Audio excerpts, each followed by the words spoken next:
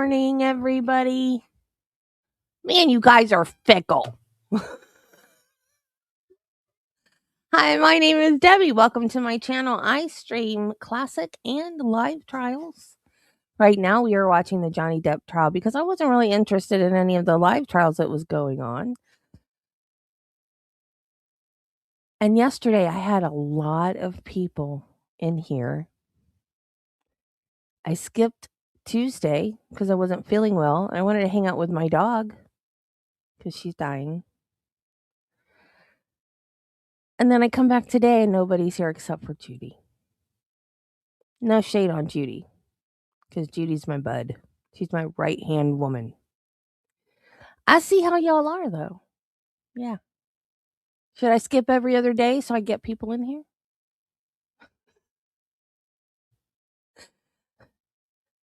But I love my lurkers and my replay crew. You guys are awesome. This is why I get up in the morning. You guys, I'm having a dilemma. So,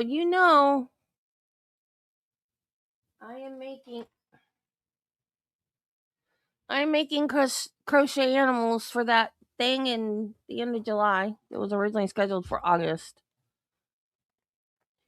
Anytime a crocheter tells you that they need more crochet hooks or they don't have enough crochet hooks, listen to them, because I'm going to show you my crochet hooks. And I still can't find the size that I need right now. You see the missing ones?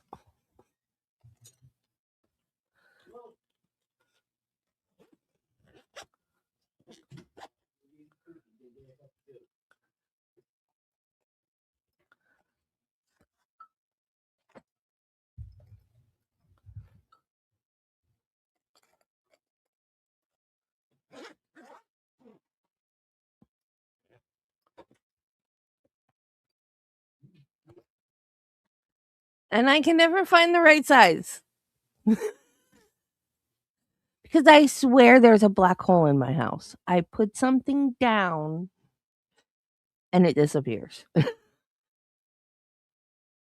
And Travis keeps saying, you need to watch where you put stuff and remember where you put stuff.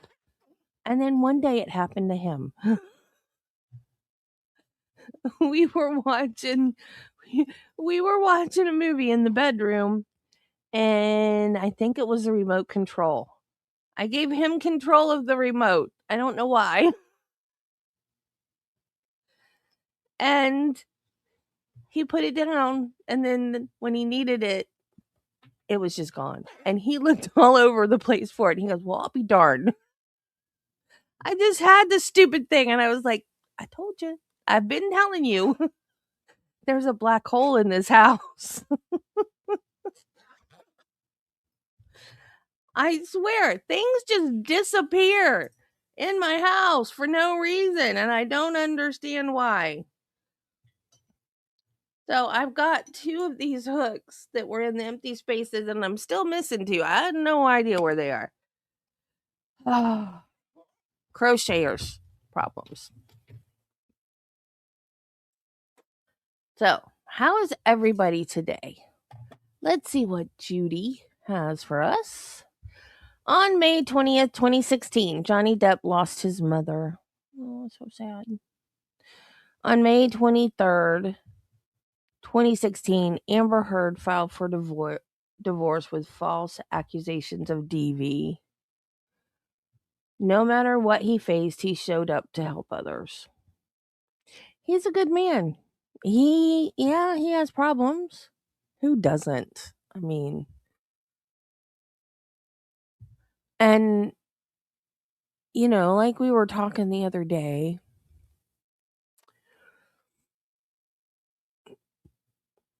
excuse me.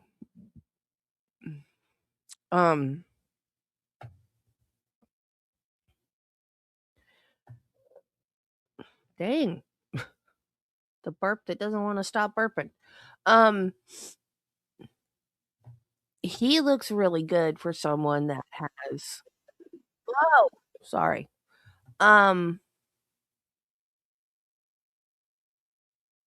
For someone that has had a substance abuse problem for as many years as Johnny Depp has, he looks good. So someone has been looking after him. Uh-oh, I forgot what day we were on.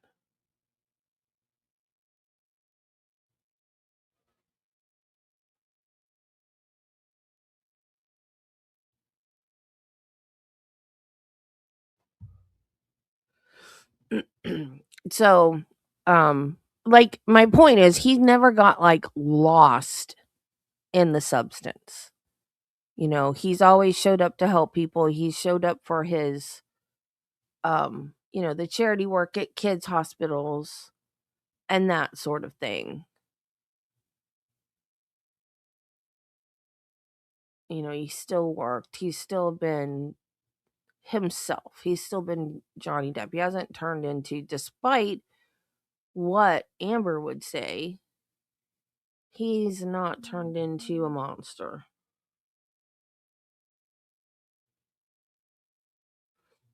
And I'm sure there are plenty of people out there like, hey, Jennifer, like Charlie Sheen and, some of those that just turned into horrible people with their substance abuses. But Johnny, no. Like, I wasn't surprised to hear that he had substance abuse issues at all. What I was surprised is, like, how together he keeps himself.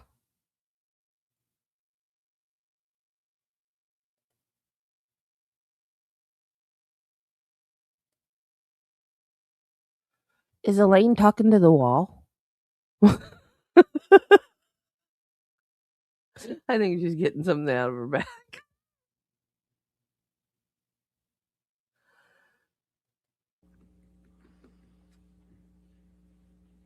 Okay, so Ben King.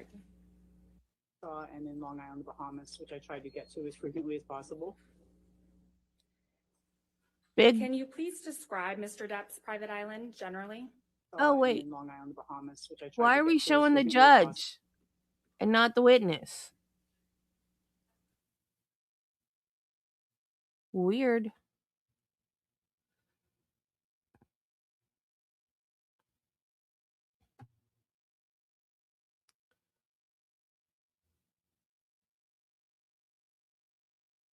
Okay, that's weird. She's right there.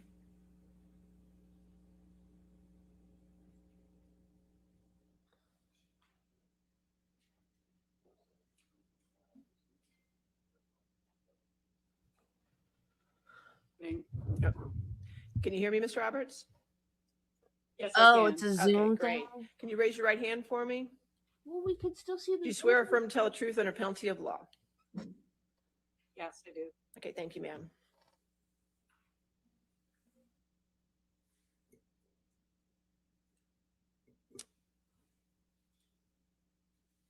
We can't see her on the big screen.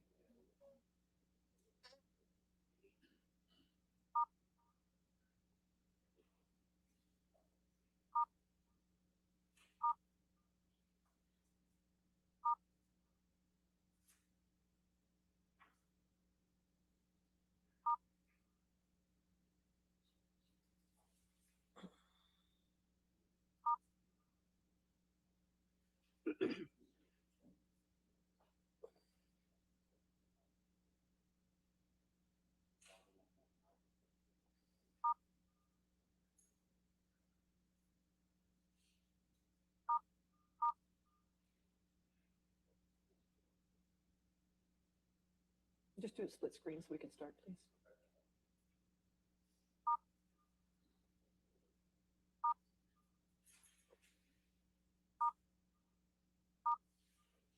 All right. Go ahead and ask your question. Go ahead. It's the best we're going to do right now. Okay.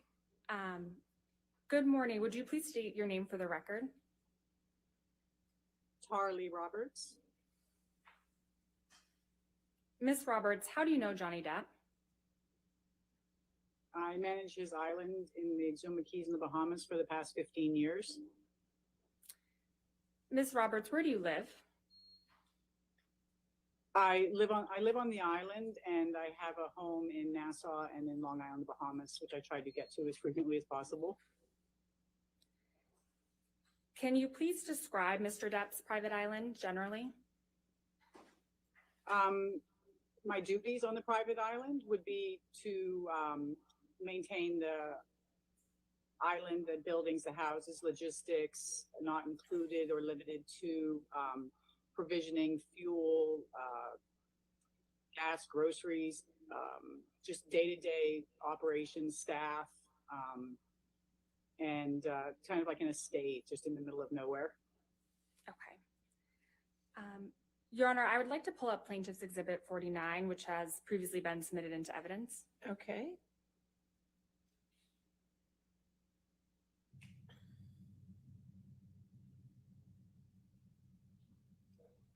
And Mr. Gibson, if you could play this, and Your Honor, if you could publish this to the jury.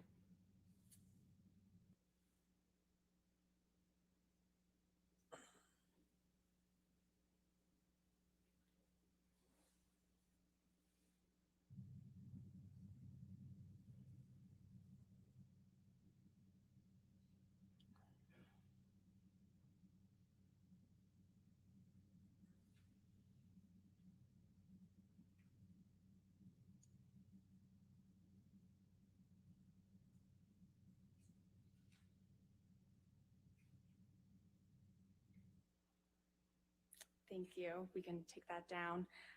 Ms. Roberts, do you recognize what is shown in that video? Yes, that's Johnny's house on the island. Okay, thank you. Mr. Gibson, can you please pull up Plaintiff's Exhibit 348? And this hasn't been submitted into evidence yet, so let's first just play that for Ms. Roberts. All right.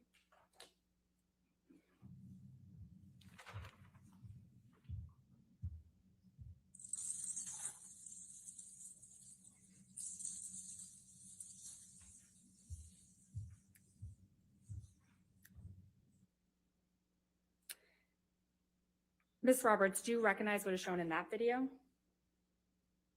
Yeah, that's his house and closet area. Okay. Your Honor, I'd like to, plaintiff moves to admit this into evidence. All right, 348 in evidence. Do you wish to have it published? Yes, can we please publish Okay. that to the jury? And Mr. Gibson, once it's published, if we could play that again.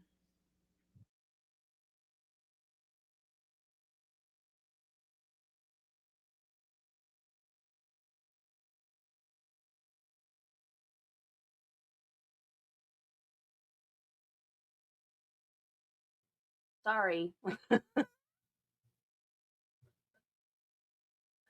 I'm muted. Who did I just say good morning to that didn't hear me? Hey, Nichelle. Hey, Debbie. I'm sorry. I'm gonna play something. I hope I don't get in trouble. But something that Allison just sent me. My friend Allison that was in here yesterday. So the code words for minors that the Jeffrey Epstein people used was pizza. I think cheese pizza, and I don't know what the other kind of pizza was, but one was boy, one was girl. So now people are making up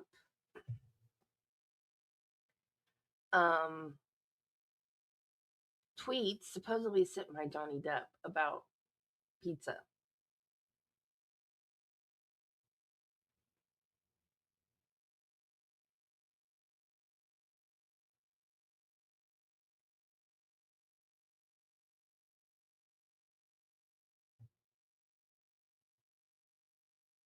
These tweets are going viral. All of these tweets are referencing pizza, like this one. I love pizza. I want to marry it, but it would just be to eat her family at the wedding.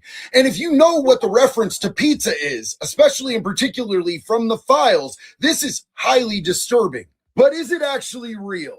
Well, this photo, it is real. This is Johnny with two of his co-stars from Willy Wonka and the Chocolate Factory. However, the tweets below are not real, and Johnny has never had an official Twitter account. Johnny Depp is in the files. He was mentioned as somebody who should be a potential guest that they should invite to one of their very public events. But there's never any follow-up or any proof that he attended that event, and there's definitely no proof that he was involved in anything hinky or that he ever went to the island. In fact, Johnny Depp has never had any allegations of any improprieties with minors at all whatsoever. Just wanted to clear that up since that post is going mega viral right now. This picture of Johnny. Okay, I had not heard about that.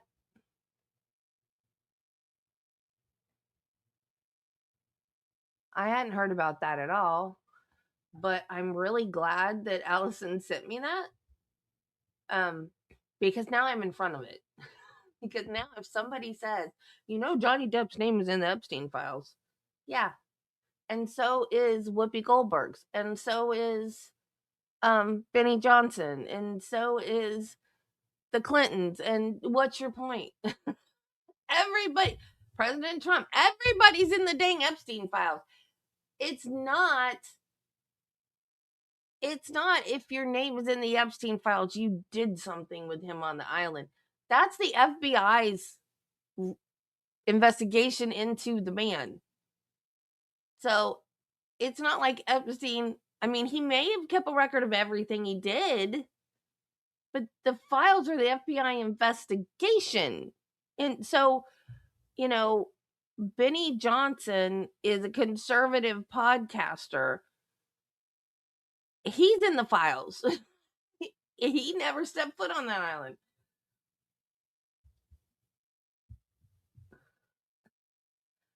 Yeah. Exactly. Especially now when everybody's on child, I don't know if I can say that word, teeing, trafficking. Since now that's the big hot issue. Yeah, anybody in Hollywood in a picture with kids, and those kids look different than they did in the movie because they were all made up, and they look like regular kids in that picture. Yeah.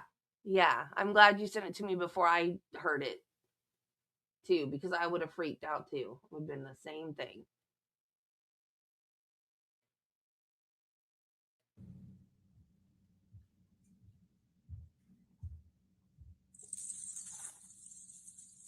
Why is there so much dead air? I don't remember all this dead air.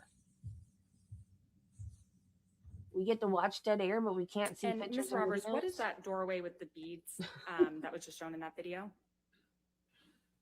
That's the entrance to the closet Okay, thank you. We can take that down. in his house. Thank you. Well, we got another thank you. Ms. Roberts, I believe you mentioned that you manage staff on the island. How many people work with you on the island? Myself and three others is Jason Major, goes by CJ, Stephen Farrow, and Rico Major. Is this, I believe the witness is not being shown to the jury right now. Dang it. Screens. Thank you. There you go. Thank you. Ms. Roberts, how are you compensated for your work on the island? I receive a monthly salary. Other than this monthly salary, what other sources of income do you have? I get dividends and rental from family properties and businesses that we have. Since you've been working for Mr. Depp, how often have you seen him? On average, 2-3 times a year. Sometimes it was longer, more visits. Sometimes I didn't see him for a period of time, depending on what his schedule was or what was happening on the island. And how would you describe your interactions with Mr. Depp?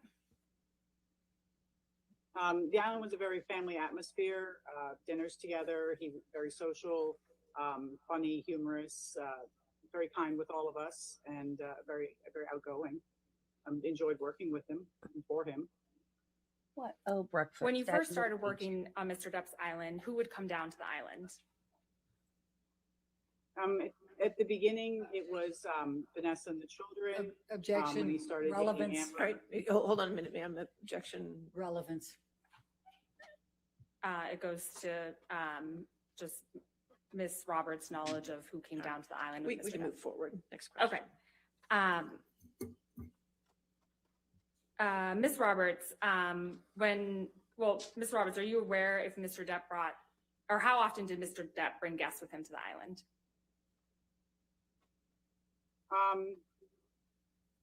He had guests. He would bring Amber and Amber with their friends, and also I had on one of the occasions I had Paul Bettany and his wife and his children here on one of the trips. And when did the Bettneys come down to the island? Sometime in the summer of July 2013. What happened when the Bettneys came down? It was a normal trip. We had an incident where I was asked to have Amber leave the island. I scheduled a flight for her to leave to go to Florida that morning, and then that afternoon I was told to bring her back, and I arranged for a flight for her to come back that afternoon to the island. When did you first meet Miss Heard? I believe it was shortly after they started dating. What was your impression of Miss Heard when you first met her? Objection, Oh, they were very much in love. relevance. Okay, go ahead. Next question. Go ahead. I think Ms. Berthoff withdrew her objection. Yes, go ahead. Okay, so Ms. Roberts, you can answer. What was your impression of Miss Heard when you first met her? Oh, they were very nice, a couple in love. She cooked for him, cleaned up, they took care of each other. They were a very happy couple. When, if at all, did that change? With each visit, it changed.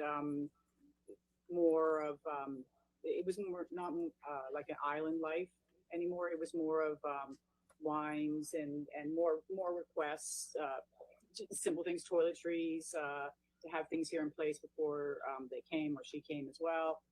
So it, luggage changed. We got more and more luggage. Just things evolved and kind of mushroomed a bit.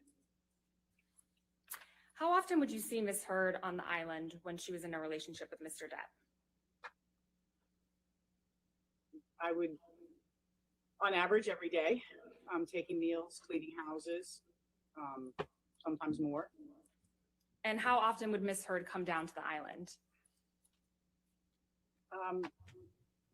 At the beginning, probably the same 2 or 3 times a year, sometimes 3 times with her friends and family and Johnny. Hey, Terry. Hey, Tricia. During your interactions with Miss Heard, what, if any, changes did you observe of Miss Heard?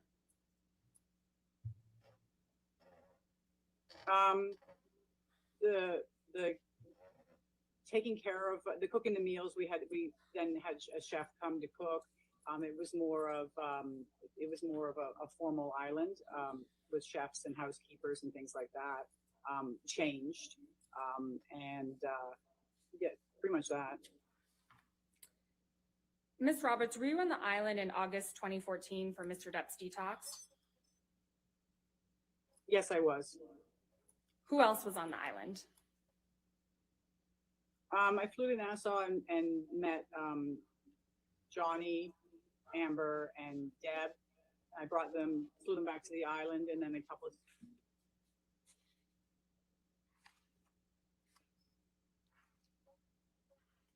Ms. Roberts, I believe you froze there for a second. I heard you say Johnny, Amber, and Deb, and then you were cut off for a second.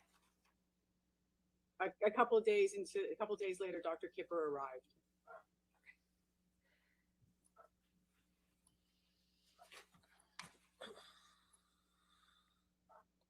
What do you recall about that time that Mr. Depp came down to the island in August 2014?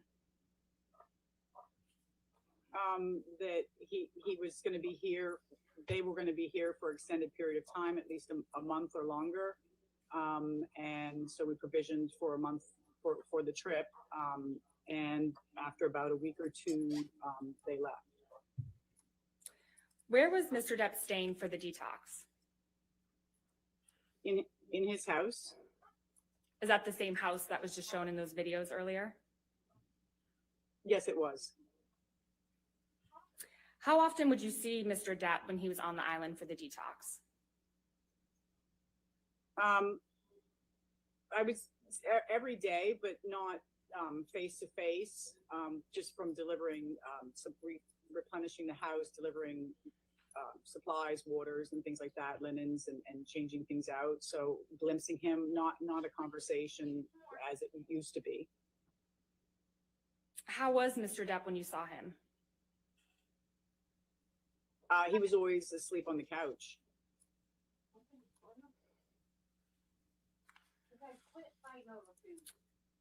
While Ms. Heard was on the island for the detox, what, if any, injuries did you observe on Ms. Heard? I didn't see anything. After Mr. Depp and Ms. Heard left the island, what happened next? We would go into the house and break it down, empty out the refrigerators, change the linens, collect the laundry, straighten the house back up again. After they left, what, if any, property damage did you observe? There wasn't any. Ms. Roberts, to what extent were you involved in Mr. Depp and Mrs. Heard's wedding in February 2015 on the island? Pretty much all aspects of it, logistics, work permits, getting things set up onto the island, to the island, staff, provisions, building of the tents and organizing transportation of guests to and from the island. When did you first hear that Mr. Depp and Ms. Heard were getting married on the island? Objection calls for hearsay and relevance. What's the relevance of when she heard? I can move on. Okay, next question. What communications, if any, did you have with Ms. Heard about the wedding? We were given information on a schedule to better help me schedule and the provisioning of what would be on the island, beverages and food and things like that. We were given a schedule for daily things were going to happen each day, what time foods were, when people were coming in, how many people would be at meals, just so I had a better idea of planning of what was happening. It was detailed.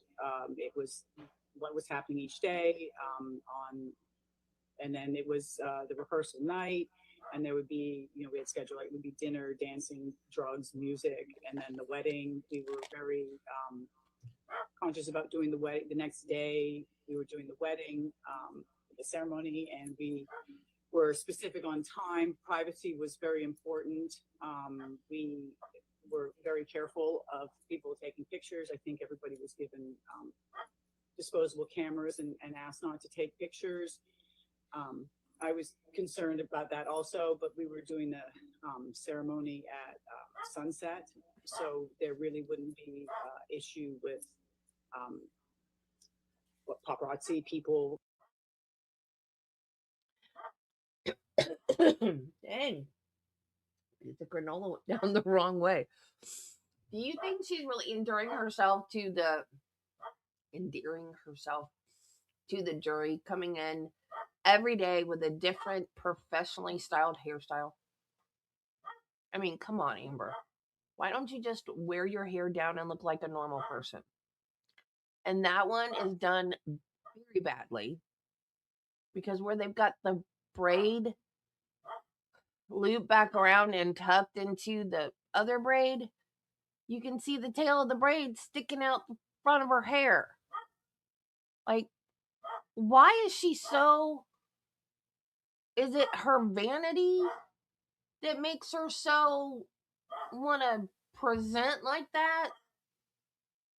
Or do her lawyers think that's a good look for her?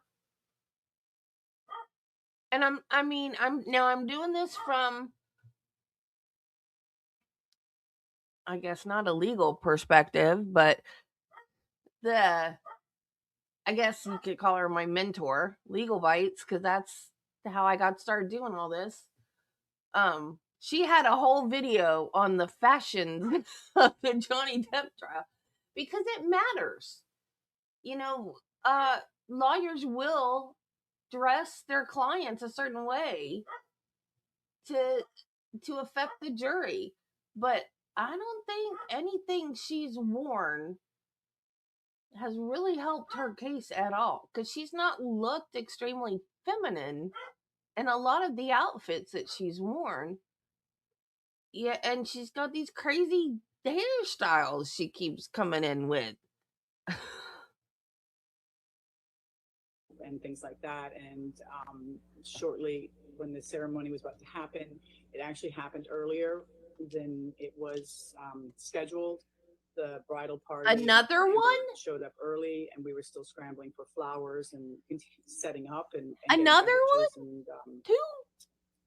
snacks down The there. other one And is there was a plane circling overhead. a year and a half, 2 it years just kept now. on circling and circling and taking pictures, and the ceremony proceeded earlier than was scheduled. Did you observe Mr. Depp drinking alcohol at the wedding? Objection leading. All right, I'll sustain the objection. Okay.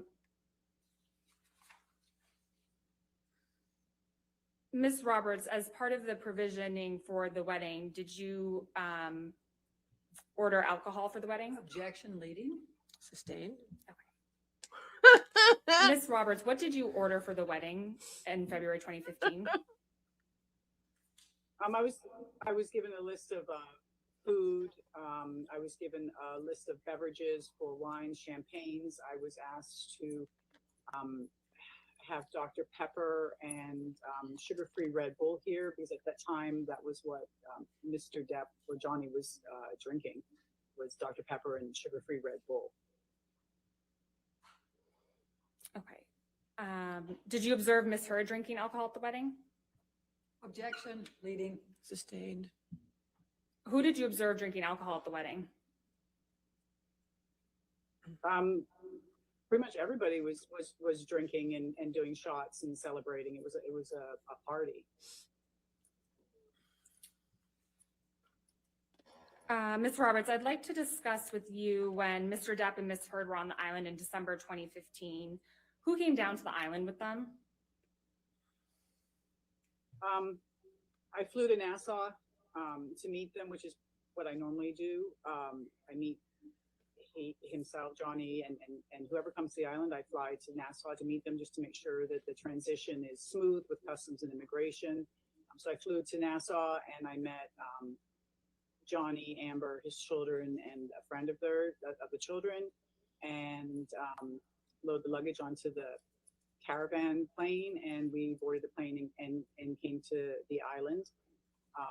And a couple days into the trip, Alice and Greg and Alice's 3 children and a nanny came to the island as well. Who are Alice and Greg? Alice is a clothes designer, and Greg was her partner, and I believe he's a photographer. When did you first interact with Ms. Heard when she came to the island in December 2015? At the airport when I flew to Nassau to meet everybody. Usually when they come down off the plane, you know, there's hugs and kisses and chatting for a couple minutes while the luggage is transferred. How close were you to Ms. Heard? Close, hug, kiss. You know, how are you? What? Talk, same with everybody. Have So a face chocolate. to face, cheek to cheek. It's gone now. Anyway. What, if any, makeup did you observe Ms. Heard wearing when you first interacted with her? I don't recall if she was or was not wearing makeup. If she wore makeup, it was very natural. I don't think often she wore makeup on the island. I don't recall her wearing makeup. What, if any, injuries did you notice on Ms. Heard? I didn't notice any. Ms. Roberts, you mentioned that Gregory, a photographer, came to the island during that time. How often did you observe Gregory on the island? I interacted. Debbie, somebody did a close up of her writing. The pen wasn't touching the paper. She was just hovering over the paper and moving her hand like she was writing. She wasn't even writing. She wasn't making contact with the paper. She was just trying to look busy.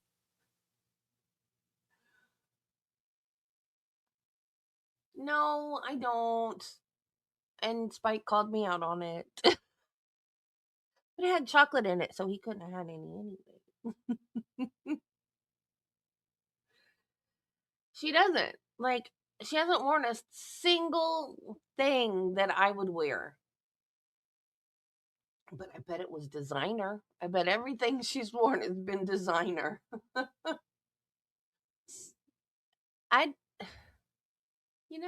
I just don't get her. Yeah. Yeah. At least draw something on the paper. And she should know how the press is, or the paparazzi, or whatever. Like, she should know there was gonna be a close up. I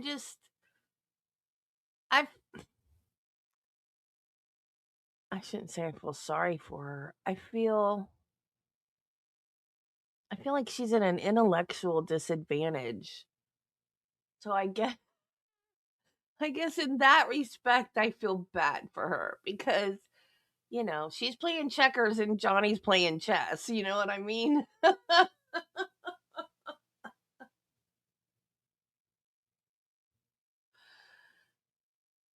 Every day, because meals went down and changing the sheets and cleaning the room.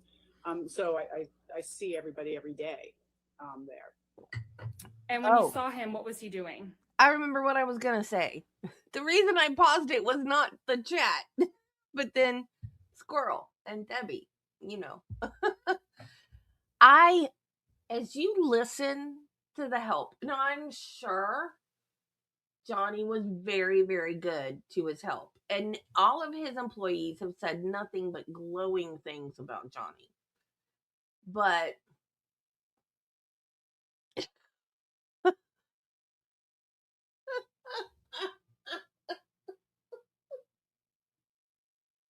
yeah, that's about her mentality. I think Johnny Depp treated his employees very well, but they're also invisible because they kept on, and I don't think it's Johnny.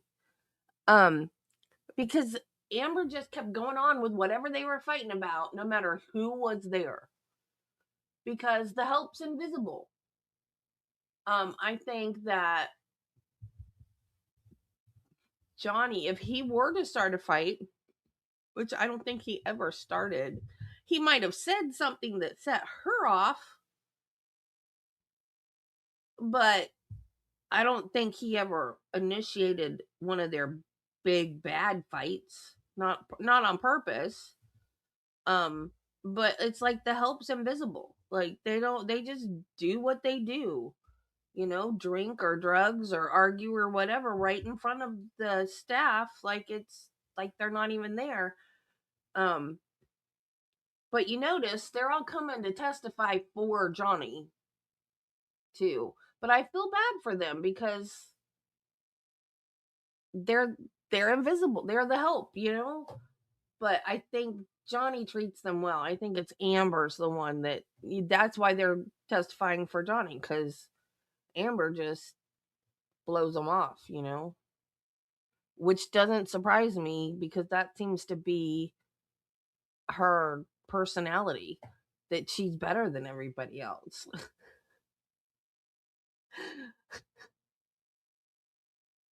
With her hair like that, yeah.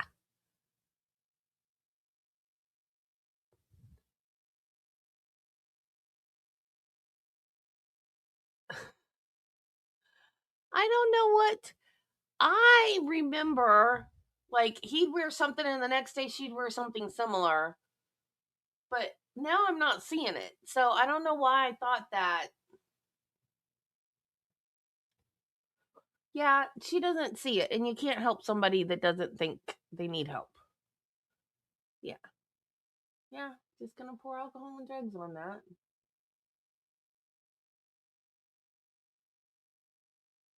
Yeah. Oh, yeah. She absolutely. I mean, if she doesn't have it, she definitely has narcissistic tendencies. I mean, just listen to the way she talks to him. Couch, couch, couch. And then rotten board. Do you remember this recording? Yeah, clearly she's ordering me to sit on the couch.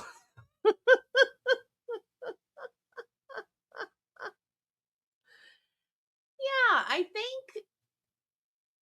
Let's see. I watched this with EDB. I think it was her chat that pointed it out, but now I'm not seeing it, so I'm confused. But I also think that Law and Crime has cut some stuff out. I know they cut out that video that I found yesterday, so I don't know. I'm sure they wouldn't have cut out big chunks, though. Maybe I don't know. Maybe did she start doing it later in the trial? Maybe I don't know. I could have sworn she did, though. Good morning, Jill. Hi. Okay, you guys didn't come to hear me yap. They were doing. There was a photo shoot on the island. Amber was wearing the clothes. Amber was wearing Alice's clothes, and they were doing a photo shoot on the beach. And Greg was taking the pictures.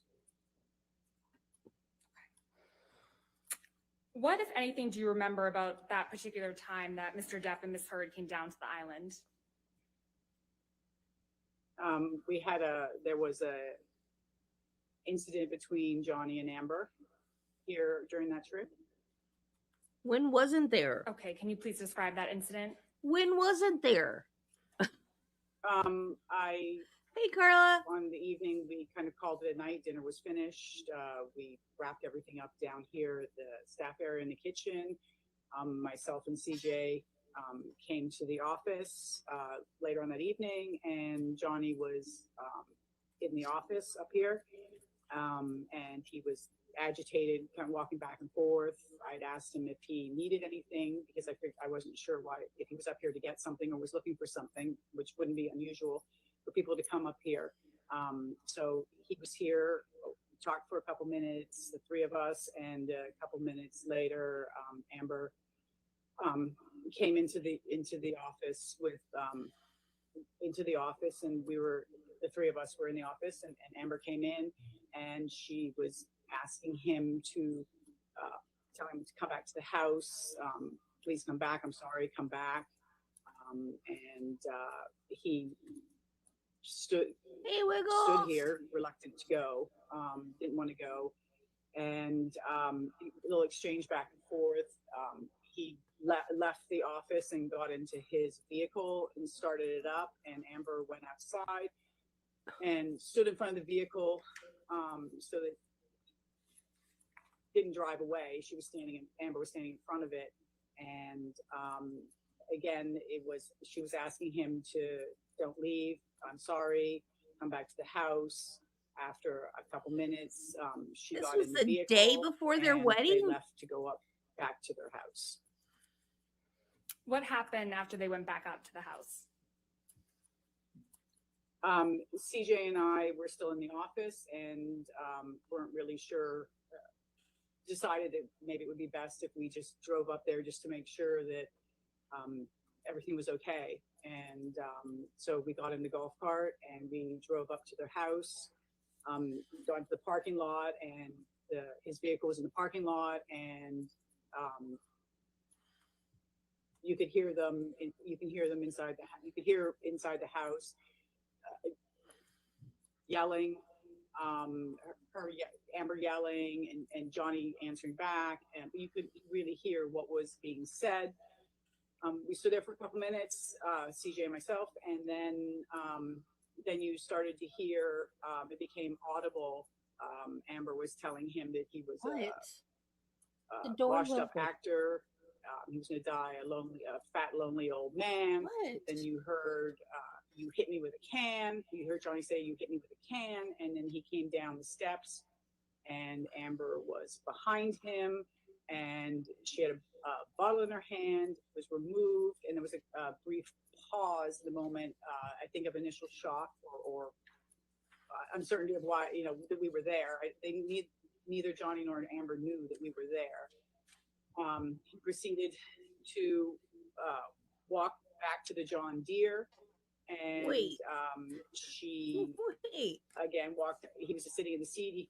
Amber came up to him and was asking him to come back in the house. That she was sorry. Please come back in the house.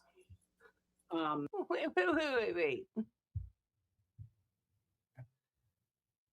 She went to beg him to come back, but she took a weapon with her? Did they say she had a can in her hand?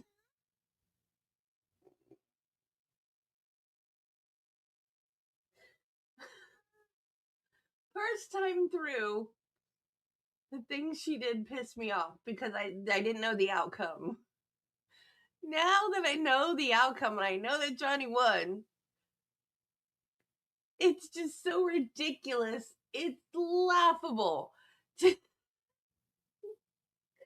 She went to tell him she was sorry and beg him to come back, but she took a weapon with her so she could throw it at him. And good Lord.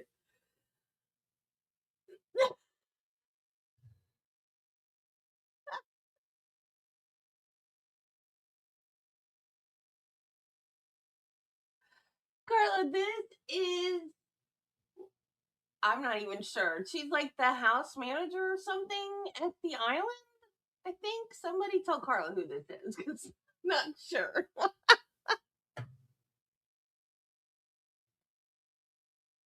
I'm too busy laughing at him or critiquing her hair and clothes. And he didn't come out of the seat, and she was hugging and kissing him, and I love you. She was telling him I loved you. He didn't react. Johnny sat there. Eventually got out of the John Deere and proceeded to start to walk away. At that time, Amber started to grab at him and his shirt and trying to pull him back to the house. Just basically viciously trying to pull him back and get him back into the house and yelling at him. And also, not victim blaming. Not victim blaming. But Johnny, this was the day before the wedding. This did not clue you in that this was a bad idea? I mean, come on. I was between them and felt it was best, and I was getting worried about what was going to happen, and it was best that I remove him from the situation. And so CJ took Amber back to the house, and I walked Johnny over to the cafe, which was basically 30 seconds away from the house, because it was the only place I could take him to at the time. And you mentioned that Miss Heard was viciously trying to pull Mr. Depp back. Can you explain what you mean by that? It was like clawing, grabbing at his clothes, grabbing his hair, trying to like pull him back, like an angry, like he was leaving and come back. He couldn't leave in the vehicle because the keys had been taken out. So there wasn't a way for Johnny to drive away. The only way was for him to walk away, and it wasn't a pleasant situation of wanting him to not leave, and angry and yelling and just yelling, come back, don't leave, and things like that. At any point, did Mr. Depp hit or touch Miss Heard? Objection leading. See, even All the guy knows that the hair is Ms. not Roberts, good. How did Mr. Depp react to Miss Heard viciously grabbing him? He didn't. He stood there with his arms by his side, and he didn't do anything. Okay. Ms. Roberts, when you were back in the cafe with Mr. Depp, what happened next? I was concerned because I had heard him say that Objection, he'd gone. objection to her being concerned. That's not I'll responsive to sustain as to question. concerned, all right? Okay, Ms. Roberts, without testifying as how you felt, what did you observe when you went back to the cafe with Mr. Depp? Why can't When we she went back to say the how cafe, she he felt? had a mark across the bridge of his nose. I got a bag of ice to put on on it so that it wouldn't swell, just to make sure that it wasn't bleeding. And he walked over to the love seat at the cafe and he laid down and went to sleep. And CJ came back over and I asked CJ to stay there for the remainder of the evening, for the remainder of the morning. And I left CJ inside the cafe and I left Johnny on the couch. I guess he could have been afraid. When did you next see Ms. Heard? That morning, I saw her that morning. How close were you to Ms. Heard when you interacted with her the next morning? Conversation in a couple feet away. When you saw her, how did she appear?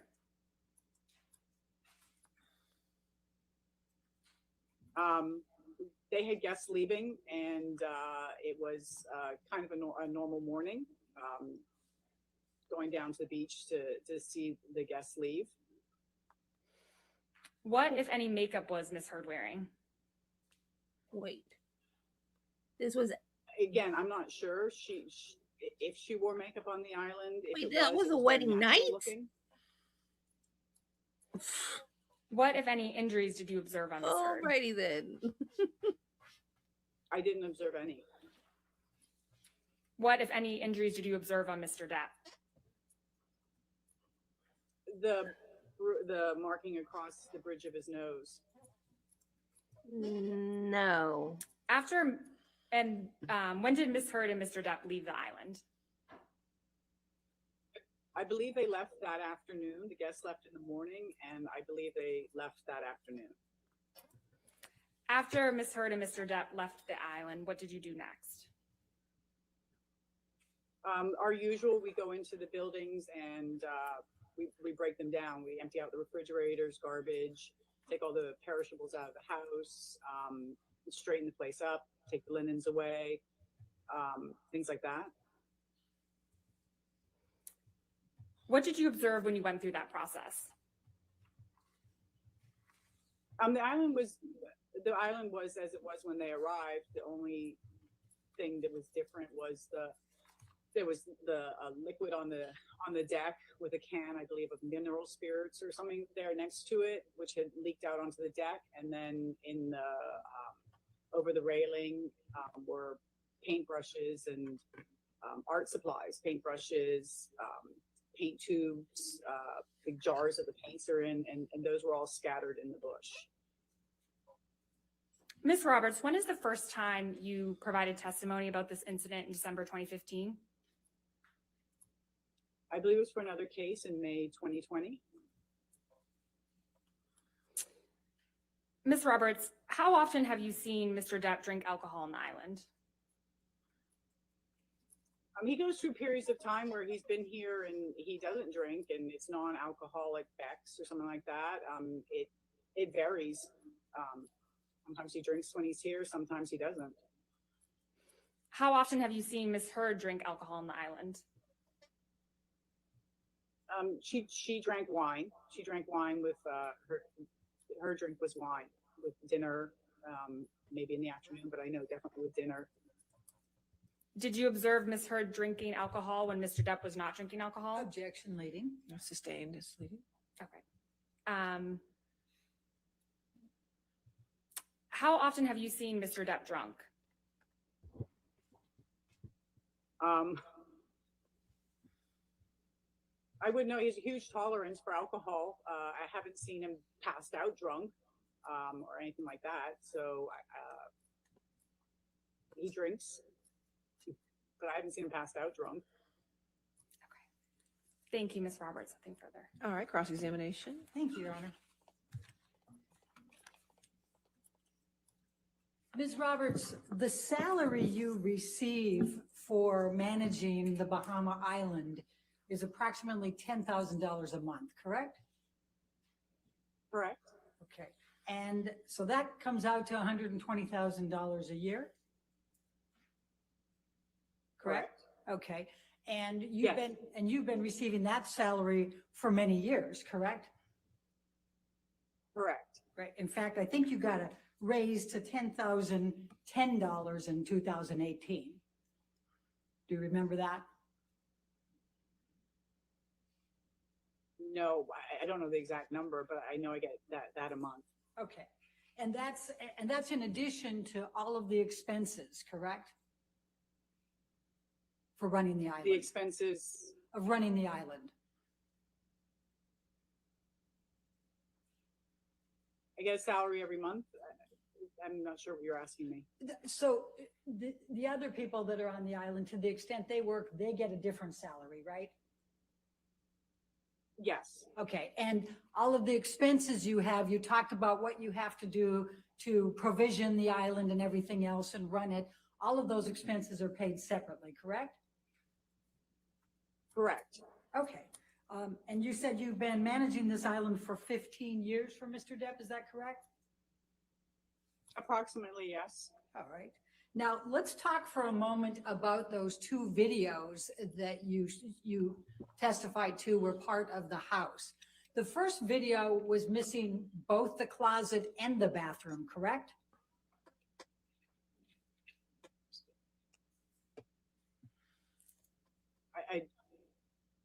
I don't remember. I'd have to look at it again. All right. And the There was second, sorry, go ahead. go ahead. I'm sorry. You didn't come through. Go ahead. No, I'm sorry. I think in the first video, the beads were the closet, and then there was the bathroom next to the closet. Okay. That was And the that's what you second. asked me. That was the second video. Oh, Do you know who? sorry. Do you know who took those videos? Oh, I did. Okay. When did you take those videos?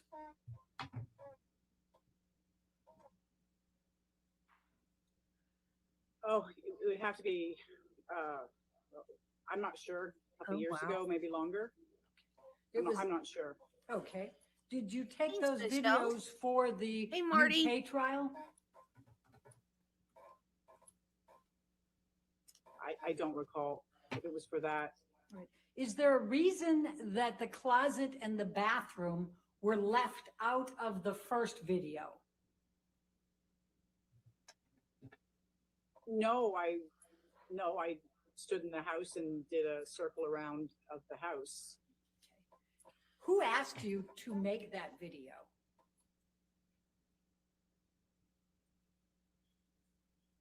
I'm not sure. I'm not sure. Was it Mr. Waldman? Adam Waldman?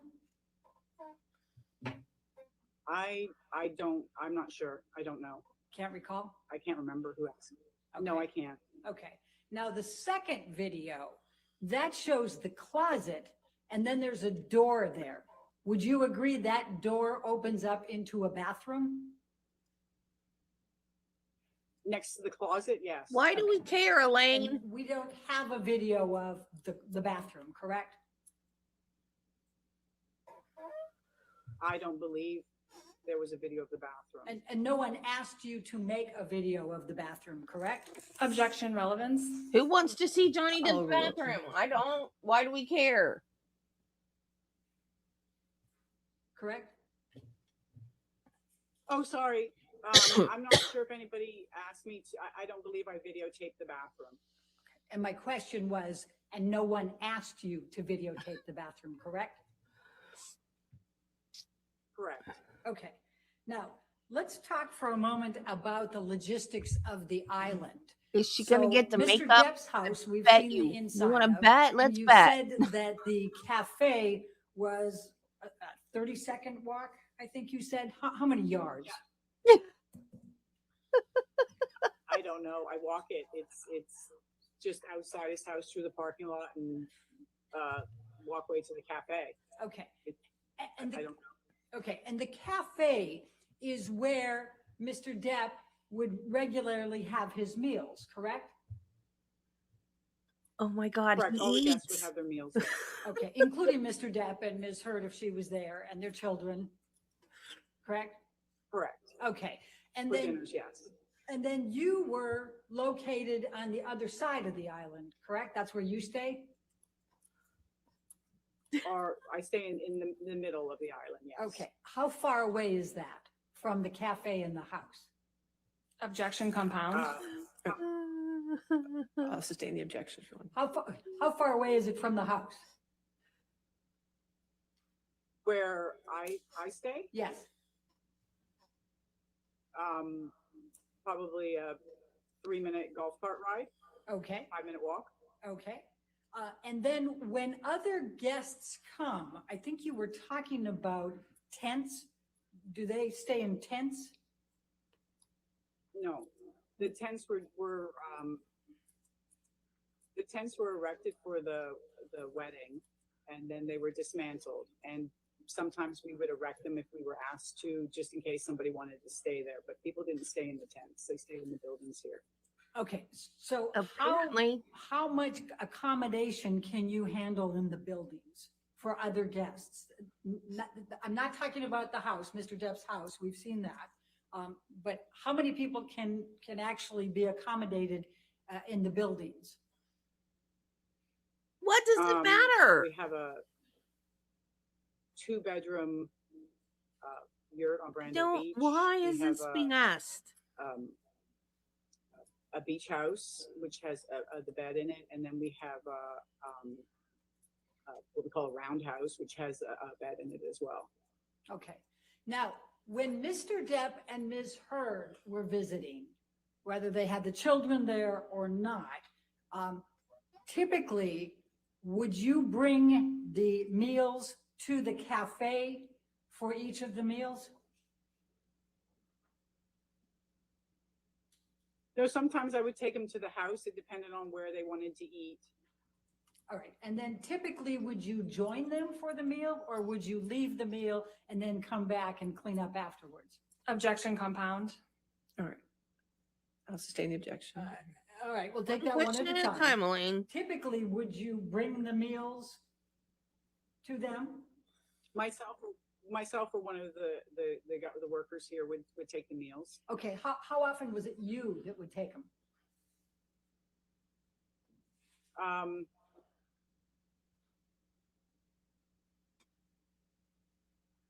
How often? Maybe every other day, every day. It depended on how, if people were eating in their buildings or eating together. All right, and would you stay and eat the meal with them, or would you leave? If we were invited for dinner, we would all eat together. Usually we would take the food to the places and leave. And then would you be called to come pick them up? No, we would sometimes go back in the evenings on our own and clean up and turn some of the lights off. And sometimes we would do it in the morning. It depended on what was happening. Okay, so other than bringing the meals, and it could be you or somebody else, how often did you interact with Mr. Depp and Ms. Heard during the days when they were on the island? On average, every day. In what context other than delivering the meals and picking them up? Oh, just see if anything was needed, if everything was all right, things like that. Generally passing them if they were walking or in the office or on the beach. Okay. Now, would it be fair to say that you weren't spending 24/7 with them? No, I didn't live with them, no. Okay. And would it be fair to say that you don't know what they were doing during the times that you weren't passing them by or bringing meals?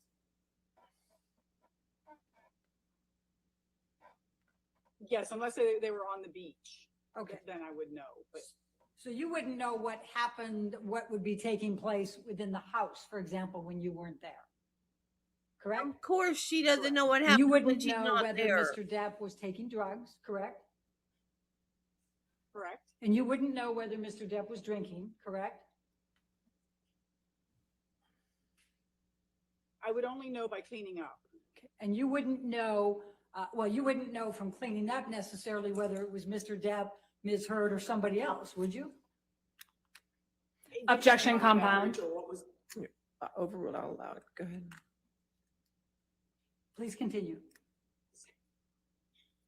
unless I would know what it was by what was in the garbage or left out of who consumed or what was consumed, I would be able to know. Okay. And you wouldn't know what arguments, if there were any, were taking place in that house behind closed doors, Yeah, right? when she wasn't there, she didn't know what happened. Correct. Elaine. And you wouldn't know whether there was any kind of physical abuse that was taking place behind those closed doors, correct? I wouldn't Elaine, know. Correct. your questions are ridiculous. Now, let me just take you for a moment to the December 2015 timeframe. How much advance notice are you typically given for when Mr. Depp and his entourage are going to arrive and for how long they're going to stay? Objection, compound. All right, I'll sustain the objection. All right, let's break it down. How much notice are you given when Mr. Depp and his entourage are coming? It varies. Sometimes it's a couple days, sometimes it's a couple weeks. So how much notice were you given in December of 2015 to who would be coming for Christmas on the Bahama Island? I believe sometime in November Okay.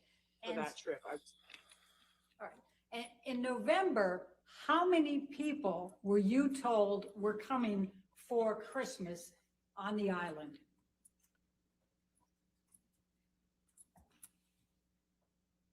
I don't recall how many people. It was a lot more than Amber, Johnny, Lily Rose, Jack, and Lily Rose's boyfriend, wasn't it? Yes, it was. In fact, it was Amber's parents, correct? I believe so. And it was Rocky Pennington and Josh Drew, correct? I believe they were on the list. And Rocky Pennington's parents?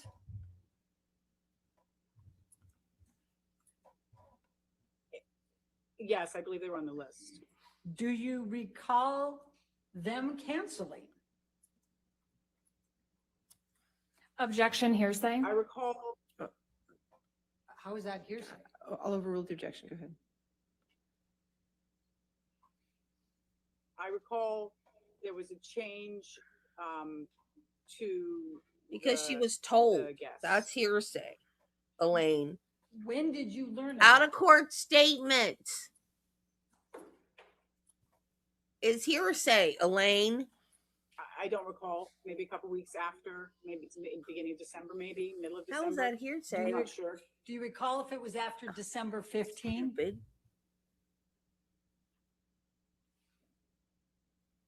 I don't recall. Did you think that was a little strange that here these people were going to be at Objection. Christmas on the island and suddenly they cancel? Objection, relevance. I think it's highly relevant. I'll sustain the objection. Next question. What, if anything, were you told about why they canceled? Objection, hearsay. Part of your opponent admission. Well, you can What, lay you a don't know? foundation for that. Okay. Who told What were you? told? that That's Amber's hearsay, Elaine. parents, her best friend and fiance and her best friend's parents were suddenly canceling coming for Christmas on the island? Objection, compound. I'll allow that. Go ahead. I don't know who told me, but I did receive I did receive information that they weren't coming and there were somebody else was coming What, instead. darling? And who was that somebody else coming instead? That it would be Alice and it would be Alice and Greg and the children and the nanny. And they were coming later, right? They would be joining. That was, I think, was the words. What? Okay. So on the December trip, you testified about a few arguments between Amber and Johnny, right? Do you recall that testimony? Do you see me working here? Yes, I do. Okay. You weren't present when Johnny sustained the gash on his nose, correct? I wasn't there, no. Okay, and you weren't present when the mess was made through the paints that you've described, correct? No. And so you don't know whether there had been a physical altercation and that led to throwing a paint can to try to slow down Johnny, right?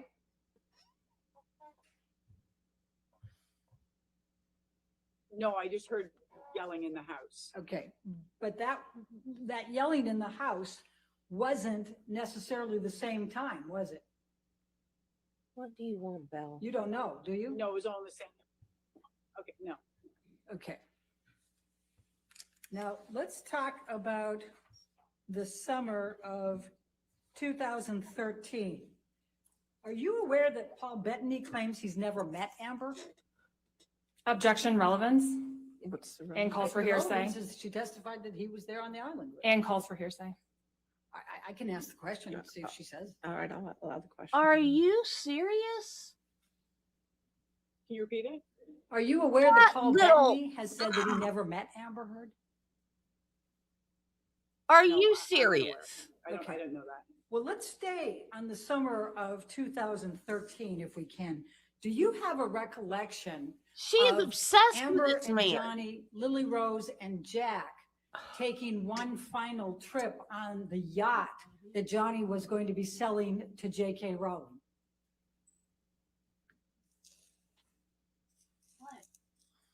I don't know what year that was. I don't know what year that was, but I do remember the yacht being sold. If I tell you it was July of 2013, does that help refresh your recollection? July 9? Yeah, All right. Now, it doesn't. I just know the yacht was sold. okay, and you made arrangements, did you not, for a captain to captain the That's yacht and unbelievable. for them to go out on the yacht? No, I didn't have any responsibility for the yacht and the crew on the yacht. Okay. Do you have a recollection of being called because Lily Rose and Jack were upset and they wanted to leave the yacht and have a helicopter take them away? Objection, hearsay, and compound. I'm asking whether she has a recollection of this. I'll allow the question. Rich people problems. Can you ask me it again? Daddy called Do us. you called have a helicopter to recollection come pick me up. I of don't want Lily to go on Rose the yacht and anymore. Jack being upset on the yacht and wanting to leave it immediately, so you arranged for a helicopter to come in to fly them away with Amber? Objection, compound. I'll allow it. Okay. It's just- I don't know if Lily Rose and Jack were upset. I do know that I did arrange for transportation off the island at the time. And in fact, Amber went with Lily Rose, correct? It was Amber and her friend and Lily Rose. Okay. And Jack decided at the last minute to stay back, correct? I don't know if he decided last minute. He stayed. Okay. Do you recall Lily Rose telling you that she was upset because her father was drinking and trying to hide it from him? Objection, hearsay. All right. I'm asking whether she has a I'll recollection. sustain the objection. to Okay. that. Then I'll ask the next one. Do you recall Mr. Depp passing out in the sand face first?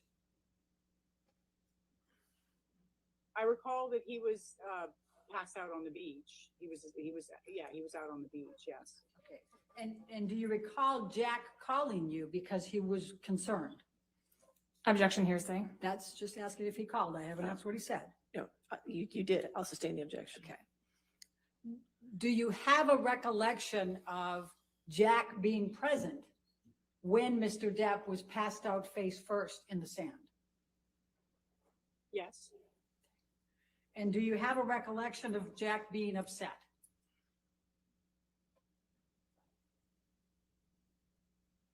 I don't have a recollection of him being upset. Do you have a recollection of? Okay, I gotta fix something. Judy's trivia this morning. For some reason, the whole thing didn't come through on StreamYard, so I'm going to read it again because I missed part.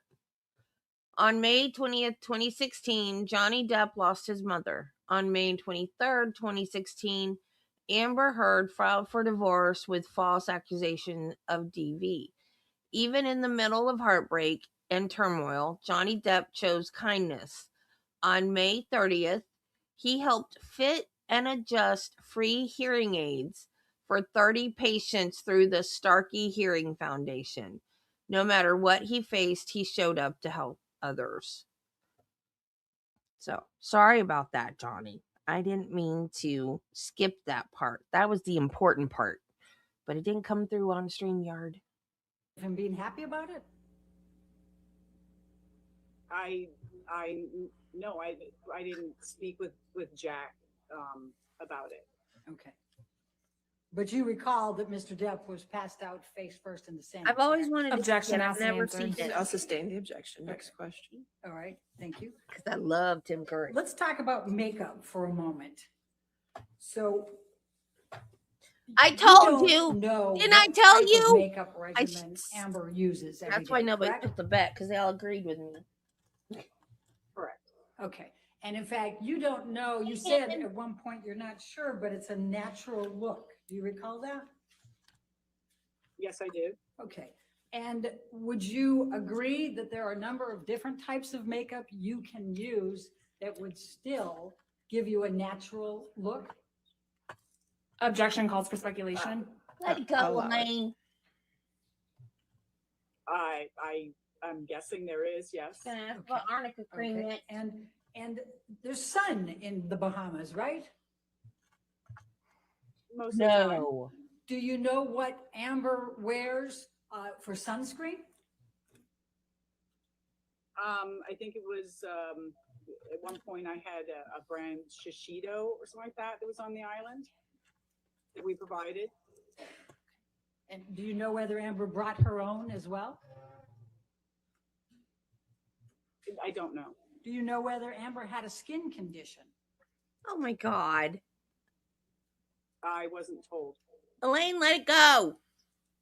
But I take it you didn't ask.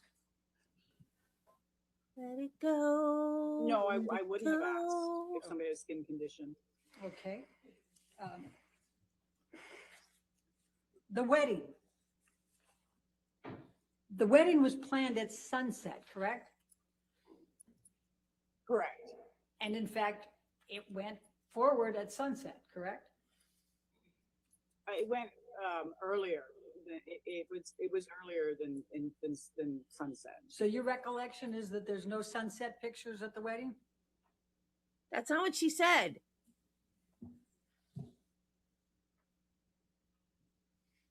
I mean, Okay. there was sunset pictures. Pictures and ceremony are two different Okay. things. So last couple questions. The makeup or not makeup, you were asked whether you Hey, observed Mike any dropping injuries mom. on Amber in the December 2015 timeframe. Do you believe Amber would cover up bruises to hide them from the kids? Objection calls for speculation. I'll sustain this. Do you have any understanding, based on your knowledge of Amber, whether she would try to cover up any bruises or cuts Same to objection. keep them from the kids? I'll sustain the objection. You said that you didn't believe that Amber was wearing much makeup, but you said she participated in a photo shoot in December 2015. Do you recall that? Yes, I do. Do you know whether Amber was wearing any makeup for a photo shoot? I'm not sure the part that I saw, she was in and out of the water. Do you know whether Amber would want to show bruises or cuts in a photo shoot? Objection calls for speculation. I'll sustain the objection. I have no further questions. Okay. Thank you. All right, redirect. Redirect.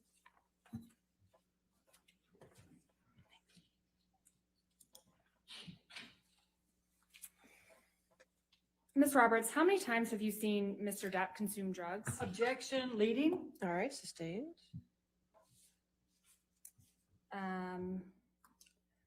Ms. Brennerhoff asked you about Mr. Depp passed out on the beach. How would you describe Mr. Depp when you saw him on the beach?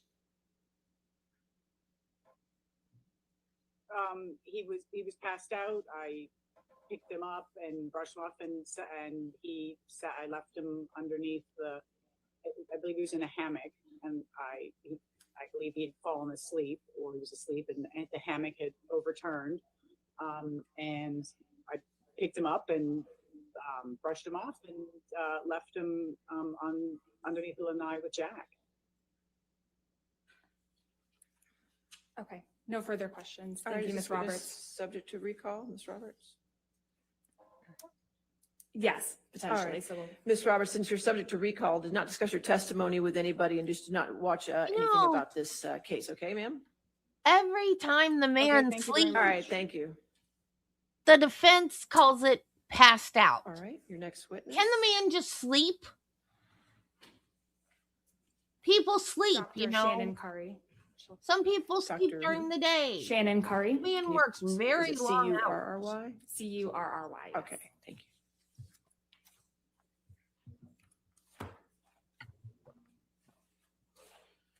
And just because you've taken a pain pill and that makes you fall asleep, that doesn't mean that you're passed out. They just keep wanting to mischaracterize him and misalign him constantly. Whether it's abuse against her or not, they just want to make him look bad. That's not what this trial's about. It's starting to tick me off. Bad character does not make him a abuser. Even if he was high, drunk, passed out, that doesn't make him an abuser. I don't understand why they keep doing that.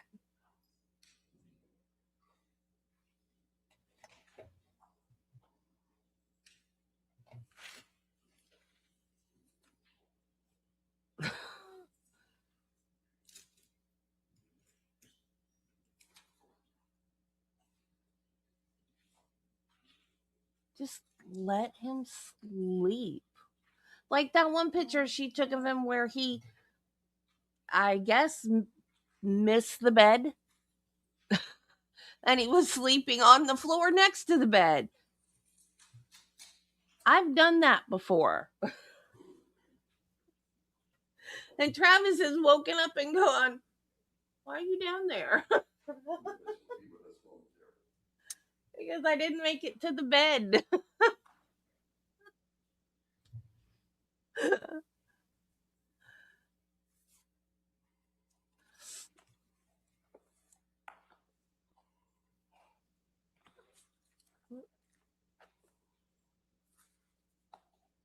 Yeah. Yeah, probably.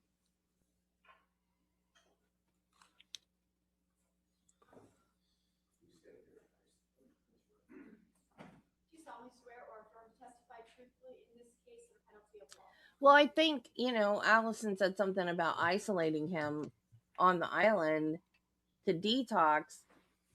He needed to be isolated from Amber because that's what he said when they got back from the island. They made her and her friends leave so he could detox in peace. You do Good morning, need to Dr. be Curry. isolated for morning. detox. I'm Wayne Dennison.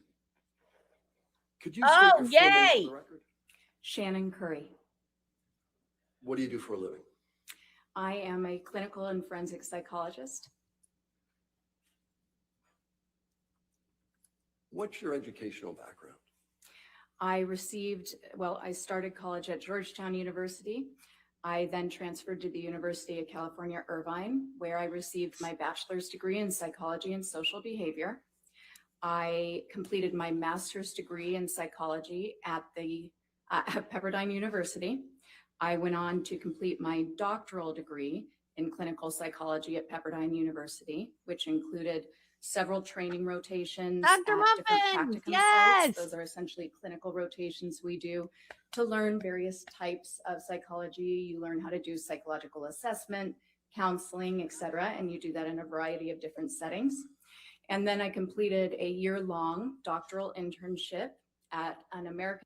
Can I tell you about the muffins? Can I just, so we can get past the muffins, just let me tell you about the muffins. I love her so much. And if you guys don't know, I'm not going to tell you. We're just going to go through her testimony. Psychological Association accredited doctoral internship. You do this year before you get your degree. And that was at Tripler Army Medical Center. It's traditionally a military internship. They did admit 2 civilians. I was lucky enough to be one of them.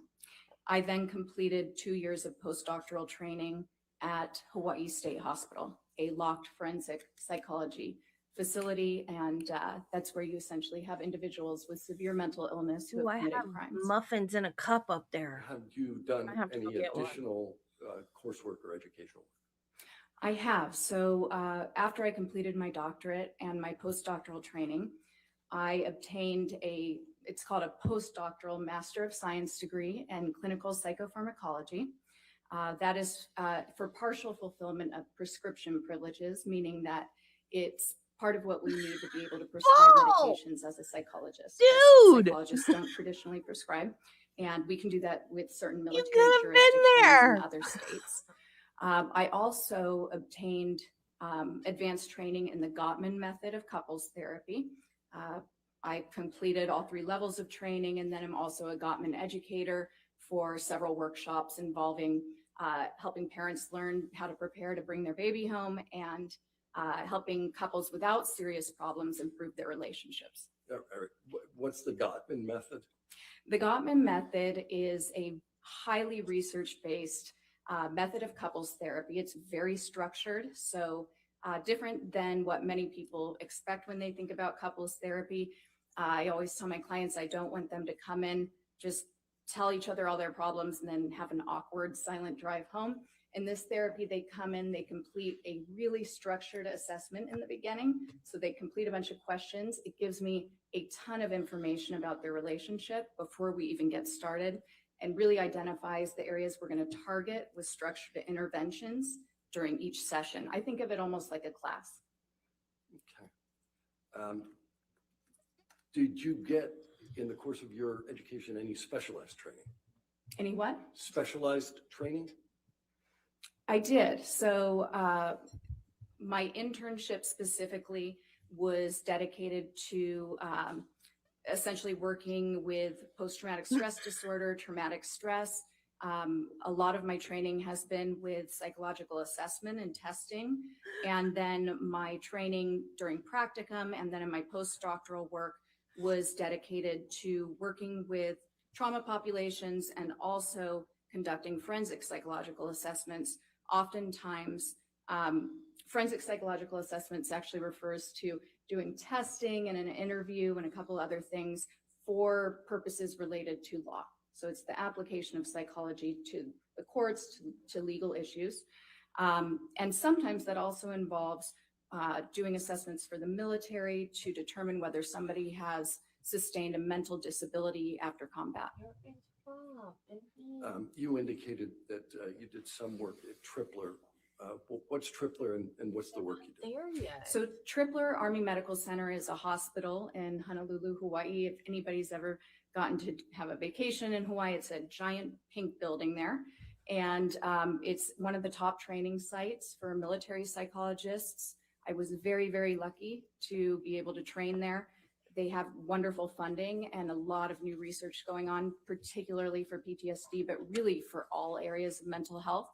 While I was there, I did rotations in family psychology, so doing family therapy. I worked with children, but I also did a neuropsychology rotation, learning really the ins and outs of advanced psychological assessment, identifying not just mental issues, mental illness, but also traumatic brain injuries after trauma, and doing those PTSD evaluations, and then also working with service members who were struggling with a whole host of issues, military stressors, normal life stressors, and then also those who sustained tremendous trauma from combat.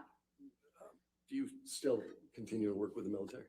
I do, actually. Our practice, my practice is very focused on military service members, veterans, and their families. Okay.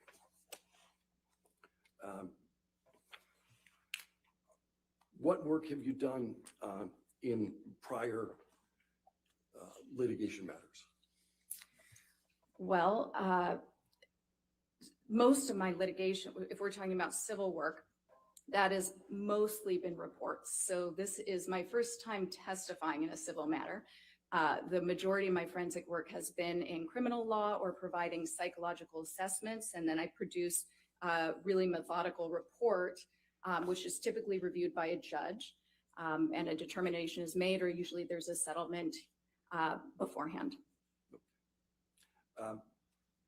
Do you work in connection with any particular courts? I do. So I am actually not sure if I'm on the list anymore in Honolulu, but I am a certified forensic evaluator for the state of Hawaii, which means that I have been appointed by the court to conduct evaluations for matters that are presented.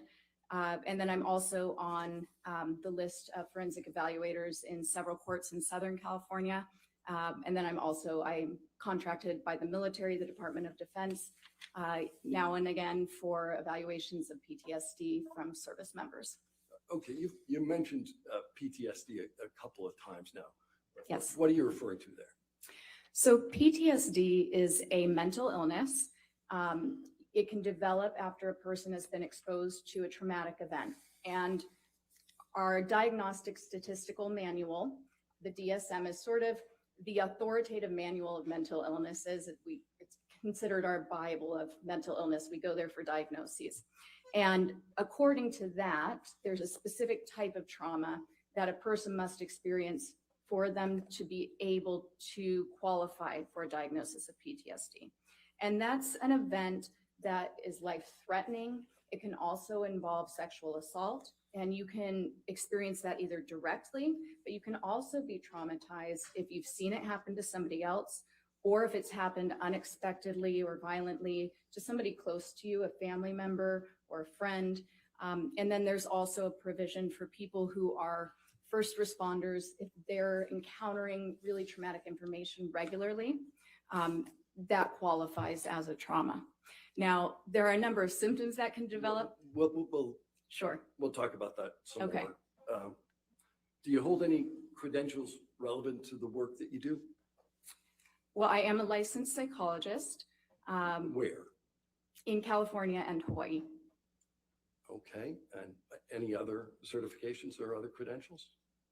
Not that I can think of off the top of my head, other than the training with the Gottman method of couples therapy. Okay. Have you worked with the Hawaii Department of Courts and Corrections? Yes, I have. In what capacity? Well, so that I guess would be a credential. So I am a certified forensic evaluator for the state of Hawaii.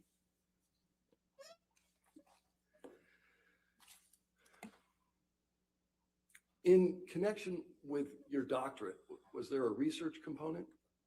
There was. So would you like me to tell you about it? Yes, please. Okay. So I conducted a research study while I was at Pepperdine completing my doctorate. It's called a dissertation. So when you're obtaining your doctorate, you contribute something to the scientific field that you're in. And typically that involves doing what we call novel science. So you're doing an experiment, you're finding out new information and helping the field progress. So I did research in Peru, and I was essentially looking at the effectiveness of a therapy intervention there for kids who were growing up in this community called Ayacucho, which was exposed to 20 years of guerrilla warfare, the longest guerrilla war in the history of the world. And there were a lot of issues in that community, tremendous trauma. And my research was around finding interventions that were really effective for that community. Where do you work now? I work for the Curry Psychology Group. What does the Curry Psychology Group do? We're a multi-specialty mental health center. So we have neuropsychologists who do testing for kids. We have therapists, individual therapists, couples therapists, family therapists. We even have a meditation teacher. We basically try to meet the needs of our community, and we highly specialize in working with military personnel and their families. Who's the Curry and Curry Psychology Group? I'm Dr. Curry. How many people work for you? As of right now, I believe it's 13. How long have you been doing this kind of work? For about 15 years. How much of your therapy practice focuses on treating individuals? I would say about half of it is individuals, half is couples. Okay. Do you do any training of students? I do. What's that? So we have several unlicensed professionals at our office, and they're earning their additional hours so that they can get licensed. So they're able to see clients, and then I meet with them regularly to supervise them, discuss their cases, provide them with information about different diagnoses, interventions, and treatment methods. How did you get involved in this case? I was contacted by Ms. Camille Vasquez, one of the attorneys for Mr. Depp. Okay. And what was the nature of the contact? Ms. Vasquez called me and indicated that she might be interested in having me meet the legal team so that I could discuss my expertise and possibly provide my opinions related to the matter. What were you asked to provide expert opinion on? So initially, my role that I understood at the time was to review the case materials and provide my opinions regarding anything that I noticed that was consistent or even inconsistent with the psychological science that exists today on intimate partner violence in Mr. Depp and Ms. Heard's relationship. All right, you used a phrase there, intimate partner violence. What are you talking about? So there are a multitude of different definitions depending on the source or the state. But essentially, intimate partner violence is abuse. It could be physical, psychological, and it's from one partner to another in an intimate relationship. Did your role in this case evolve over time? Yes, it shifted. So I was retained at the end of January 2021, and then had just barely begun to review the documents.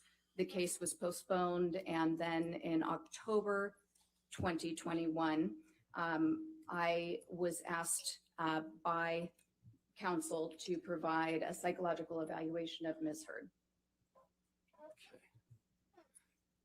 Okay. Were you ever asked to do a psychological evaluation of Mr. Depp? No. Okay.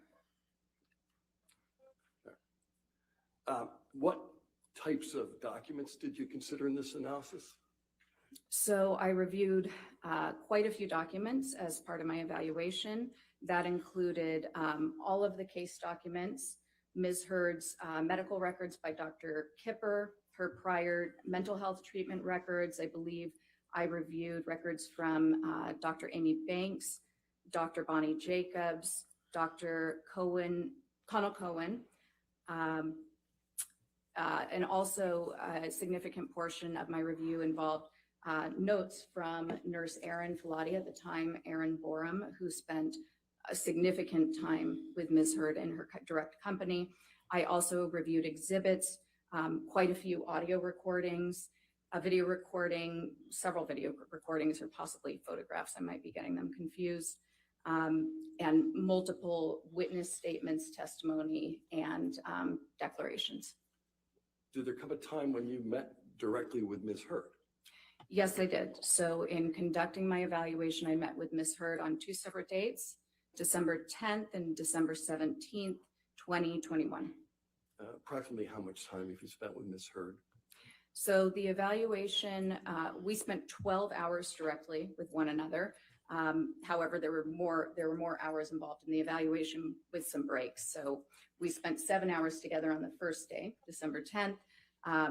Not necessarily together because there was a 1 hour lunch break and about a half hour with breaks split up through the day. And then on the 17th, we spent a little more than 8 hours in the evaluation from start to finish, with a 1 hour break and another half hour of breaks distributed throughout the day. As a result of the work that you performed, did you form any opinions with respect to Ms. Heard? I did. What were those opinions? The results of Ms. Heard's evaluation supported 2 diagnoses: borderline personality disorder and histrionic personality disorder. What is a diagnosis? A diagnosis is a way that that psychologists, psychiatrists, anybody in the mental health field thinks about a disorder. It helps us to communicate a set of symptoms that a person is experiencing. And along with that set of symptoms, it tells other professionals a lot about how those symptoms might have developed, how that person might behave, perceive the world. It also drives treatment. The real purpose is to determine what sort of interventions will be most effective for the person. Yeah. Previously, you made reference to, I think you called it the DSM-5. What's Yes. that?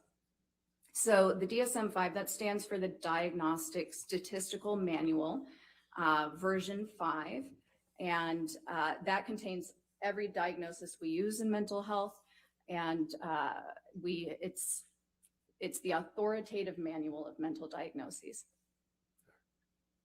Is performing diagnoses something you typically do in your line of work? Yes. Thank you. So you referenced 2 personality disorders. What's a personality disorder? To understand a personality disorder, I think it can be helpful first to kind of define personality. So personality, something we take for granted, but these are the traits, the characteristics, the way we think, we feel, and we act that make us who we are. And these traits are pretty stable over time and across situations. We might, be sure to mind our P's and Q's when we're meeting somebody new. But overall, if somebody were to describe us, or if we were to describe ourselves, we have a pretty good sense of who we are. Sometimes an easy way to think of it is imagining how you might describe a brother or sister or a child if you have children. Their personalities are pretty clear to you. A personality disorder is some sort of dysfunction in those enduring traits. So as opposed to other types of mental illness, when you think about something like depression, that's episodic. It comes and it goes. And when it's treated with medication, it can pretty much be completely mitigated or minimized in a person's life, and their personality is still there, separate from the depression. When we have a personality disorder, there are going to be disturbances in several different areas that are visible in almost all different facets of their life. Is there a manner in which personality disorders are commonly diagnosed? Yes, so they can be diagnosed in a treating environment. Treating psychologist or a therapist or a psychiatrist simply does a diagnostic interview, which involves assessing multiple areas of a person's history back down through childhood. I'm going to stop you for a second. Yes. What's a treating environment?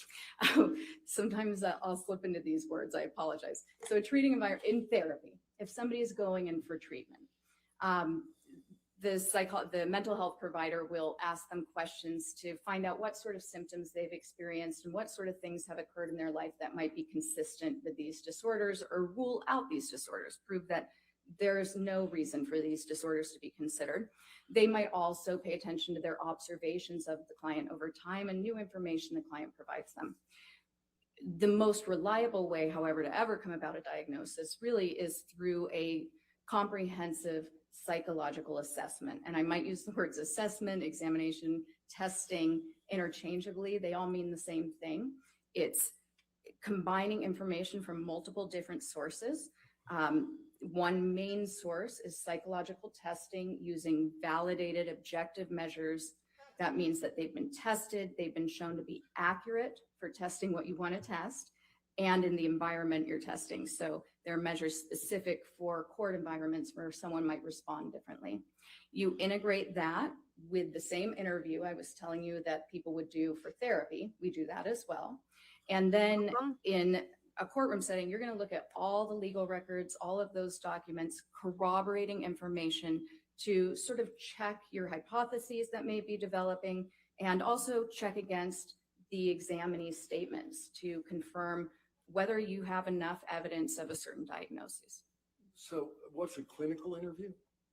A clinical interview is a very comprehensive interview. It includes a person's entire life history, as well as very specifically looks at any symptoms they might have. This can start as far back as birth. You might find out if there were any issues with their delivery, any genetic issues, any intellectual issues. How did they do? What was their home life like? How was discipline handled? What's their relationship with their primary caregivers? Were they raised by an aunt, an uncle, their parents? How many siblings do they have? How do they get along with their siblings? How many times did they have to move? Was there any abuse? Did they have any really significant life experiences that come to mind when they think about their childhood? How were they as a student? Did they need special services? Did they get in trouble at school? And you do this, you continue on high school. What were their hobbies? Did they play sports? How many friends did they have? Did they have any trouble keeping those friendships? Then you get into adulthood. Did they go to college? Did they not go to college? How come? What sort of jobs have they held? How did those jobs go? How did they end? That's always an important question. What sort of romantic relationships have they been involved in? How do they identify sexually, culturally? Let's see, what else? What sort of symptoms have they experienced? You go through the entire gamut of some of the main symptoms. You might screen for depression, any disorganized thinking. That means thinking that isn't necessarily in touch with reality, and any current distress they may be having today.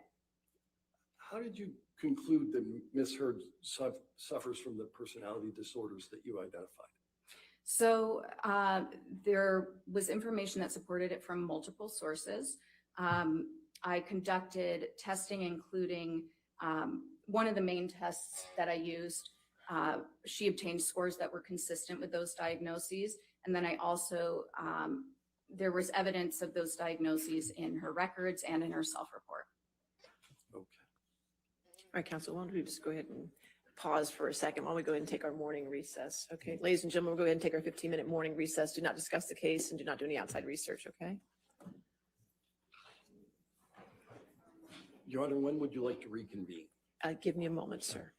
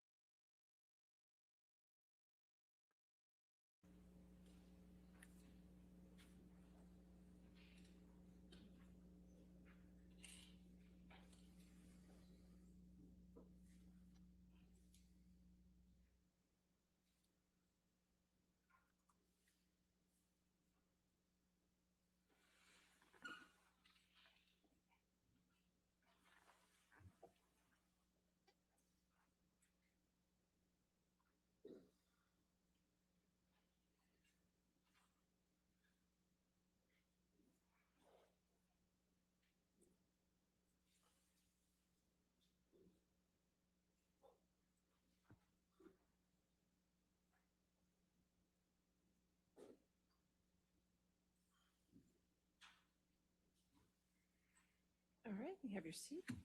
And your next question, sir? Thank you, Your Honor. But Dr. Curry, before the break, you were talking about some of the factors that you considered in determining that Ms. Heard suffers from personality disorders. And one of them, I think the last one you said before you left, was self-report. What do you mean by that? So the self-report would be things that Ms. Heard indicated to me specifically.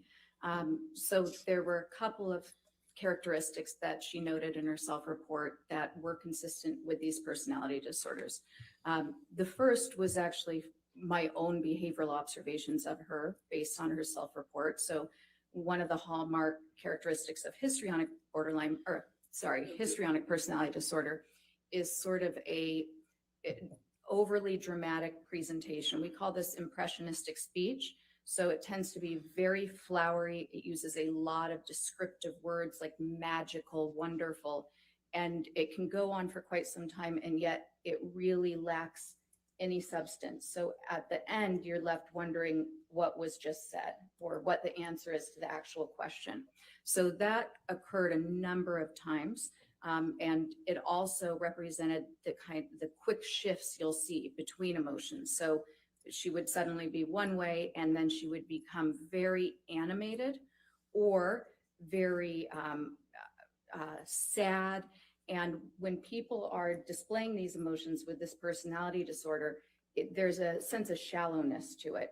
People who are observing them will feel like it's almost play acting, and they might not be able to put their finger on it. But part of it is because of the rapidness with which the person can switch emotions, and also the lack of substance. They don't really refer to, I feel this way. They might describe emotions, they might describe events, but very rarely, and Ms. Heard did not say, I feel vulnerable. She never really indicated a vulnerable feeling of her own. Then the substance of her self-report. So when I was asking her information about her history. We're going to ask more about that later. I was just trying to get a sense of what a self-report was. Oh, okay. What psychological tests did you perform? Okay, so psychological tests, I'll just go in order. So first of all, I asked her a couple questions from something called the mini mental status exam. That's really just a fancy way of saying that I wanted to make sure that she was alert and oriented to, we call it person, place, and time. That means she knew who she was, she knew who I was, she knew where we were, and she knew the date. That way I can ensure that she's able to participate in the evaluation and understand what's happening. I then administered something called the Minnesota Multiphasic Personality Inventory 2. The 2 means that it's the second edition. And this is something we call an objective measure. So it asks 567 questions or statements, and the person either agrees or disagrees with them, how much the statement represents them. And this test has been around since 1943. There are more than 10,000 studies showing that it is appropriate for determining somebody's personality traits. It measures all of those things I sort of mentioned, how a person thinks, feels, and behaves in multiple different aspects of their lives. It also measures very accurately any signs of mental illness or dysfunction. And the reason I also really like this test, whenever you're using a test for an evaluation that's going to be used in a forensic setting, people have a lot of incentive to present themselves in a way that's going to benefit their case. And they may want to look like they're sicker than they really are. They may want to look much healthier than they really are. And some of those incentives, they may not even realize that they're intending to do that. So it can be conscious or unconscious, but you really need to have a test that can check for I want to know what personality disorders I have. Has because a I'm set sure of I got validity some. scales, we call them. These are scales that measure really the truthfulness and accuracy with which a person is approaching the test. And these scales on this particular test have been so well researched over many decades that they've become very nuanced, and they can tell us a lot about if somebody's, for instance, exaggerating. Are they elevating one of the scales that shows that they're exaggerating on purpose? Are they exaggerating in a manner that's more like a cry for help? Are they exaggerating in a manner that's clever and sophisticated or more obvious? And then the same exact thing goes for trying to minimize symptoms. We have a number of scales that can show us all the different, if somebody's trying to say they're the most wonderful person on earth, or if they're just trying to deny problems, and if they're doing that again in a very clever way or more of an obvious way. So that test was my choice for this case. There's one other reason I'd like to add, is that part of my evaluation was, one of the reasons was to assess whether Ms. Heard has post-traumatic stress disorder, which I told you about earlier, as a result of the incidents that she's alleged occurred by She's not Mr. Depp. writing. And She's hovering over the that's paper, a really pretending. tough disorder to find out if somebody's faking it or not. It's one of the most easily faked disorders. Most of us know what it feels like to feel anxious. And a lot of people have seen war movies and movies that depict somebody having PTSD. In fact, some research has shown that if you give someone a diagnostic checklist and said, show that you have PTSD, they can do it 96% of the time, just someone on the street. So you really need a test that's very sensitive to that. And the MMPI-2 has been shown in multiple studies to be excellent at I detecting don't know how those types. momentary it was. It Okay, lasted you a few keep using years. MMPI-2, that's the abbreviation that you folks use for, I'm sorry if I hadn't said that. That's the Minnesota Multiphasic Personality Inventory. what other psychological testing did you perform? So I also performed the clinician administered PTSD scale -5, and that -5 links it to the diagnosis for PTSD in our current diagnostic manual, the 5th version. To do that test, you first administer something called the life events checklist. And the life events checklist, both of these tests, by the way, were developed by the National Center for PTSD with the Department of Veterans Affairs. But the life events checklist lists 16 different very stressful life events that people can go through that are often can be Yeah, I remember associated that. with developing PTSD. And then it also has a 17th item that you can fill in if you feel like you've been through something really difficult that wasn't included. Now, I like to also add something called the Life Events Checklist 5 interview, which digs a little bit deeper into the person's childhood as well to find out if there's so many different things that can be difficult growing up.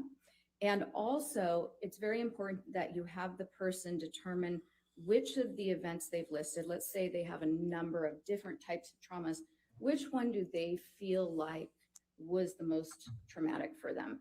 Which one still causes them to feel distressed when they talk about it?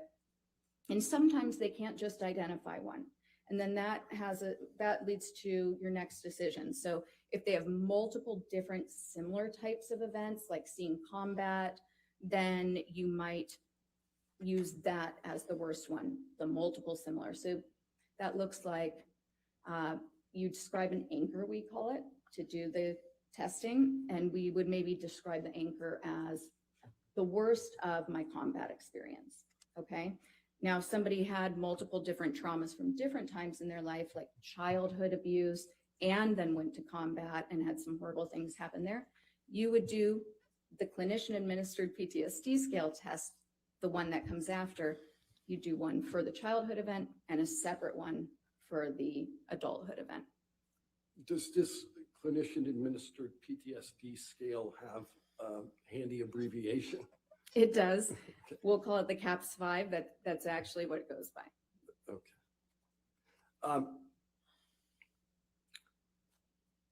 How common is the use of the MMPI-2 in your profession? The MMPI-2 is actually the most commonly used assessment worldwide by mental health professionals and in forensic settings for the court. Why'd you use it? I used it for that purpose and for its excellent validity in those settings across genders, across ethnicities, for different reasons. And when I keep saying validity, by the way, what I mean is accuracy, and I'll try to work that in, but then also for detecting the accuracy with which a person reports PTSD. Okay. Is that scaled in some way? I'm sorry, what was that? Does that make use of a scale in some way? The MMPI-2, do you mean specifically for PTSD? Yes.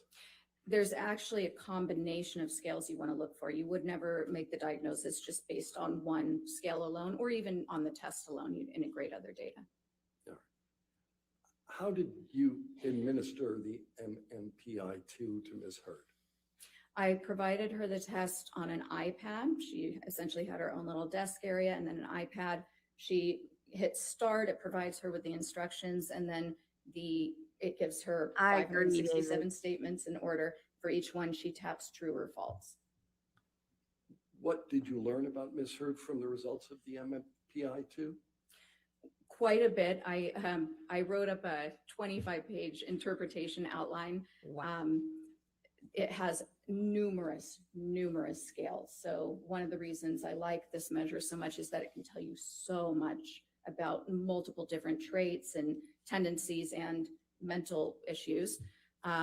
One of the primary things I learned was that she had a very sophisticated way of minimizing any personal problems. I also learned that she tends to well, there were a number of characteristics that were consistent with the eventual diagnoses, but some of the primary characteristics, and I'm going to try to condense 25 pages here, were essentially externalization of blame, tending to have a lot of inner hostility that is attempted to be controlled, a tendency to be very self-righteous, but to also deny that self-righteousness and to judge others critically against these sort of high standards for moral value, but also to deny doing that, essentially to claim that one is very non-judgmental and accepting, and yet very full of rage, really. And these aren't facts, but her scores essentially correlated. So they were consistent with other people who obtained these scores, who have been shown through many, many, many studies who have these very specific traits. So externalization of blame, a lot of inner anger and hostility. Sometimes that anger among these groups with similar scores, these people might have that anger kind of explode out at times. They tend to be very passive aggressive. They may be self-indulgent, very self-centered. They could use manipulation tactics to try to get their needs met, very needy of attention, acceptance, approval. They tend to distance people who are close to them. Initially, they may seem very charming. They're very socially sophisticated, actually. That was a major component on there. They have a capacity to kind of offer some of their faults, but in a way, but only the ones that people think of lightly and can all relate to. And so they can present as very fair and balanced, but in actuality, they really might be very judgmental of others and unaware of problems in their behavior and their thinking. So after you provide the examination via the iPad, what do you do? So once they've completed the test, you can have it scored by the computer immediately. It's a very, very complex test to interpret, but right away you get a list of what's called critical items.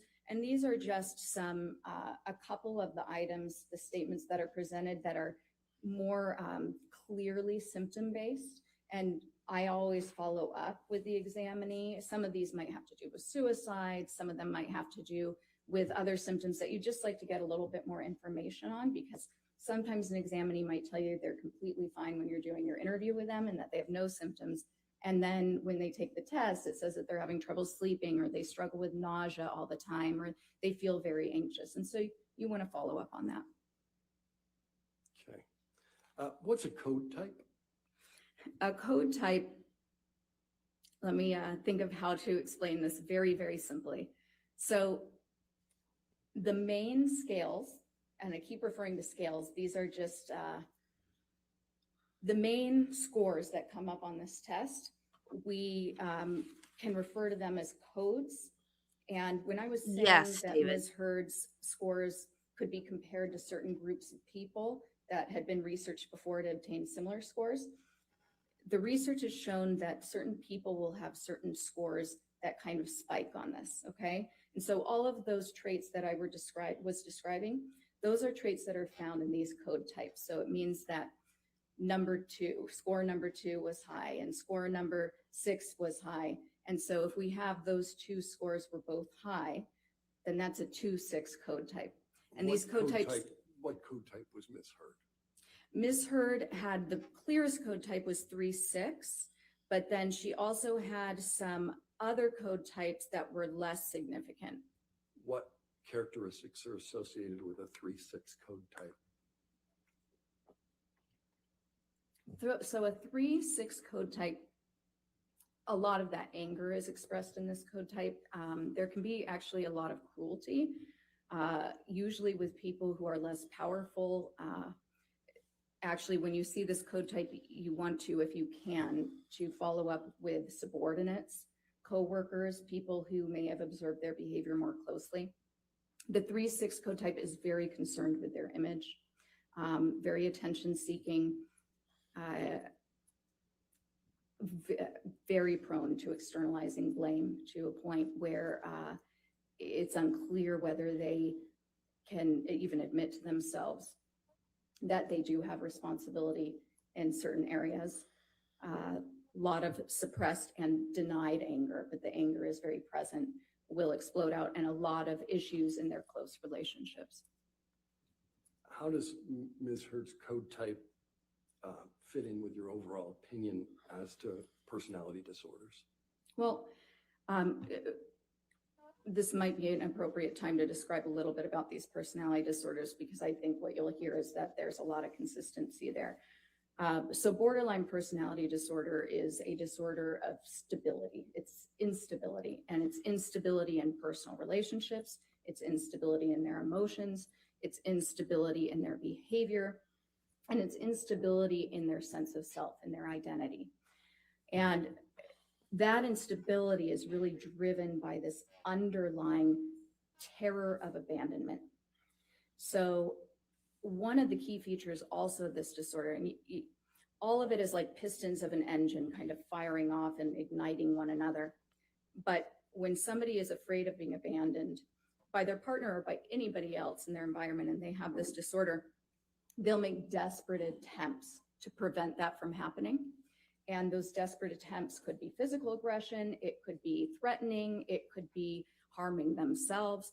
But these are behaviors that are usually very extreme and very concerning to the people around them. The anger is typically what, sadly, it's counteractive, right? So the thing these people fear most is being abandoned, but over time, the anger, the explosive anger that they show when somebody is needing space, or when somebody's really not doing anything wrong, because a lot of times they read into things that they perceive as being a slight to them or being somebody intending to harm them that actually isn't happening. They'll exaggerate it, and they'll explode. They'll react in this heightened manner that is just exhausting for their partners. Oftentimes their partners will try to make them happy at first and really allow themselves to be a punching bag, thinking that they can somehow solve this problem, that somehow they can make this better.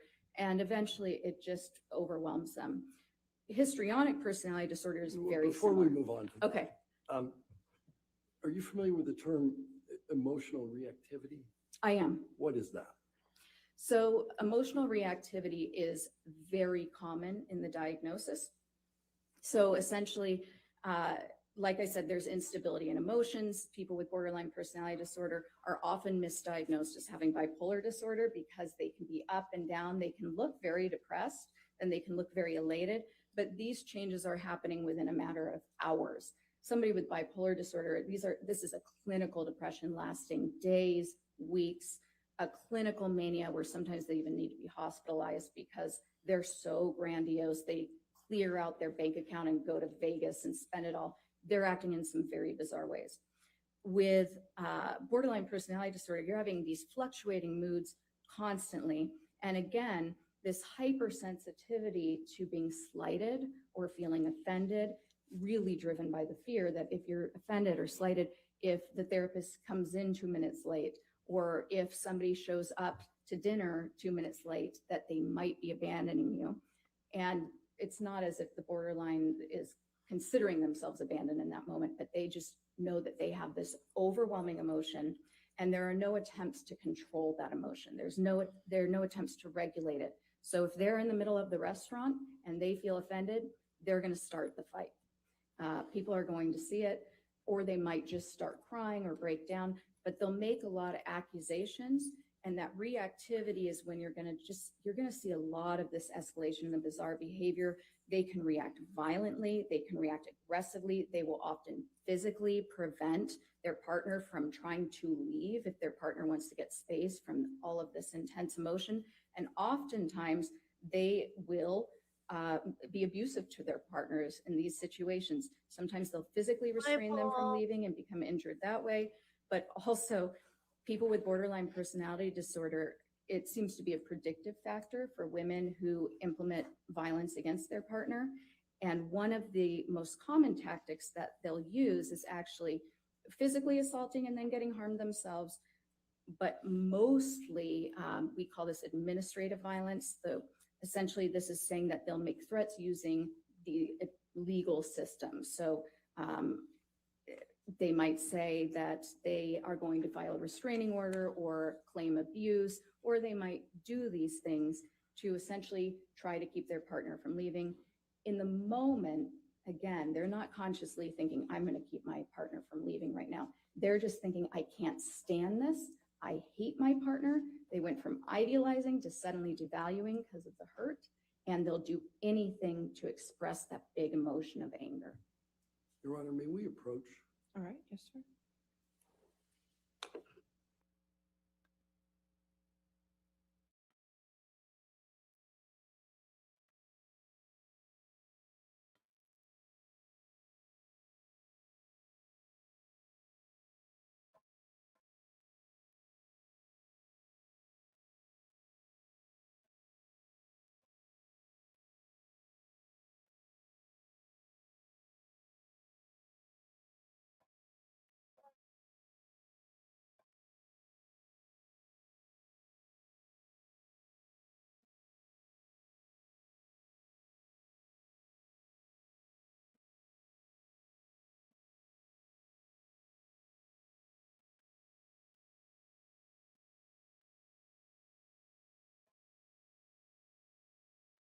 What happened? Did somebody object? What's going on? Oh, great. Oh, wait, I knew she cross-examined her because of the muffins. Never mind.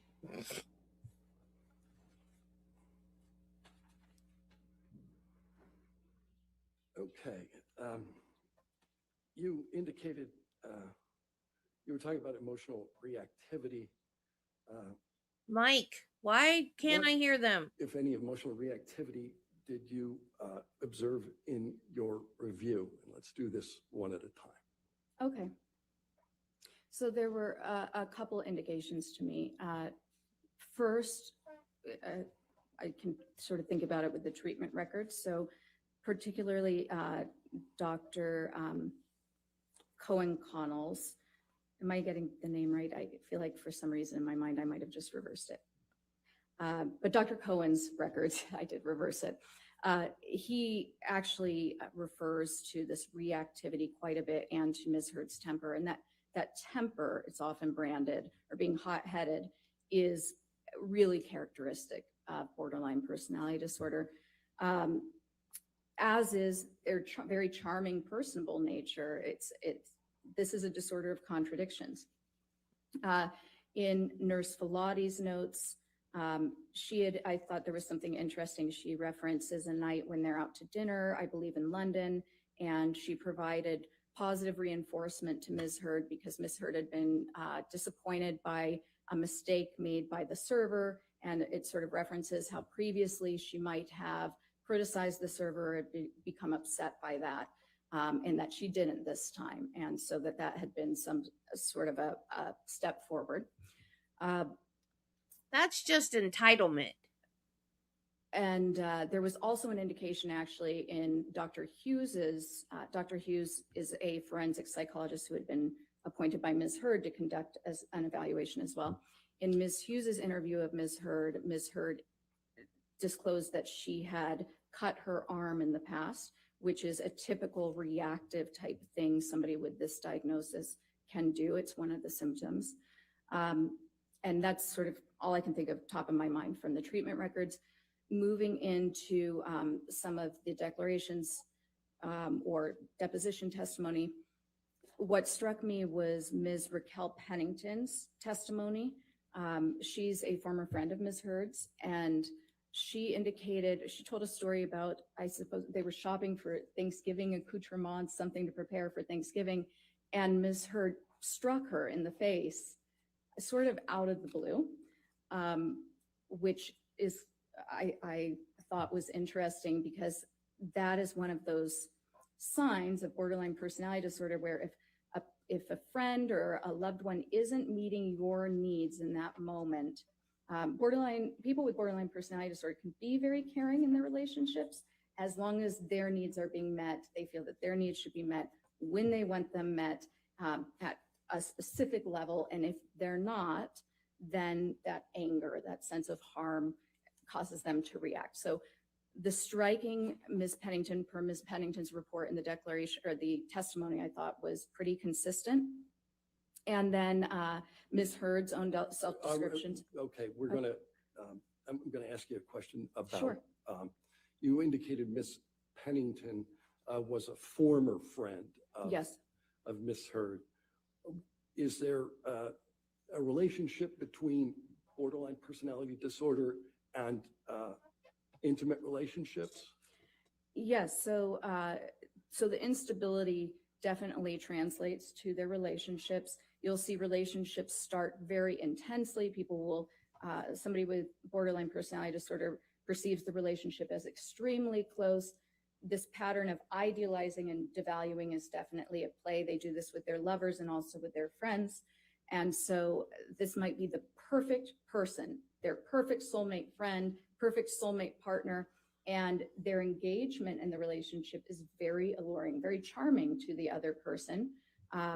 And so initially everything seems Oh, great. we did Sarah Boone's But trial what already. occurs is that reality sets in. People are not perfect. Did even it when we have live. a lot in common with them.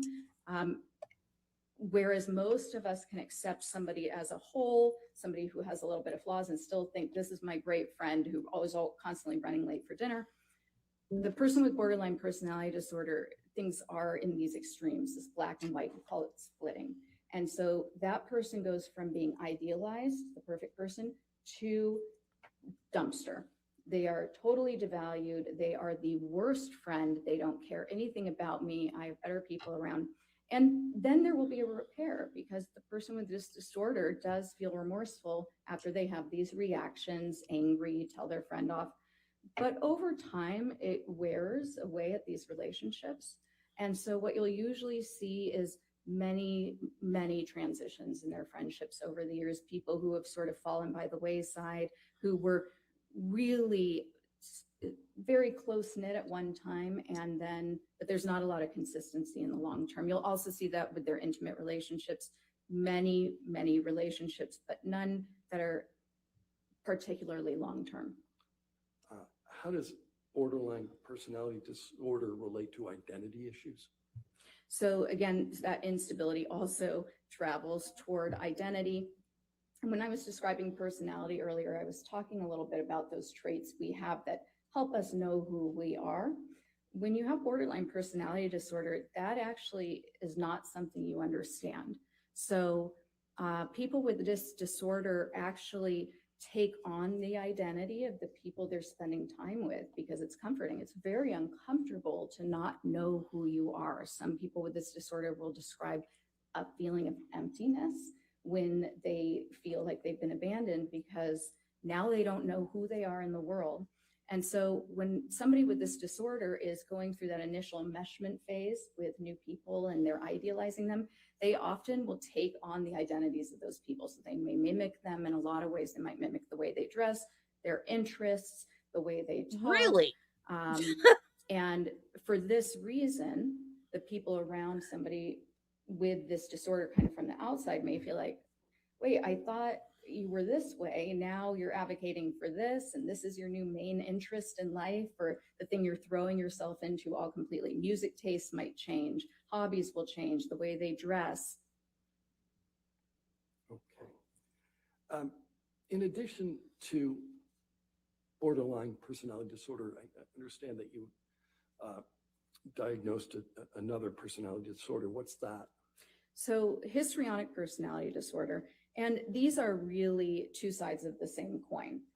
They belong to the same cluster. We call these clusters. It's a way to organize personality disorders in that DSM.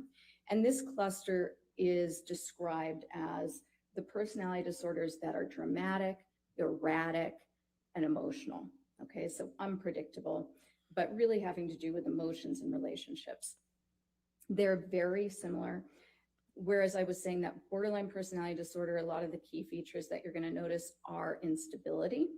When it comes to histrionic, a lot of the key features are going to be drama and shallowness. Similarly, with borderline personality disorder, there's this Yeah, this that's Amber underlying to a T. drive of avoiding abandonment. With histrionic personality disorder, that underlying drive is to always be the center of attention.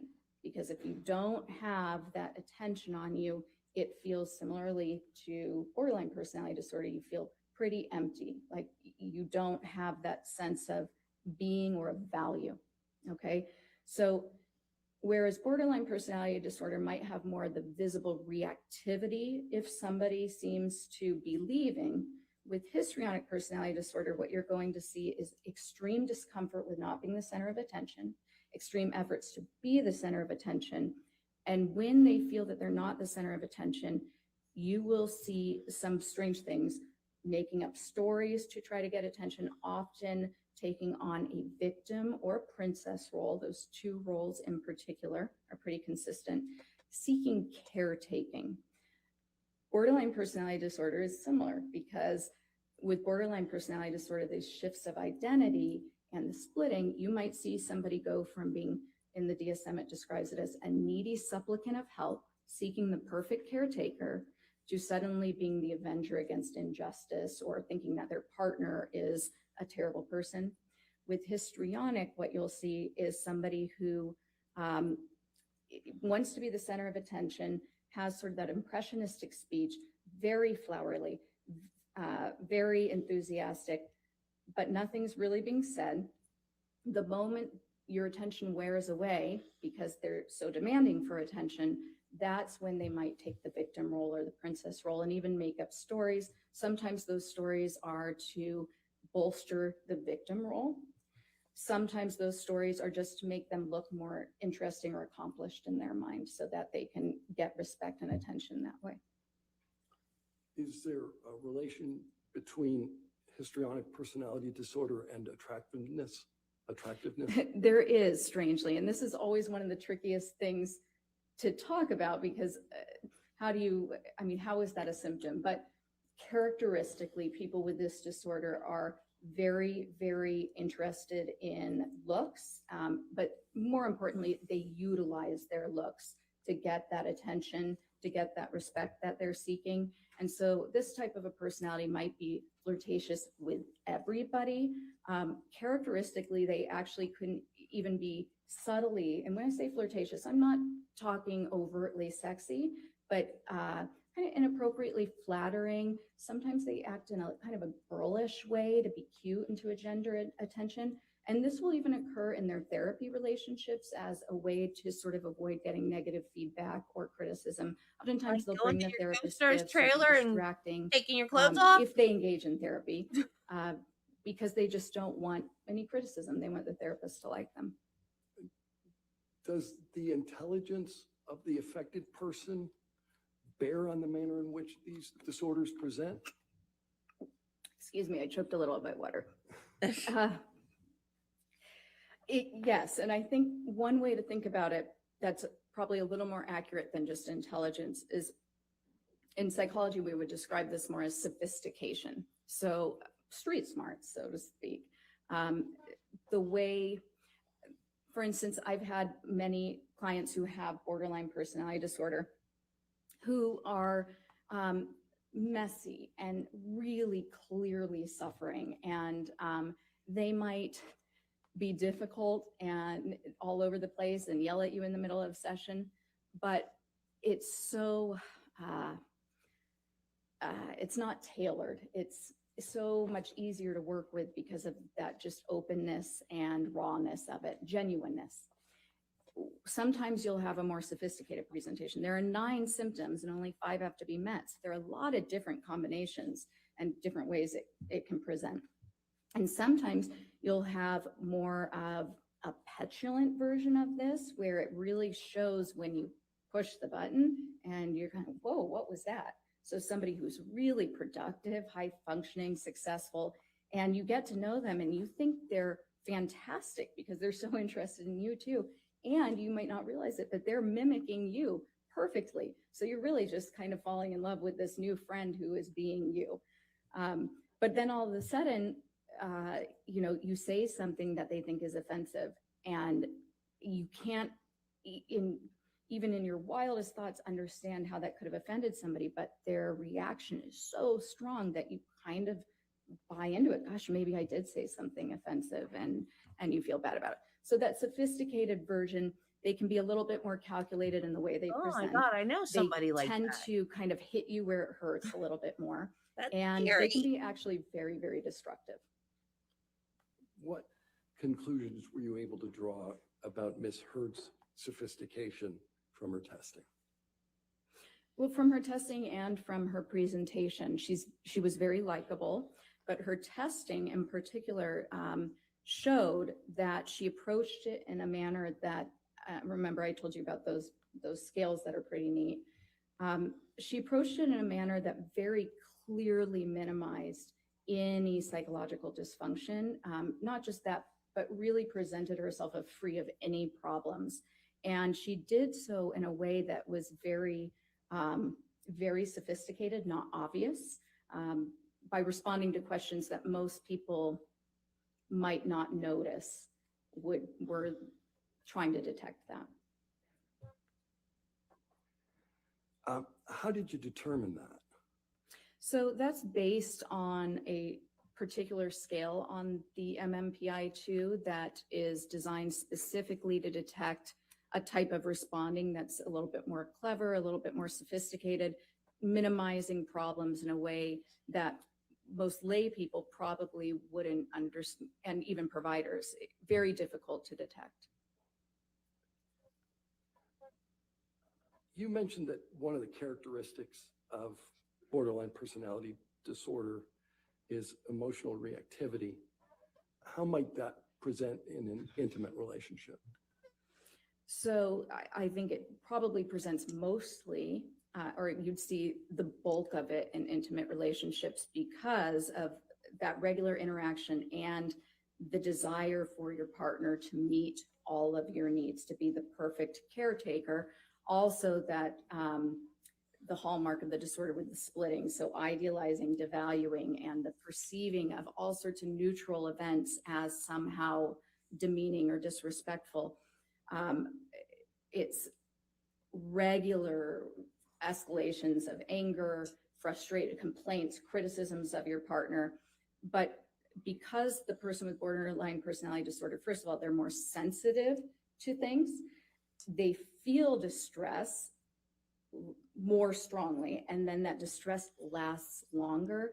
So these types of blow-ups go on forever, and they're very cyclic. It feels like you just can't get a resolution, and eventually the partner will try to leave, will want to leave to take a break. It wears them down, and that's when the borderline might explode and act very aggressively or violently to try to prevent them from leaving.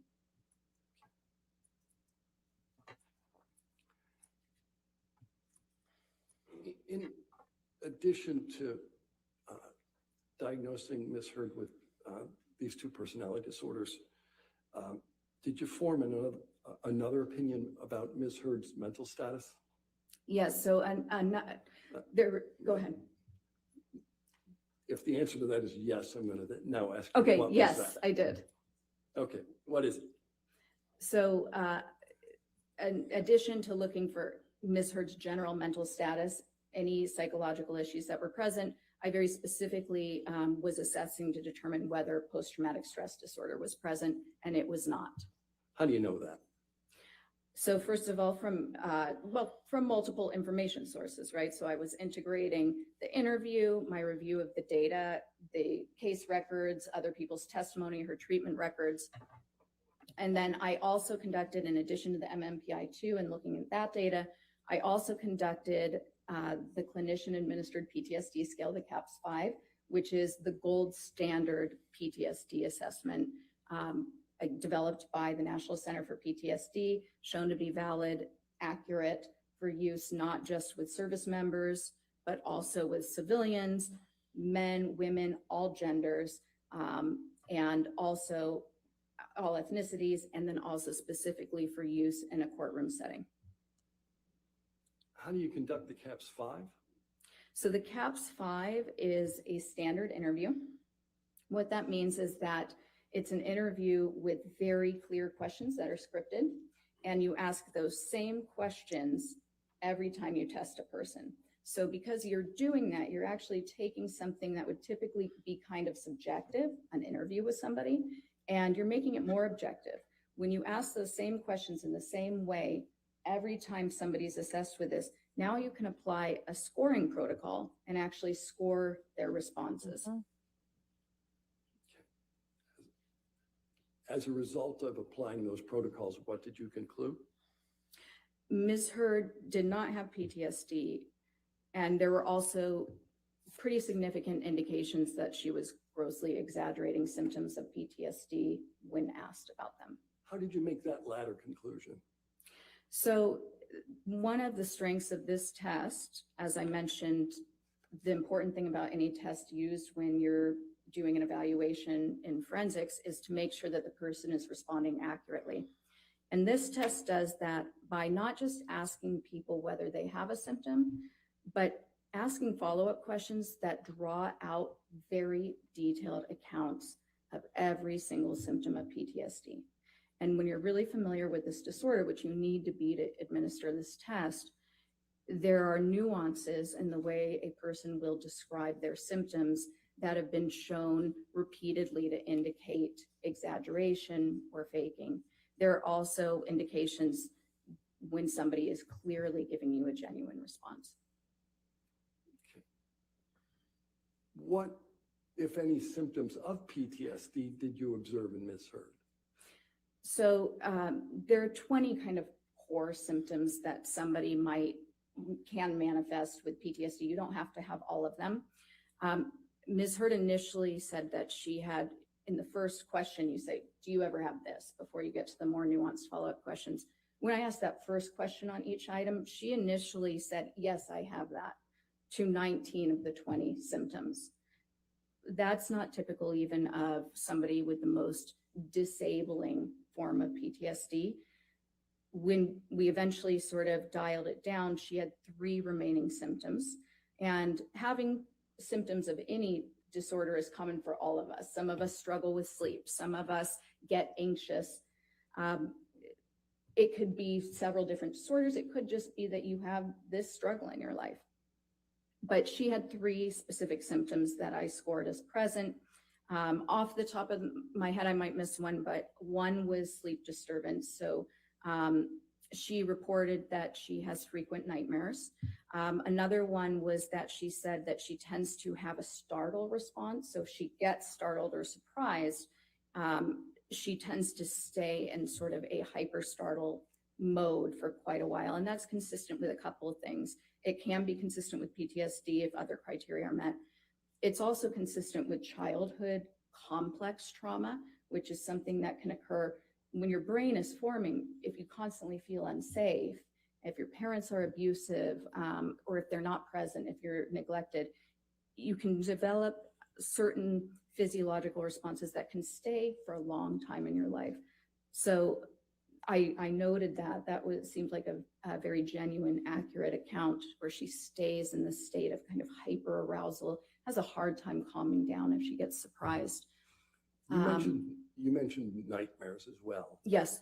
Did she recount for you the nature of the nightmares? So they were vague. She indicated that she has recurrent nightmares and that she feels as though she's being held down. And there was some conflict in that account because even though that could be a PTSD symptom, it is fairly vague, but I still scored it as present. And in her initial treatment with Dr. Bonnie Jacobs, which I believe started before she began dating Mr. Depp, she had indicated to Dr. Jacobs, according to Dr. Jacobs's notes, that she was having repetitive nightmares back then and that they were related to her childhood trauma. And so that came up several times in the notes. Dr. Jacobs kept mentioning that. Thank you.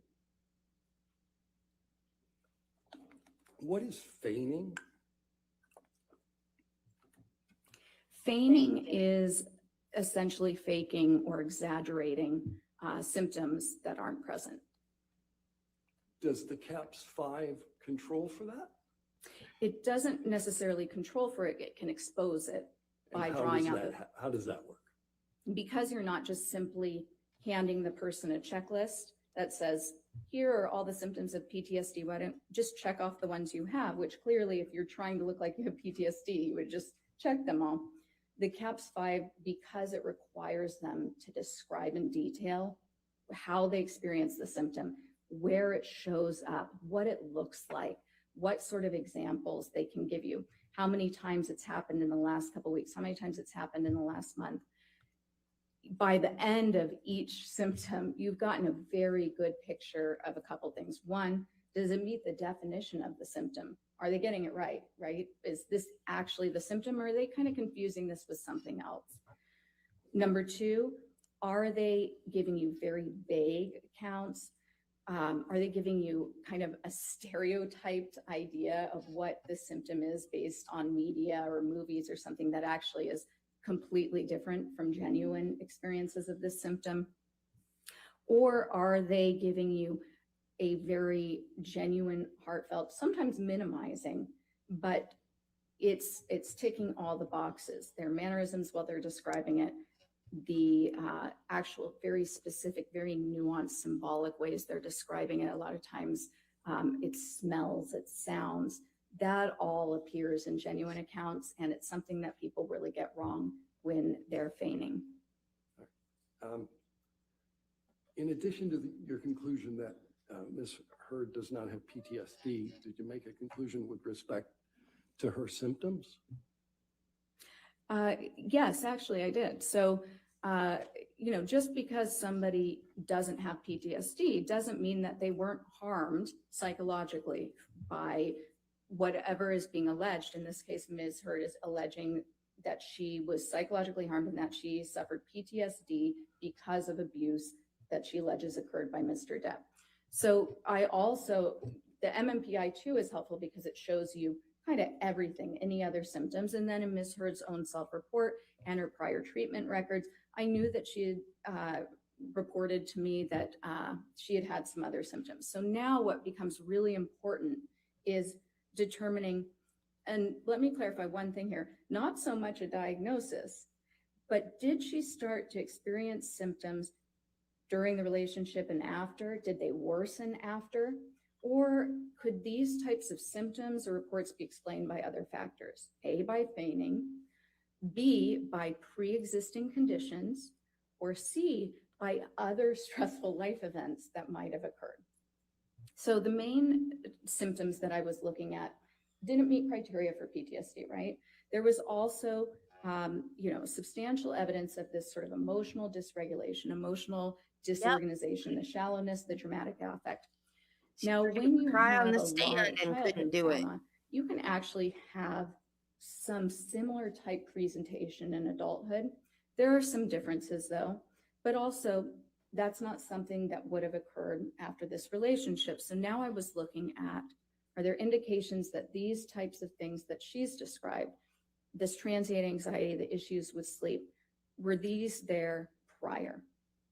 And sure enough, Ms. Heard, in her own self-report, stated to me that when she first got to LA, she was seeking treatment for, in her words, blanket anxiety and depression. She also reported that she was taking medications. In general, none of them were helpful. That's actually very typical of borderline personality disorder. Medications typically aren't very helpful for somebody with the disorder. They really need an intensive, lifelong type of therapy, which is not necessarily as relevant to this. But interestingly also, people with borderline personality disorder often respond really positively to stimulant medications that are given for ADD or ADHD. And in one of Nurse Filati's notes, she reported that Ms. Heard told her that none of the medications were working for her except for one Provigil, which is often prescribed as stimulant medication. And I just thought that was interesting and sort of consistent with more of these lifelong personality disorders that aren't necessarily caused by a harm by any allegations, but have been there and will remain there typically. The other issue, so the anxiety, she had already indicated that had been there prior, but the form of the anxiety. So looking at Dr. Hughes's testing and then also looking at the scores on the MMPI, when you look at all these little combinations of the scores, you can actually learn a lot about, is the anxiety related to an event, or is this more a person who tends to be an anxious person regardless of what's going on in their life? And somebody might describe them as a worrywart. And the scores, the little combination of scores that she obtained actually indicated that it was the latter, that her anxiety tends to be separate from events and more just kind of a constant, and it comes and goes, but it's more of a trait. I have no further questions for this witness. All right. Yay, we get to Why talk don't we- about why don't we go ahead muffins and, now. Ms. Britta, go ahead and have our lunch break. It might be a good idea to break it up there. Okay, I know. I can see you jumping up. All right. Ladies and gentlemen, let's go ahead and take our lunch recess. Just again, Okay, do not we're do gonna any talk outside about research, muffins don't discuss after the case lunch. with anybody, okay? I'll have you back here.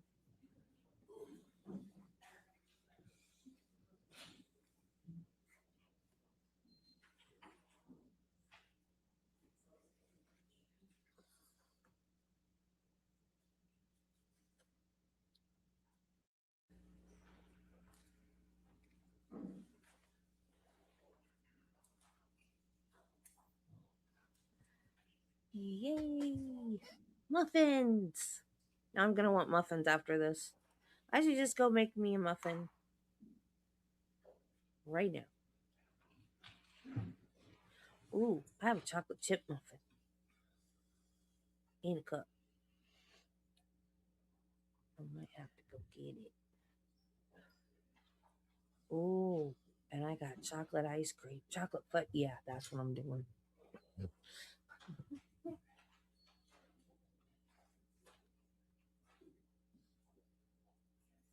All right, you have your seats. All right, cross-examination. You can sit down now.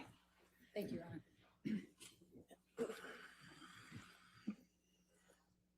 Dr. Curry, you're not board certified, correct? No, I'm not. Not in clinical psychology or in forensic psychology, correct? No, I'm a licensed clinical psychologist. But you're not board certified. No, Okay. And you also have only been practicing approximately 8 years, is that correct? that's not correct. How many years?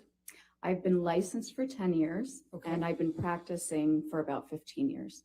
Okay. And that includes what you went through with your different trials in Hawaii and everything else that you testified to, correct? Yes, Okay. Now, you went to Mr. Depp's home for dinner and drinks before you were hired as an expert in this case, correct?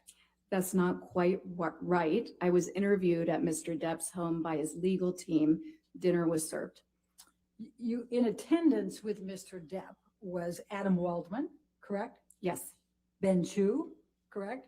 yes, Camille Vasquez, yes, okay. And the dinner lasted approximately 3 to 4 hours, correct? yes, And it included interview. drinks, correct? yes. Dinner and I believe drinks were served.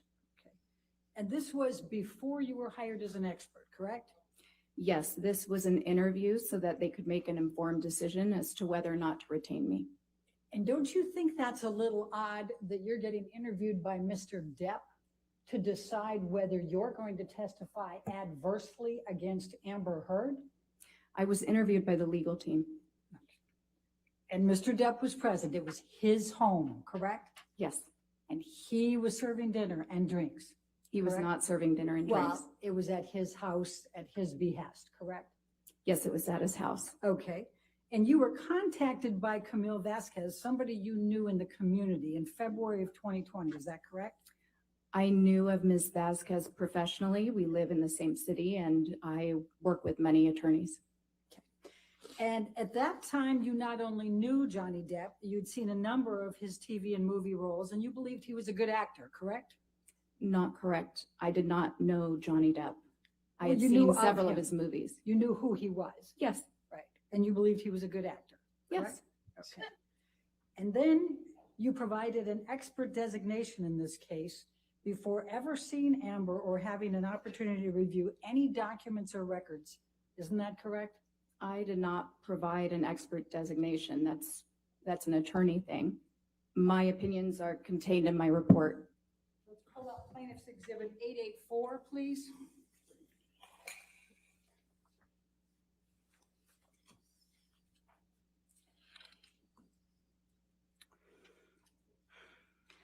This was plaintiff's designation, identification of expert witnesses in this case. And this is dated February 2021. That's a year after you went to dinner at Mr. Depp's house, correct? Yes. Okay. And it attributes, if you go to page 13, it says you have 3 opinions. The first of those is that Amber Heard, quote, exhibits patterns of behavior that are consistent with co-occurring cluster B personality disorder traits, especially borderline personality disorder. Did I get that right? I'm reading that here. That is not my opinion. Okay. Well, but it's a current attributed- opinion, but this was not an opinion of mine then. I didn't have any opinions at that time. It says Dr. Curry will testify, correct? That's what it says, yes. Okay. And this is a signed pleading, correct? On behalf of Mr. Depp. I'm not sure I understand what that means. You What? don't understand what a signed pleading is? No, Okay. Do you understand that Mr. Depp's counsel prepared this and served it on Ms. Heard's counsel? I'm not an attorney. I don't understand necessarily all of these procedures. Okay. Are you aware that Mr. Depp is on an audio recording years earlier taunting Amber Heard that she has a borderline personality disorder? I was made aware of that in this case, yes. So you heard, is that one Actually, of the audios? not you necessarily listened to? taunting, but I do recall hearing that Mr. Depp had used that phrase. So it's a coincidence that you now think she has those attributes after the attorneys listed it in February 2021 before you'd looked at anything, and Mr. Depp had made that accusation to Ms. Heard years earlier. My opinions aren't based on coincidence. It's objection. I'm Okay. sorry, All Dr. right. Yes. Compound, I'll sustain the objection. All right. It's a coincidence then that you came up with symptoms of borderline personality disorder years later after Mr. Depp has been taunting Ms. Heard in an audio tape. I calling her can't speak to whether or not there's a coincidence. What I can tell you is my opinions are based on the results of my evaluation. And it's a coincidence that Mr. Depp's counsel attributed that to you, said that to you in February 2021 before you'd looked at anything, correct? I'm not sure. Okay. Now, would you agree that a disproportionate number of women are tagged with a diagnosis of borderline personality disorder? No, that's not quite right. 75%? The way you phrased it is not quite right. Tell me what's right. Okay, so there are more women who have been diagnosed with bipolar disorder than men. It's more prevalent in women. And trauma can cause borderline personality disorders, can't it? No. Never? Right now, we know that there are people who have borderline personality disorder who have sustained childhood trauma. There are also people who have borderline personality disorder who have had no childhood trauma. So like most personality disorders, and really like most mental health issues in general, there seems to be both a biological component. In this case, with borderline personality disorder, the research tends to support a genetic component and possibly a neurological component. And then there is also possibly an environmental component triggering those genetic markers. Do you know the percentage of women who are victims of IPV, intimate partner violence, or domestic Chocolate. abuse, who are diagnosed it. with borderline personality disorders? I can't tell you the percentage off of the top of my head, but I do know that there is a larger, women with borderline personality disorder tend to have a higher prevalence of being involved in intimate partner violence relationships, being the receiver of violence, and being the perpetuators of violence. Now, you've never been asked to testify or serve as an expert with respect to whether someone has a bipolar disorder. Is that correct? A bipolar disorder? Yes. That's not correct. Okay.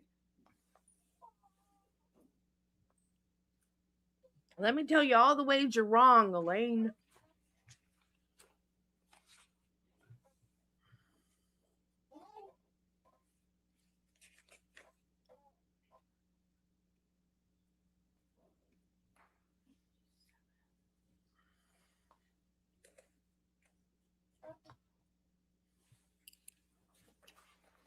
Bear with me.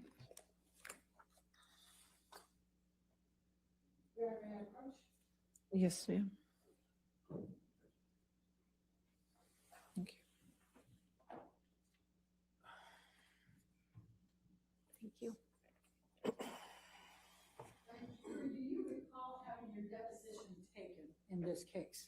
Yes, On March 21, 2022? I believe that was the date, yes. And were you under oath at that time? Yes, All right, I'm going to ask you to turn to page 207.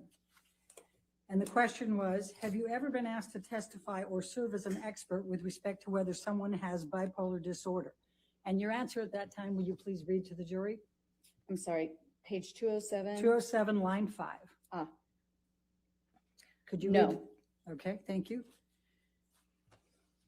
Now, when this designation was served in February of 2021, you had not rendered an opinion that, quote, Ms. Heard exhibits patterns of behavior that are consistent with co-occurring cluster B personality disorder traits, especially borderline personality disorder, correct?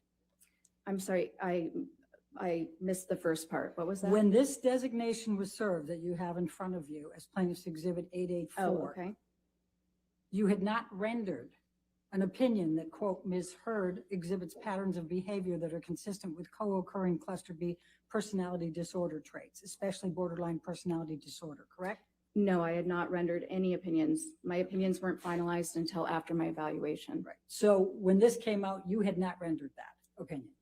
I had not rendered that opinion. Okay. The second opinion that's listed in the February 2021 is that Ms. Heard repeatedly and characterologically perpetuated severe physical and psychological intimate partner violence, IPV, toward Mr. Depp over the course of their relationship. End of quote. Did I read that correctly? It says perpetrated, but other than that, yes. Okay. And so is it correct that that this pleading says in February 2021 that you are going to testify to that? This document, yes, Okay. it says that. And you have never been asked to testify as to whether anyone has behaviorally or characterologically conducted conduct that suggests they may be an IPV perpetrator, correct? I have to ask that again because I Yes. stumbled. I Okay, can't thank do you. characterologically. That one's just a Okay. tough one for me. Okay.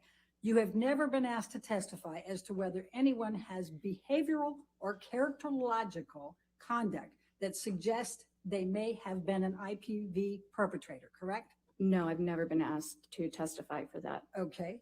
And that was not your opinion in February 2021, correct? No, And in fact, you do not hold that opinion now, and you were not even asked to provide such an analysis or opinion. Isn't that correct? or that is correct, That's yes. correct. Okay. And you have never held that opinion, correct? No, that is correct, yes. She doesn't have an opinion one way or the other. I don't think that's not And your why third they, opinion, if we can go to page 14, it's not why they hired her. was that Ms. Heard exhibits patterns of behavior that suggest her allegations of abuse against Mr. Depp are false. End of quote. Do you see that? I see that. You said it's my third opinion. That is not my opinion. All right. But in this pleading, it says that you will testify to that, correct? Yes, that's what this says. Okay. And that was not your opinion in February 2021, was it? No, as I said, I had not formed any opinions at that time. I had just been retained. And in fact, you have never arrived at this opinion as an expert witness in this case, correct? In terms, no, the opinions that I've rendered are provided in my report. And And they're what I'm testifying to today. And you have never arrived at this opinion as an expert witness in this case, correct? Asked and answered. I'll sustain. You have never arrived at the opinion that Ms. Heard exhibits patterns of behavior that suggest her allegations of abuse against Mr. Depp are false, correct? That's correct. And in fact, you've said that has never been my opinion, correct? What I'm saying is that the opinions in here, these are not my opinions. My opinions are provided in my report. Can you please turn to page 255 of your deposition?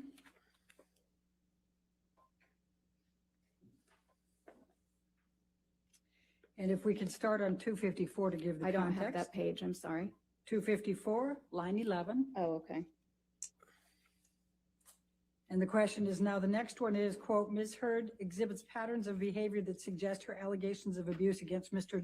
Depp are false, end of quote. Was that your opinion in February 2021?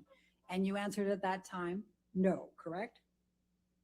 That is correct. And then I asked, have you ever arrived at that opinion in the time that you have served as an expert witness in this case? And your answer was, could you read that to the jury, please? Yes. So no, it's not the task.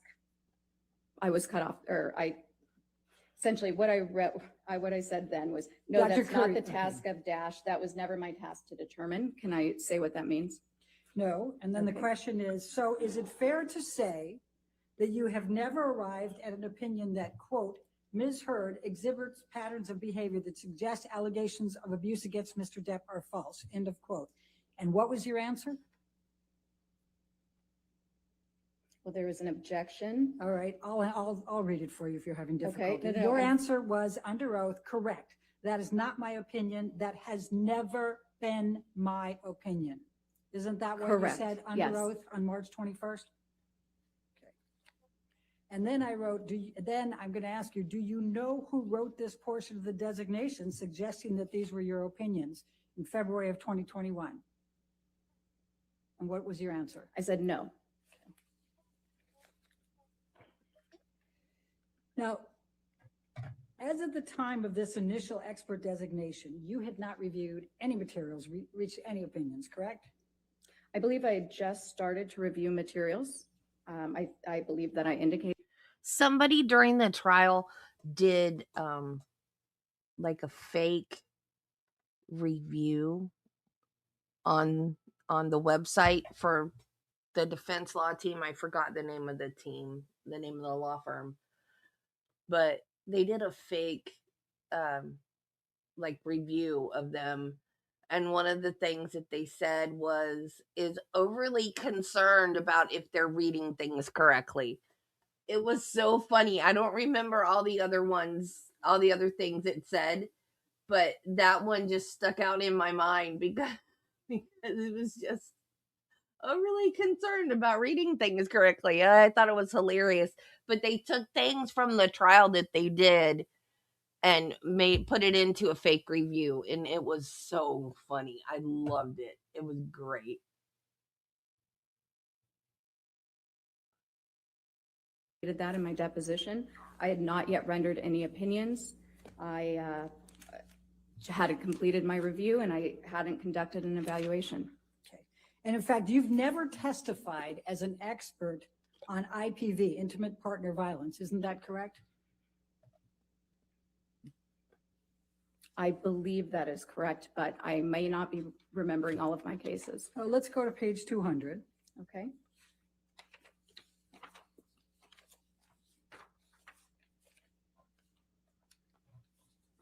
Line 17.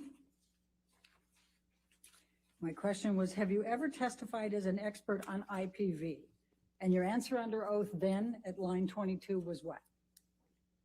Oh gosh, let me catch up. Line 22. No. And you've never testified as an expert on emotional distress damages associated with IPV, is that correct? That's correct. And you've never been asked to testify with respect to emotional damages associated with domestic violence or abuse, isn't that correct? Again, I'm reluctant to say that's correct because with 15 years of experience, a lot of my cases have been complex and that may have been a component, but I don't remember explicitly a case being just about that. Let's go Correct. to page 199, line 20. My question to you was, have you ever been asked to testify with respect to emotional damages associated with domestic violence or abuse? And your answer under oath at that time was? No, I've not, right? sorry, I isn't that hadn't what found you the said? page in time, Okay, you said, no, I've not. but I have correct? not. Okay. Now, you also have never been asked to testify on whether an individual is being truthful in saying that they are a survivor of IPV. Is that correct? That's correct. Okay. And you have never qualified as an expert to speak to whether a person suffered from IPV, intimate partner violence, or was a victim or survivor of IPV. Is that correct? That's outside the task of a psychologist to determine whether an event occurred. We assess behavior, we assess mental status, we don't detect crimes. So you have not been asked to testify to that, correct? It's not something that occurs, so no, I have not. And you were not ultimately asked to provide any opinions on that, correct? No, I was not. Okay. Now, you did not disclose in any of the designations or your report that you had met with and had dinner and drinks with Mr. Depp, did you? I'm sorry, can you repeat that one more time? Yes, That you did confused not me. disclose in any of the designations or in your report that you had dinner and drinks with Mr. Depp, correct? I did not disclose that I was interviewed by the legal team, no. I asked a different question. Are you trying to resist that you didn't have dinner with Mr. Depp? Oh my And drinks? God. I'm not trying to resist that, but it's not quite right. You What did you're have dinner with stating. Mr. Depp, did you not? I did, with And his you had legal drinks team with and Mr. Mr. Depp. Did you not? And what? You're You had making it drinks with sound Mr. like a Depp, did you date, not? Elaine. Drinks were served. This was over 2 years ago. I may have had a drink with dinner, yes, In fact, you thought you had a mule something, right? possibly. Yes, okay. And you didn't disclose that you had met with Mr. Depp, Mr. Waldman, Mr. Chu, and Ms. Vasquez at Mr. Depp's house It's for 3 to 4 Vasquez, hours stupid. and had dinner and drinks, correct? I did not disclose that. It's not significant to the report. You don't think that's significant, correct? I don't. Okay, but you've never been asked to meet with a client in his counsel before being retained as an expert, either before or after, have you? No. And you justified that it was okay in this case because it was a high-profile case. That's not quite right. I justified it in this case. Actually, I sought consultation about it. First of all, the person who had retained his attorneys was unable to come to my office with his attorneys. And yes, this is a very visible case. It's been going on a very long time. And I understood that there would be a need to interview me and make an informed decision about my qualifications.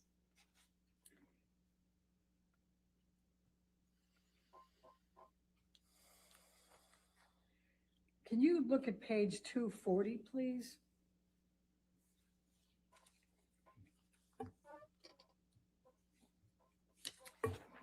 Line 3 is my question. Would you agree it's highly irregular to meet with the subject in a litigation? And your answer on that occasion was, I would not say it's highly irregular. I would say it's not something that I would typically do.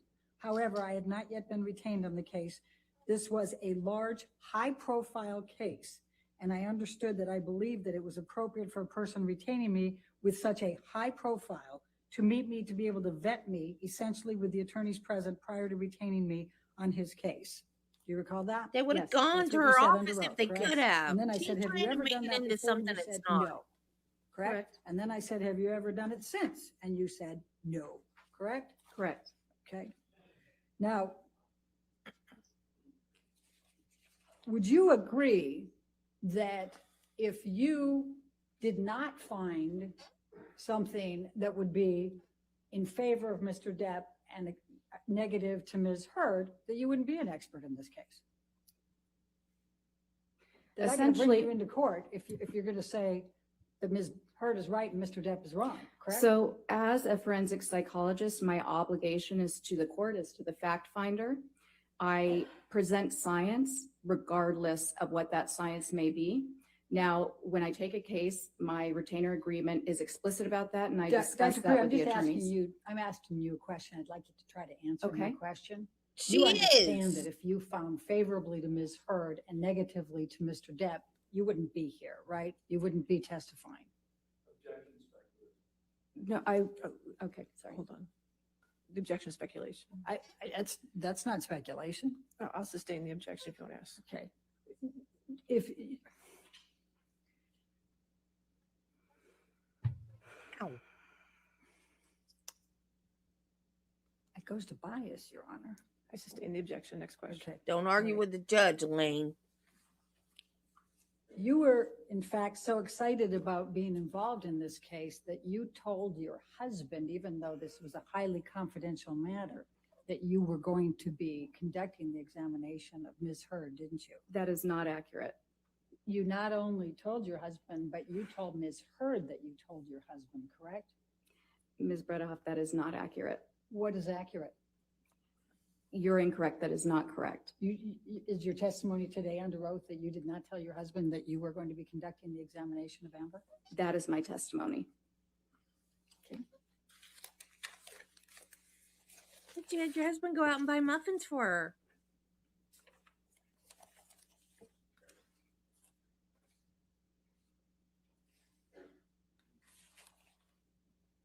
Let's go to page 306.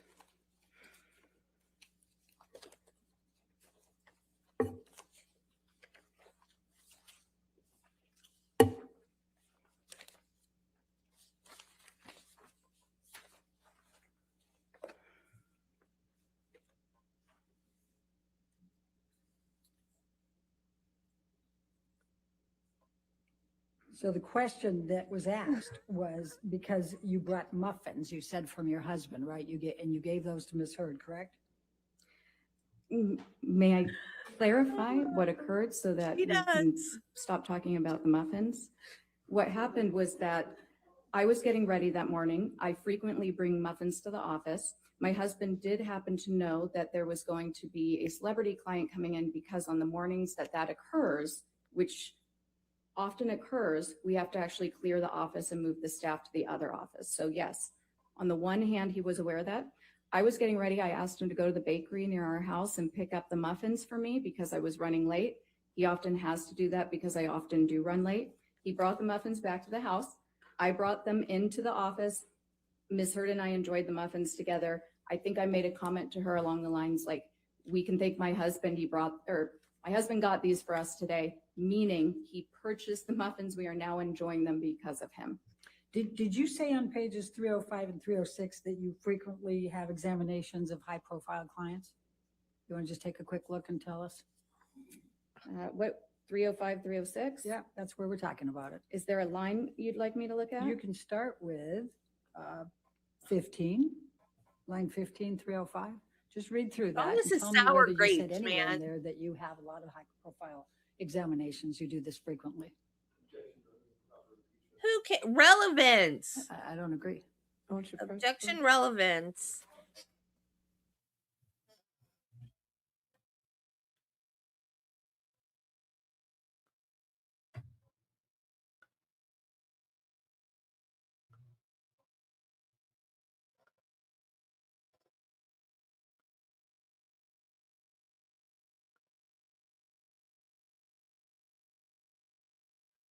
Objection, Your Honor.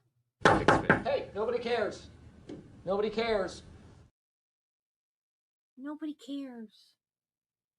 Nobody cares. Elaine. It's been 84 years. Ask a relevant question, woman. Good Lord. And quit making everything seem suspicious.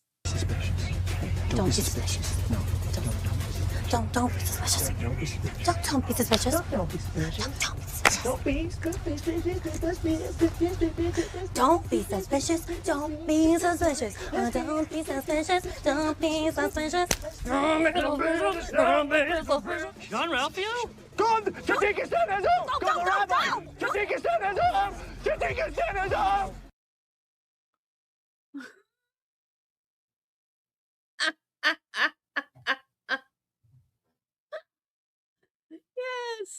Yes, let's do that. So when she gets drug tested, she can say, "Oh no, I'm not on coke. That was a poppy seed muffins that Dr. Curry fed me."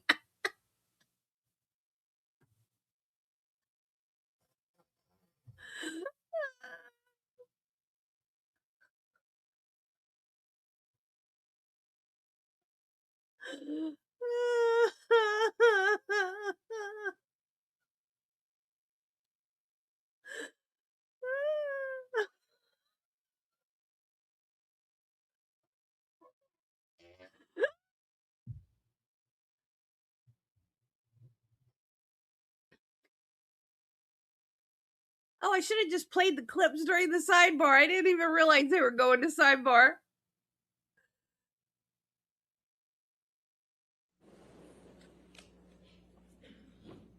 So why did your husband get the muffins for Amber Heard? He did not get the muffins for Amber Heard.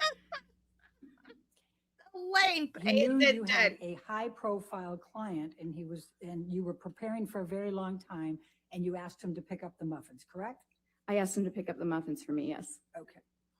Good Lord. Lane. Now, would you agree that domestic abuse can be verbal? Absolutely, yes. Would you agree that domestic abuse can be emotional? Yes, certainly. Would you agree that domestic abuse can be psychological? Yes, Would you agree that domestic abuse can be physical? yes, Now, you indicated, and I believe you testified in your direct, that it's very important to review the treatment records before forming opinions. Is that correct? yes. Okay. In fact, that's the first thing you would do, correct? Not necessarily the first, but it's part of the evaluation.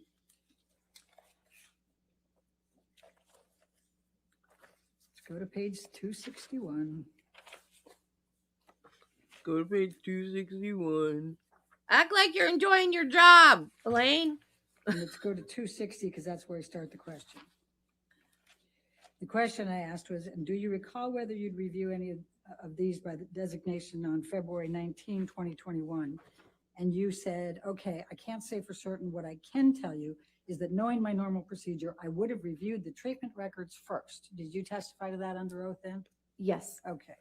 Now, before we start getting into the ones that you testified about, I just want to be really clear about Mike, Elaine. you actually have as an opinion with respect to the borderline personality disorder and the histrionics. You didn't diagnose, you didn't actually have a DSM-5 diagnosis that Amber Heard suffers from either borderline personality disorder or histrionic personality disorder, correct? that's not correct. In fact, your report says Ms. Heard demonstrates psychological symptoms of a combined borderline and histrionic personality disorder. Would you agree? Yes, I did say that in also what designation was that? I believe January 18th, that report was included? Yes, Okay. And that's what you said at that time, correct? yes. Okay. I said a little bit more than that as well. You said, and I'll read it, I'll quote it, quote, based on the combined results of my interview with Ms. Heard, behavioral observations, psychometric test data, and review of the available records, Ms. Heard demonstrates psychological symptoms of a combined borderline and histrionic personality disorder. That's a BHPD. That is what you wrote in your report as one of your conclusions, correct? And that's a DSM-5 diagnosis. Well, And it plug did it not in. say that you were diagnosing Don't with a leave us. DSM-5 for borderline personality disorder or histrionic No. personality disorder, did it? Don't leave us. That's what it says in different semantics. Oh, so what you meant to say. It did not use the words you just said. Muffin Gate. I love it. That you said that you reviewed, but I'm going to start with Rocky Pennington. Your testimony was that out of the blue, Amber hit Rocky Pennington, correct? Yeah. I can't remember exactly what I said, but I did reference Ms. Pennington's deposition that Ms. Heard struck Ms. Pennington in the face. In Yes. fact, Ms. Pennington testified that she hit Ms. Heard. And in response to that, she can't recall, but Ms. Heard either pushed or slapped her, correct? I don't recall. That's a pretty important distinction, don't you think? My recollection is that there was some sort of violence both ways in the relationship. Either way, it seemed that both of them might have been unstable. now I'm we- only evaluating Ms. Heard. So now we have an evaluation of Rocky Pennington? No, from- I just said, but that was not relevant to my opinion because I'm only evaluating Ms. Heard. But you testified to that on direct that that was a factor, right? Yes, Okay. Well, wouldn't it make a big difference if Amber struck first or just responded back? given the dynamic, not necessarily. No, it would not have. So now you're an expert on Rocky Pennington and her dynamics with Amber Heard. Hey, draw. argumentative. Okay, so now let's talk about. Don't be rude. Dr. Cowan, you not only reviewed his treatment records and his text messages and documents, but you also attended his deposition, did you not? Yes, Okay. And do you recall Dr. Cowan testifying that Amber told him about Depp physically abusing her contemporaneous with the events? I don't recall specifically his words, but I remember him recalling that she had disclosed abuse in their treatment, yes. And do you recall Dr. Cowan testifying that he received a text message contemporaneous that Johnny did a number on me tonight. I'm safe in my support tonight, but I need some real help. Do you She's remember setting him up. testifying to that? I don't remember the testimony, but I do remember seeing that text message as one of the exhibits. And do you remember Dr. Cowan testifying that on another occasion, Amber sent him a text, Johnny beat me up pretty good last night, end of quote. Again, I Not in this Constance, she can rely on it. She testified. Thank you. Thank you, Your Honor. I didn't need to argue that hard, I guess. Do you recall that? Again, I don't recall the testimony, but I do remember that being an exhibit. I've seen it.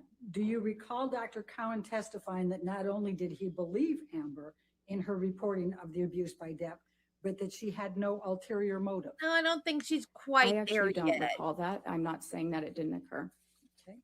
Do you recall Dr. Cowan testifying that he believed the relationship was toxic and he was concerned for Amber's physical well-being? I do recall him saying that he believed the relationship was toxic. And you don't recall I do Dr. not. Cowan saying that he was concerned for Amber's physical well-being? I don't remember those exact words. Do you recall Dr. Cowan testifying in that deposition that you were present for, referring to Mr. Depp, quote, his controlling nature, jealousy and suspiciousness, addiction to drugs and alcohol, and violent and indulgent temper? Do you recall him using those terms? Hey, I got a question for I you, remember Elaine. thinking that would be an inappropriate impression for a treating provider of a different person. I got a question for Elaine.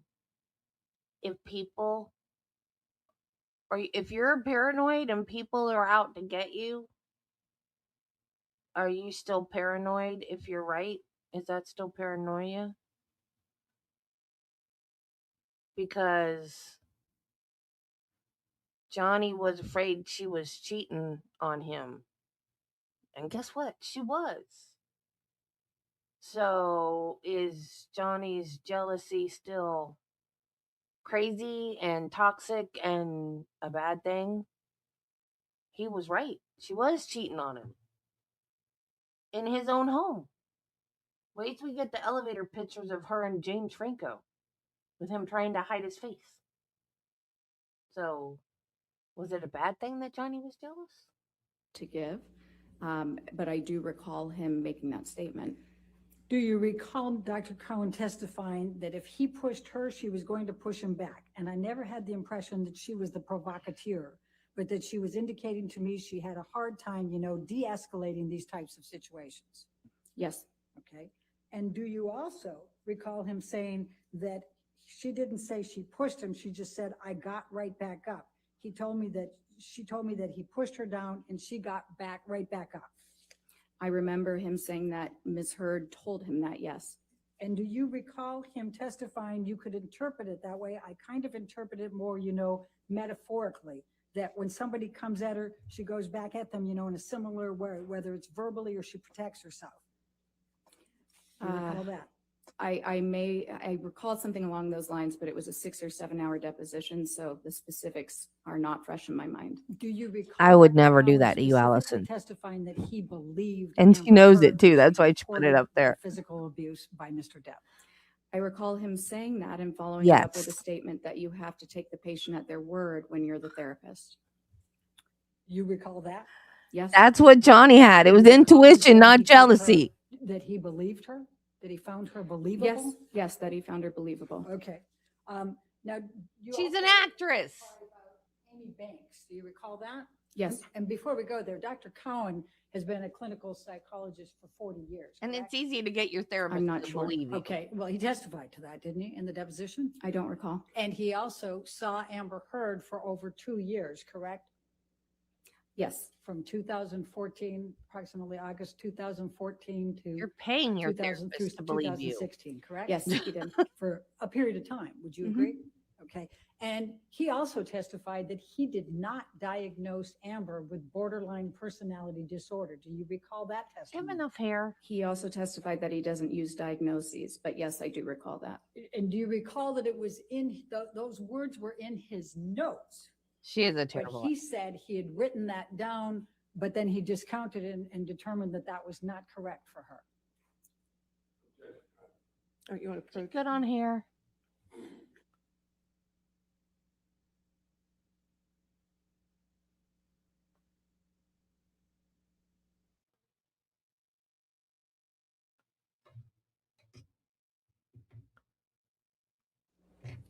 Swedish chef people. All right, now let's jump to Amy. Good on Banks. hair.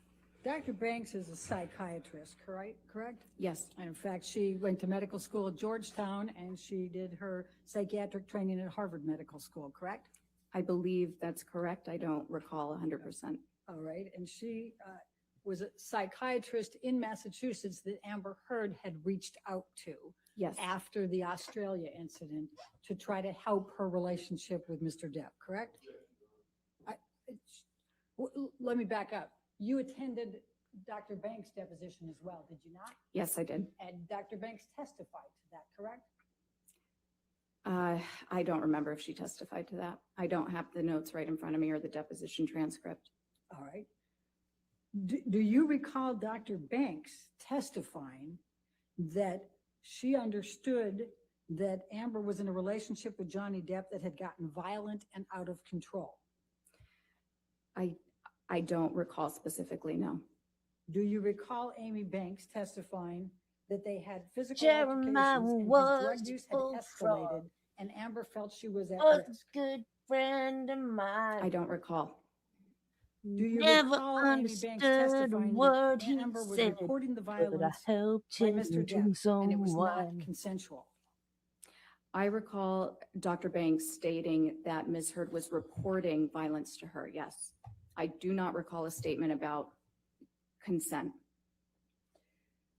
Do you recall Dr. Banks testifying that there was discussion about Mr. Depp cutting off his finger, and she said only that it was a middle of one of these very kind of out of control escalated fights, and that did make a fairly big impact on me. Joy to you and I remember something like that. All right. And do you recall Dr. Banks saying it was a whole other level? As I remember, it told to me he actually cut off a part of his finger during one of these altercations, meaning to me, the way I digested that, if you will, was that Oh, things had cool. gotten particularly out of control. I do not recall that exact statement. I'm not saying it didn't occur. I just can't recall it. All right. And you recall that Mr. Depp was in sessions with Ms. Heard with Dr. Banks, correct? Yes, my Okay. understanding, however, is that they met with Dr. Banks and then it was primarily Ms. Heard meeting with Dr. Banks for treatment after prescriptions and therapy. All right. And do you recall Dr. Banks saying that she was not surprised that Amber was seeking a restraining order because of the violence that she knew existed in the relationship? I do recall that, and it would be impossible to know that violence exists as a treating therapist or as a psychologist. Again, we're not investigators. However, I do recall that she said that because I remember having that thought. And do you recall Amy, and she's a psychiatrist, right? Psychiatrist. Okay. And do you recall Amy Banks saying that it was clear to her that Mr. Depp was the one who initiated the violence? I don't recall that. All right. Do you recall that Dr. Banks said that she knew for certain that Mr. Depp was the one who had committed the violence because Ms. Heard reported it in the presence of Mr. Depp and he did not contradict? I do not recall that. Okay. And do you recall that Dr. Banks ultimately concluded that it was her belief that Amber was a victim of domestic violence at the hands of Mr. Depp? Here, you want to approach this? Well, it doesn't matter what another health professional decided. It matters what she decided when she's testifying. Oh my God. I don't want to see anybody that bad.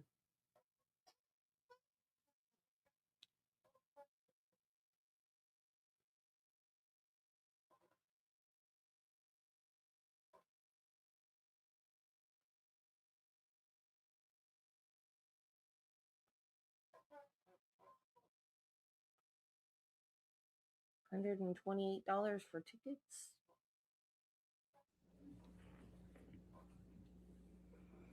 And what was your answer to that last one? I'm sorry.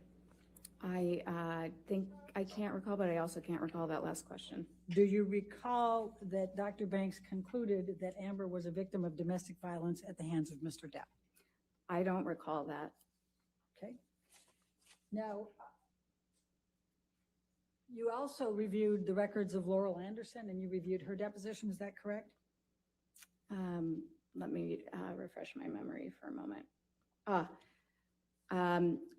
I reviewed Dr. Anderson's deposition, yes. Okay. And do you recall that she reported that Amber Heard had reported physical violence by Mr. Depp to her? I recall that she said that Ms. Heard had reported that, yes. Okay. And do you recall that she said that it changed over time? I don't recall that specifically. Okay. And do you recall Dr. Anderson saying that she had witnessed her face being bruised after the December 15, 2015 incident? I don't recall that. You don't recall that, okay.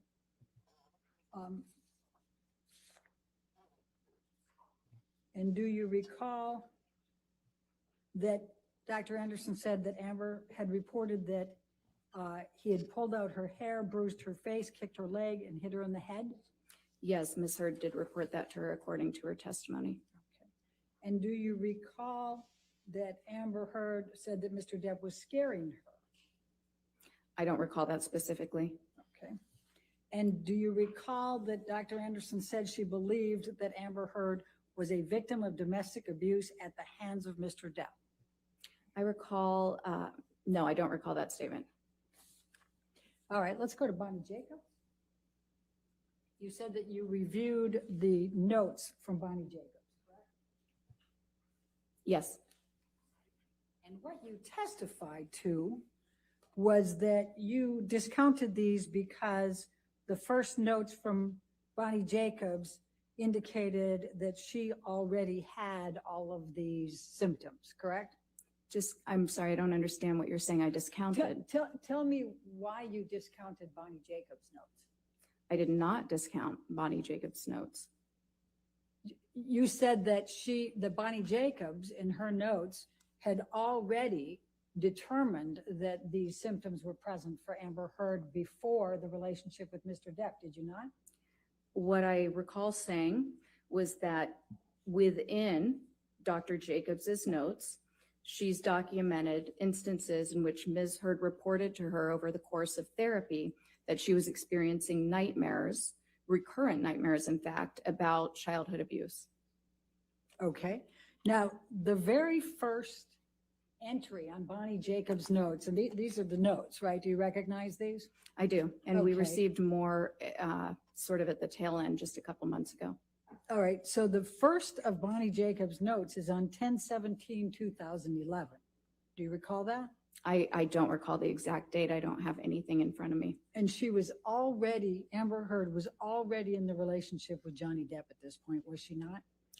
I believe she was, yes. Okay. And in Bonnie Jacobs' notes, she documents, However, go ahead. she documents multiple occasions that Amber Heard reports to her physical violence upon her by Mr. Depp, does she not? There are several notes that indicate that Ms. Heard has reported violence by Mr. Depp, yes. Many, correct? I wouldn't qualify it as many. I'm not sure what you mean by many. How many would you say? I don't know. I don't have the notes in front of me. Okay, well, what do you recall in deciding to make your opinions in this case? Well, I'm confused about the dates because I know that Dr. Jacobs treated Ms. Heard even while she was in her prior relationship, leaving her prior relationship with her last wife. Dr. Curry, I'm not going to ask you to try to bring in extraneous things. I'm asking you what you recall of these But notes. the dates would have been different based on that alone. Okay, And I recall that there was quite a bit of information because these were copious notes spanning back in time from her relationship with Tasha. so Dr. Curry, please answer my question. How many occasions do you recall I don't know. Dr. Jacobs documenting Amber reporting physical abuse? I don't know.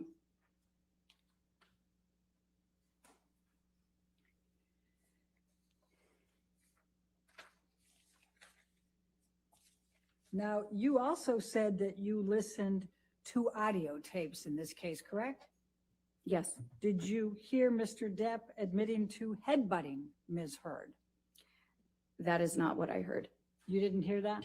I heard a conversation about headbutting. I did not hear him, as you said, admit to headbutting Ms. Heard. Okay, that's your characterization of it, correct? Yes, Okay. Did you see the videotape of Mr. Depp in the kitchen? yes. Okay, did Ms. Heard imagine that or create that, or was she responsible for that somehow? I'll sustain the objection. Next question. Okay. What, if any, impact did that have on your opinions watching Mr. Depp in that video? I'm not sure it was one of many pieces of the exhibits and other collateral data that I considered. I'm not sure what the direct impact was or if that could be measured. All right. Now, counsel asked you whether you had conducted any type of examination on Mr. Depp, and I believe your answer was no, correct? No, You did not review any medical records or psychological records from Mr. Depp either, did you? I reviewed all of the records that were available. Do you recall reviewing medical and psychological records on Mr. Depp? Yes, Do you recall Dr. Blaustein referring to Mr. Depp having rage? no, I actually recall him referring to Ms. Heard in that note. Your testimony is that Dr. Blaustein was referring to Amber Heard as having rage? I transcribed several of the notes and I may be missing a time when I said that about Mr. Depp. The handwriting was very difficult to transcribe, but there was one instance in which I recall transcribing him stating that Mr. Depp reported that Ms. Heard had rage. Dr. Blaustein's deposition was taken, was it not? I don't recall. Do you recall, so I take it then you don't recall him testifying that Mr. Depp told him he had rage and demons? I don't recall. Do you recall Dr. Blaustein testifying that Mr. Depp looked at his wife Amber like his mother or his sister that he didn't like? I haven't seen his deposition. I don't recall that. Okay. Now, did you see and do you know whether Mr. Depp has ever been diagnosed with any personality disorders? That's not relevant to my task to conduct an evaluation of Ms. Heard. So would it I be- do not know that he has had one. It was not in the records that he did. All right. So one way or the other, you don't know whether Mr. Depp suffers from any personality disorders. That's not my task. Okay. Let me go to IPV perpetrators. Would you agree that accusations of infidelity can be considered one of the characteristics of a personality perpetrator of IPV? It can be a characteristic of a lot of things. It is something that can be weaponized if somebody is trying to or is having rage toward their partner. Let's go to page 270.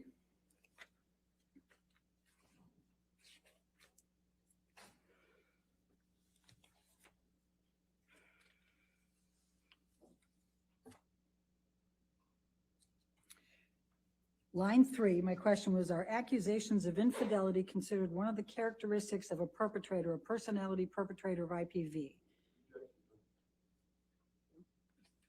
The objection. The question is vague and ultimately ambiguous. I don't understand the objection. I'll overrule the objection.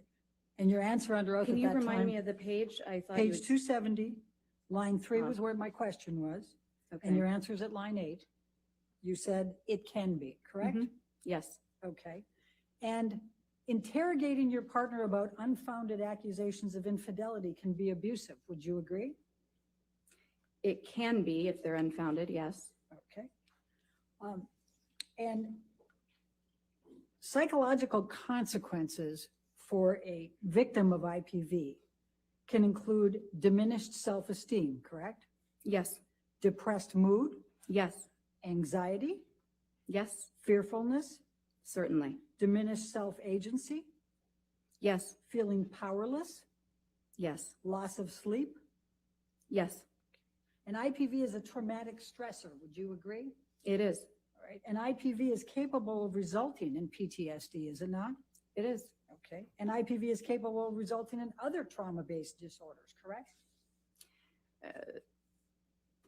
Yes, Okay. Now, Amber's medical examination, she was cooperative, correct? her psychological, yes, she was cooperative and polite. And in the 2 full days of examination, you felt she was polite and answered all your questions, except in one instance where she furrowed her brow when you were asking about friendships in high school, correct? That's not correct. All right, let's go to page 275.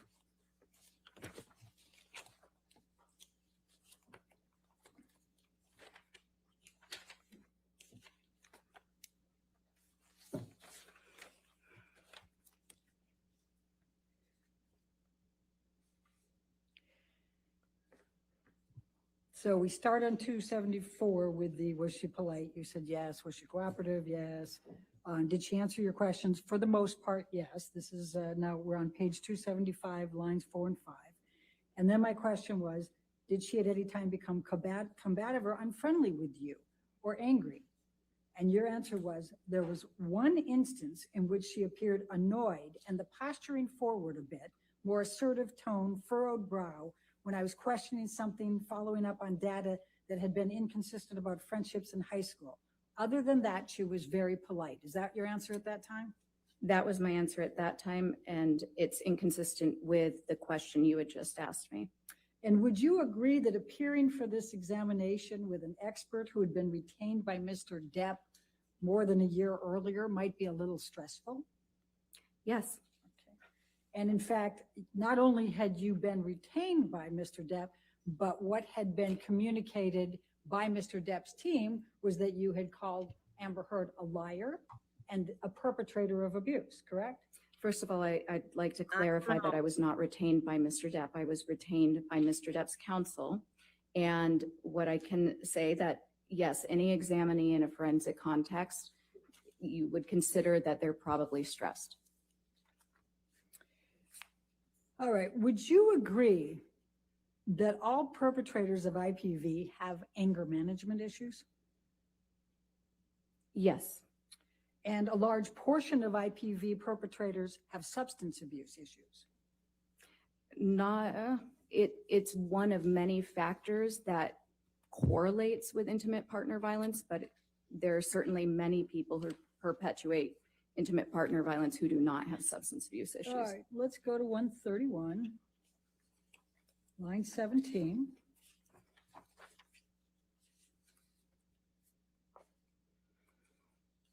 $131, you said? Yes, line 12 is what I have here.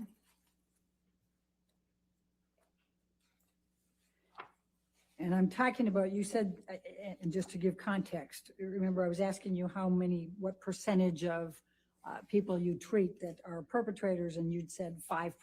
Do you recall that, just for substance?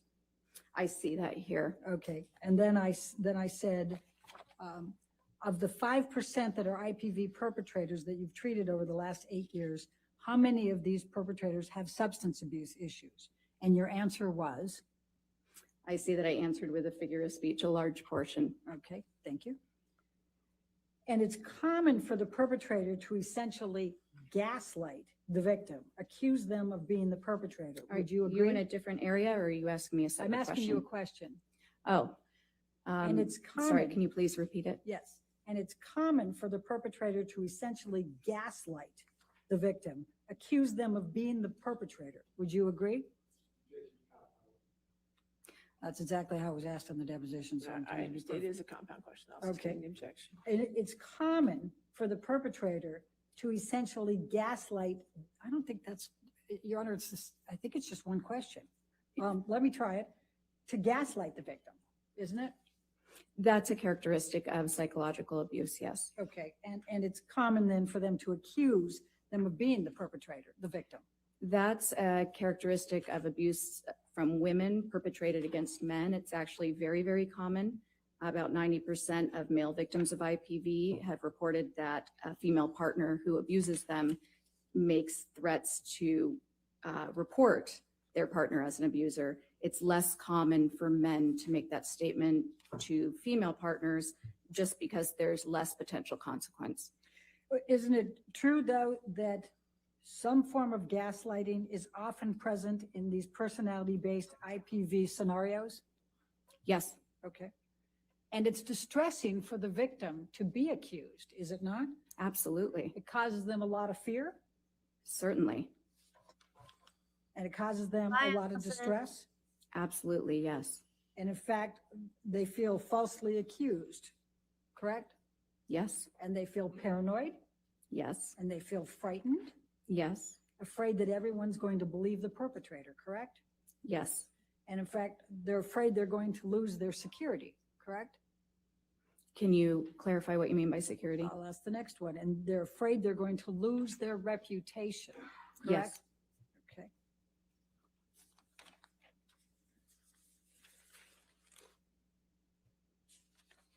Now let's talk about the testing for a moment. You talked about the MMPI-2, but that's not the most recent MMPI, is it?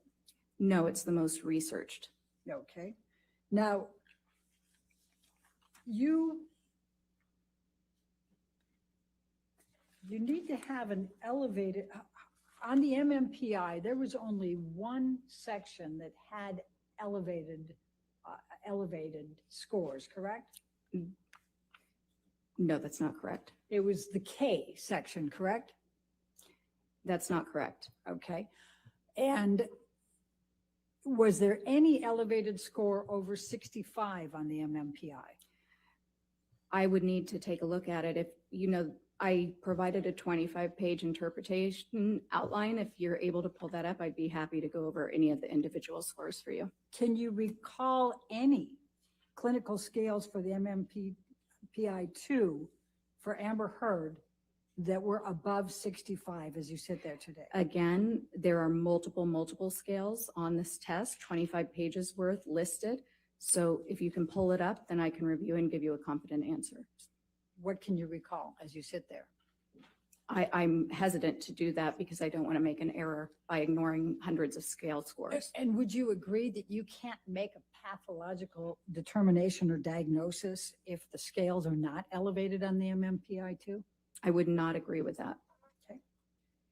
Now, one of the answers that Amber gave is that it's hard for her to feel safe, correct? Are you talking about the MMPI-2? Yes. Again, I don't recall. There are 567 items on that. I would need to see her results. Well, it's a common trauma symptom, isn't it, to not feel safe? Sure. And safety concerns are common among women who have been victimized, correct? Women and men, yes. Okay, and common especially for sexually victimized people. Would you agree? Any type of victimization, yes. Okay, and hard to trust. That's a common after effect of interpersonal violence related trauma, correct? Sure.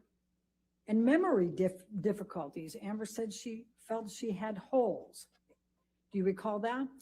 I do. And her account was different than typical memory difficulties with trauma. It is common for individuals who have experienced trauma. And it's actually to not have- common. No, it's a symptom, but it's the least common. In fact, A DSM-5 diagnosis for PTSD includes a, quote, inability to remember an important aspect of the traumatic event, end of quote. Am I correct? Yes, Okay. And memory difficulties are a symptom of PTSD, correct? certain types of memory difficulties, yes. Okay. Now, do you recall when Amber says the first incident of abuse took place?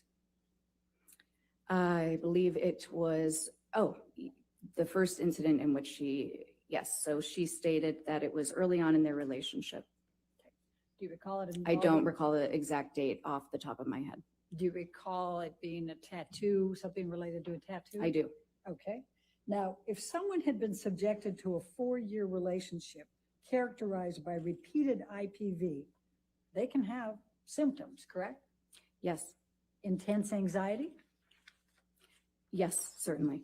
depressed or irritable states, Actually, it's not so much states. When you're looking at a real trauma reaction, it's pretty persistent. It's less of these transient states. intimate problems, Yes, relationship difficulties. yes, And these are symptoms you're also attributing to the personality disorder, correct? yes, there are some key differences. Okay. Now let's talk for a moment specifically about a couple of the profiles on the MMPI. This is not an exaggerated profile for her, is it? No, actually, that was something unique. When she completed objective broadband measures where the questions, you don't know what the questions are getting at, they seem completely random. She raised scores that indicated that she was trying to minimize any mental issues and appear completely free of pathology. When she took tests that asked questions that were specific to trauma, that's when you'd see these extreme exaggerations. All right, let's go to page 337.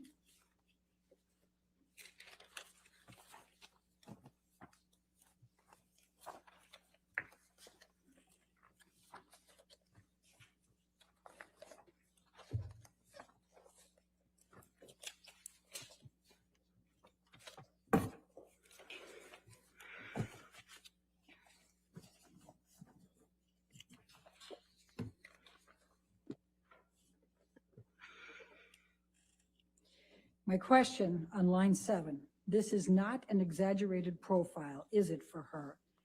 And your answer under oath at that time was no, it is not an exaggerated profile. Do you see that? Yes, we're That's what talking you about the testified- MMPI here. You Yes, testified under oath at that time, correct? yes, that's Okay. correct. Now, the profile is also not consistent with malingering, Dang, correct? Jill. The MMPI-2 profile. I just it's had a muffin specific in a to how cup. She approached made this the whole test, thing. And you're correct. For this test, it was a defensive profile, not an exaggerated profile. So my question on line 10 was, this is not a profile consistent with malingering, correct? And your answer under oath at that time was correct. On this test, it is not consistent with malingering, period, right? Yes. That was your full answer. Okay. Now, is it your testimony under oath today that you have not been asked to testify concerning Ms. Heard's behavior in the context of her relationship with Mr. Depp, including any abuse? That's correct. Okay. And you have not made any determinations, including any of opinions that Ms. Heard abused Mr. Depp or Mr. Depp abused Ms. Heard, correct? Correct. That's outside of the scope of psychology. Okay. And you cannot testify whether Amber Heard suffered any emotional distress as a result of any of the defamatory comments that she has alleged Mr. Waldman made. Okay, Carla, I to know Mr. the feeling. Mr. Mine's Depp the made to same Mr. thing. Waldman, correct? What I can testify is that there was no indication of a decline in psychological functioning showing any injury since she's been with Mr. Depp. You cannot testify one way or the other on that, correct? Your Honor, may we approach? She just testified that she could. Good Lord, woman.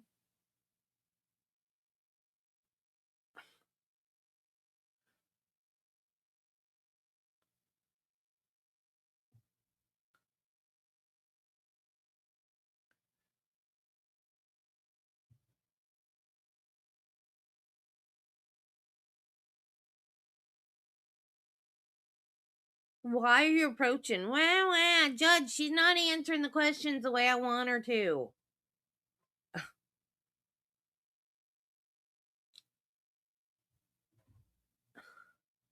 Elaine, this isn't a game where you can complain and get your own way. This is real life. She's a real doctor.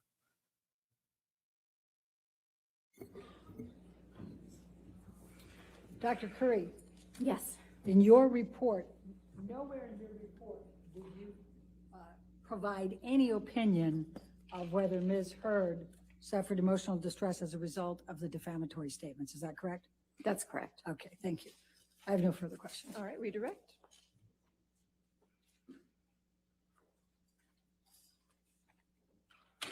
Dr. Kerr, you were just asked a question about malingering Yes. and made reference to the MMPI-2. Is there another test that you did to make a determination with respect to malingering? Yes. So malingering is a term that most psychologists, we try to be careful of it because it indicates an intent for secondary gain. I prefer feigning, which you had brought up earlier, because it indicates that somebody is intentionally exaggerating, but I don't know necessarily why. So I think that's a more accurate term in general. On the MMPI-2, yes, there was no exaggerated profile. I also gave her the CAPS-5. I don't know if you'll remember, but that is the clinician-administered PTSD scale consistent with the DSM-5. And on that, there were signs of gross exaggeration.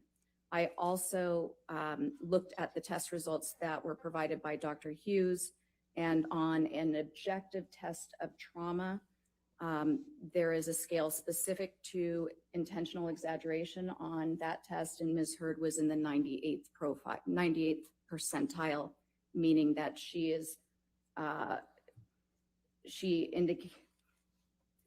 had engaged in extreme levels of exaggeration. Thank you.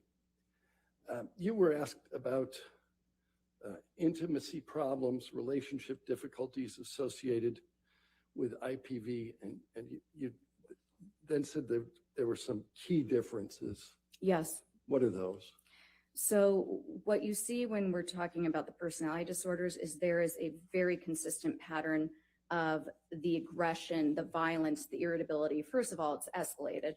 But second of all, it occurs when there is either, for the borderline component, a threat of abandonment, a perceived slight, feeling like the person is about to leave you, about to walk away to get some space from an argument. It also occurs to a more mild extent, but when there's a loss of attention and a need to manipulate to try to get that attention back. But it's not, when somebody has PTSD, that irritability is sort of at a low constant level, or it's completely random. For instance, you might have a Vietnam vet who went straight to bars for a period to get into fights with the hope that he would kill somebody and just self-destruct. So it's a very different type of presentation. IPV, it might be more irritability, but that's actually less of a symptom for female IPV victims. Usually what you'll see is somatic symptoms, the depression, a lot of fearfulness and anxiety, but typically more complaints about somatic symptoms. Okay. You testified that some of the professionals involved in this case had to take their patient at her word. What did you mean by that? So when you're providing therapy, you're in a very different role than an examiner. When you're the forensic examiner, you're just really looking at data to make a decision. When you're a therapist, you're an advocate for your client's well-being. And in fact, it's considered extremely unethical for a treating provider to ever provide opinion testimony like I'm providing, because it's so well known in our field that you're going to have an automatic bias for your client. It's almost a sense of protection, advocacy, wanting their best, which is why we also know that it's very inappropriate to convey any sort of opinion about whether a crime occurred, whether abuse occurred. We can certainly believe our clients. We can support them in their therapy and take them at their word. But when giving opinions and consultations, we have to be very, very cautious and really only provide the facts. We would state things in terms of, my client did report this. I saw this. Here was our treatment plan. Here was the diagnosis. It's, we're taught, we're trained to stay away from making any sort of opinions, understanding that most of the time and most of Ms. Heard's providers were just treating Ms. Heard. They had never so much as done an initial interview with Mr. Depp and gotten his whole life story or his symptoms or his side of any of it. And they're going to be advocating, and the treatment relationship is about helping your client achieve well-being, not making formal psychological or psychiatric opinions. So you're asked a question about a series of doctors. Dr. Cohen, treating physician? Yes, he was a psychologist. Yeah. Dr. Banks, treating physician? Dr. Banks, yes, treating psychiatrist. Dr. Anderson? Yes, treating psychologist. Every one of them had to take Amber Heard at his word, right? Yes. Oh, overruled. Thank you. No further questions. All right. Is this witness subject? Yes, sorry. Is this witness subject to recall? All right. Since you're subject to recall, Dr. Curry, please do not discuss your testimony with anybody, and please do not watch anything of this trial. Okay. All right. Thank you. Thank you. You can stay there for a moment. Okay. All right, ladies and gentlemen, we'll go ahead and take our afternoon recess for 15 minutes. Do not do any outside research and don't talk to anybody. Okay.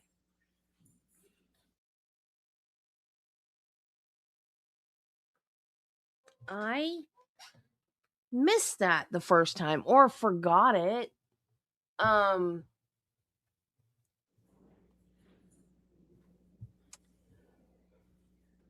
The difference between a forensic psychologist and a treating psychologist. Let's go ahead and take our recess till 3:20. Your next witness is by deposition. Is that correct? We will get you all set up then. Because I've had a few therapists in my life, and the last one that I had was so pro Debbie that I almost thought she wasn't doing a good job. But I guess I was wrong. She did help me. But I like the questions that Dennison asked her at the end. The other ones were treating her, so they had to take her at her word. Whereas Dr. Curry is looking at her forensically. So she gets to look at her and, and think, is she faking it or is she telling me the truth? Yeah, I was thinking the same thing. Why she got so many different treating psychologists? Why'd she keep... Is she like just doctor shopping for the one that tells her that she's perfect? Like, why all the doctors? Yeah. Because this one was hired by Johnny for this trial. But isn't she like still court appointed or court ordered, but Johnny's paying for it? Yeah. Why? Birds eat peanut butter cookies? That's cool. Can birds have chocolate? I know dogs and cats can't.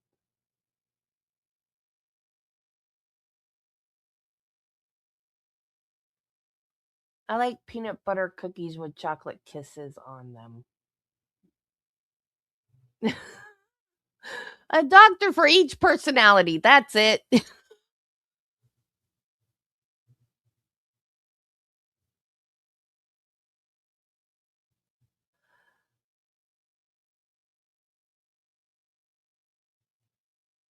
Johnny's just doodling. He don't care.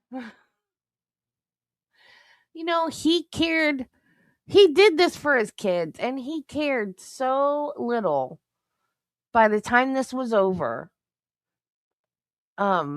Because it had cleared him. Whether he won or not didn't matter to him. He had cleared his name in the public eye, and he had so many fans by the end of this trial standing outside, yelling and waving and holding up signs that said, "We love you, Johnny," and everything. He didn't even show up for the verdict.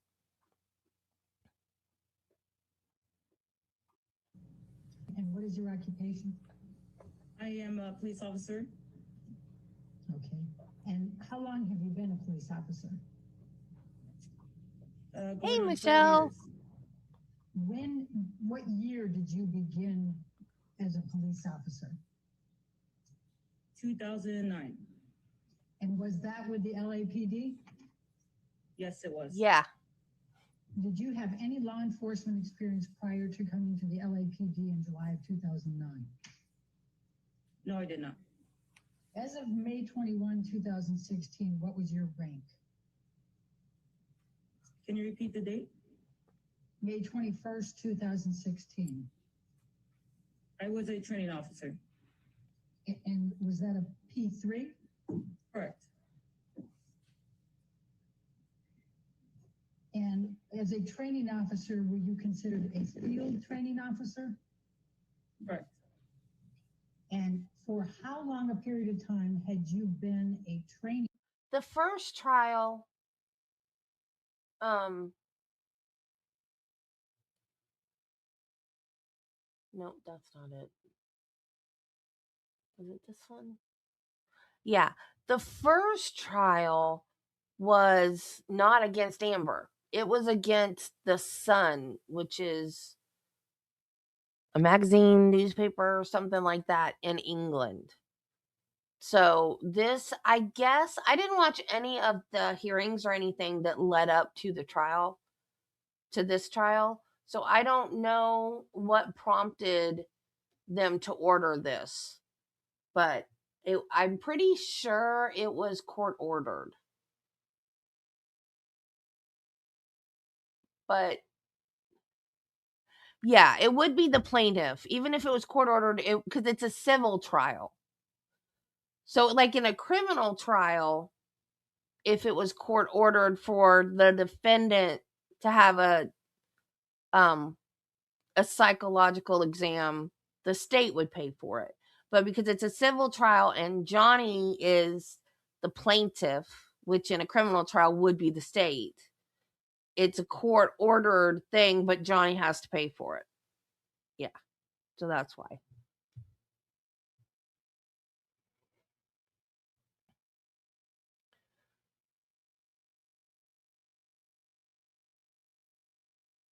I know, like, how are they supposed to remember all this stuff? I mean, I guess presumably you could get a copy of the transcript of your deposition and read it the night before. But what if you misspoke at your deposition? I'm sure it happens. So what we're hearing now, I don't know why we're not seeing it. But oh yeah, Marty, just right before you cook the peanut butter cookies, take a chocolate kiss and just put on top of them. Like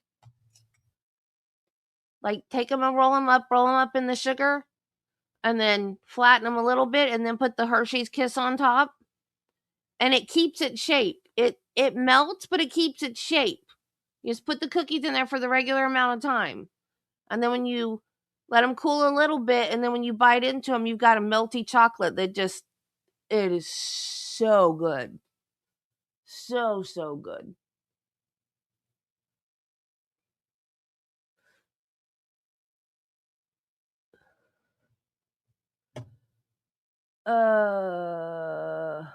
She is not a good actress. Absolutely not a good actress. And she kept trying to cry on the stand. What was I saying? Chocolate and peanut butter was my squirrel. Squirrel!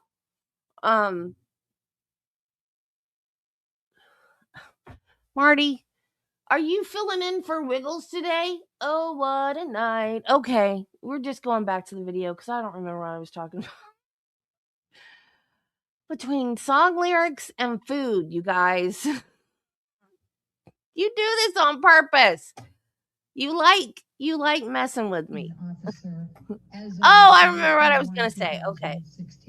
This is supposed, I I don't know why we're not seeing it. I think it's a deposition of peanut butter in oatmeal or peanut butter chips. See? Wiggle. Gosh darn it. I'm going to turn off my chat in a minute. Can't remember what I was talking about. I think this is a deposition from one of the cops that got called the night that he supposedly trashed the apartment, the penthouse, and she called the cops and said that he hit her or whatever. I think that might be who this is. I can't remember if they were by deposition or if they actually came to court. But I don't know why they're not showing it. All we can do is hear, and the sound is awful.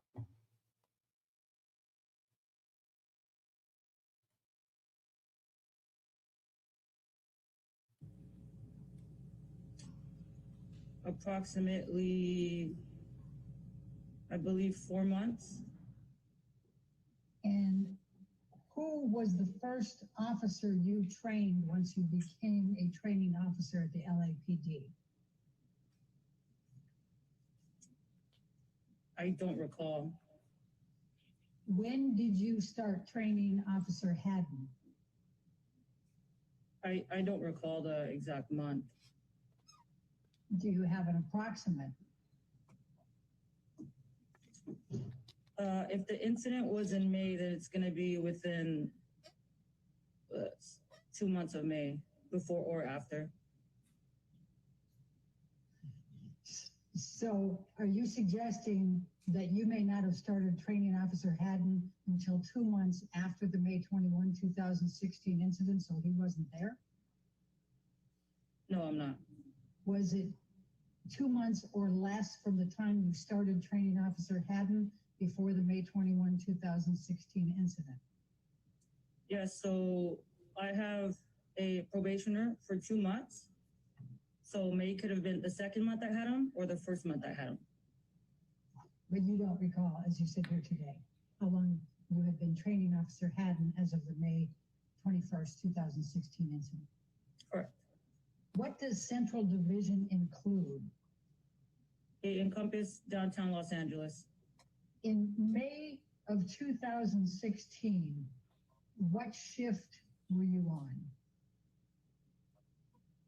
I was working nights. And what would the night shift entail? What was the time from when to when? It is approximately 6:45 p.m. to 6:45 a.m. And how many days a week would you work the shift? Usually 3 days a week. Typically, what was the range of the number of units that were working on your shift in May 2016 in Central Division?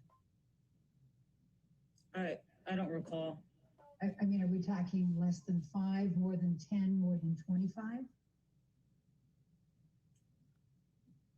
There would be at least 5 units. How high over that, I wouldn't know that. Every night is different. The city pulls from different divisions if there's special events going on. So it's constantly changing. Okay. But it's usually at least 5 and maybe somewhere between 5 and 10 if there's not a special event. Would that be a fair estimate? Correct. What was the process for checking out equipment in May 2016 after roll call?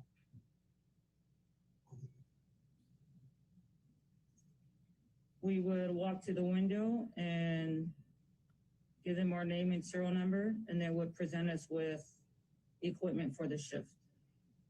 And what equipment were you given in May 2016 after roll call? I don't recall. You don't recall any of the equipment you checked out in May of 2016 after roll call? Never had raisin pie. I don't remember that specific day that I checked out equipment. I can tell you what I typically check out, if that's what you'd like. All right, let's start there. I usually check out a police vehicle, a taser, a less lethal beanbag shotgun, Yeah, it's kind of a buy. and a regular shotgun. Anything else? No, nothing else. Do you check out body worn video equipment? Yes, if you were trained in body worn video, then yes, you would check that out. All right. Were you trained in body worn video equipment? I was not. Have you ever been assigned body worn video equipment? Yes, I have. When? I don't remember the specific date. What is your best estimate?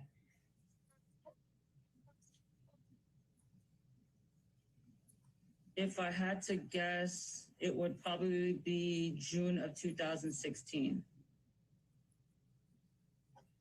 Why do you think it was June of 2016 that you first were assigned body worn video equipment?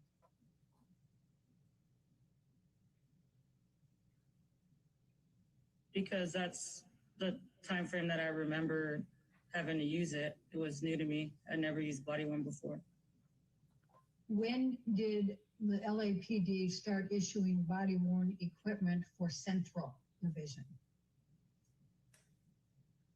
I don't know that date. When approximately? I don't know. I couldn't give you a date. Can you name any other officer that did not have body worn equipment that was on your shift at any time between November 2015 and June 2016, other than you? I cannot. Have you had more than one body worn video equipment? Body worn camera, is that what you're asking? Yes. I have had two. One in Central Division, and now a new one at Southwest Division where I currently am. The camera stays at their respective divisions. While you were at Central Division, did you ever get assigned more than one body worn video camera? Not to my knowledge. So to the best of your knowledge, you had the same body worn video camera throughout the time that you were at Central Division, is that correct? Correct. Do you have a recollection of at any time while you were at Central Division, your body worn video camera not working so you couldn't turn it on during an incident? I do not recall that. What tools were available to you in May of 2016 for investigating calls, answering and investigating calls? Can you specify what you mean by tools? Well, did you have a notebook, for example? Yes, we carry field officers' notebooks. And did you have your own field officer notebook? Yes. Can you describe what your field officer notebook looked like in May of 2016? It's a small, just paper pad that we keep in our pockets to write on. Yeah, it's a notebook, Elaine. And do you carry a pencil or a pen with it so that you can take them out during a call and take notes? I do. No, she writes with her notes. What the do you do fudge? with your notebooks once you have filled them? You can turn them into the kit room and they can store them. Is that what you have done? I have my same officer's field officer's notebook in my locker. Since you started? No, I've had several different ones, but I usually keep them in my locker. So for the field officer's notebook that you had in May of 2016, that would be in your locker? It should be, yes. How many field officer notebooks have you filled since you've been a police officer? Not many, probably less than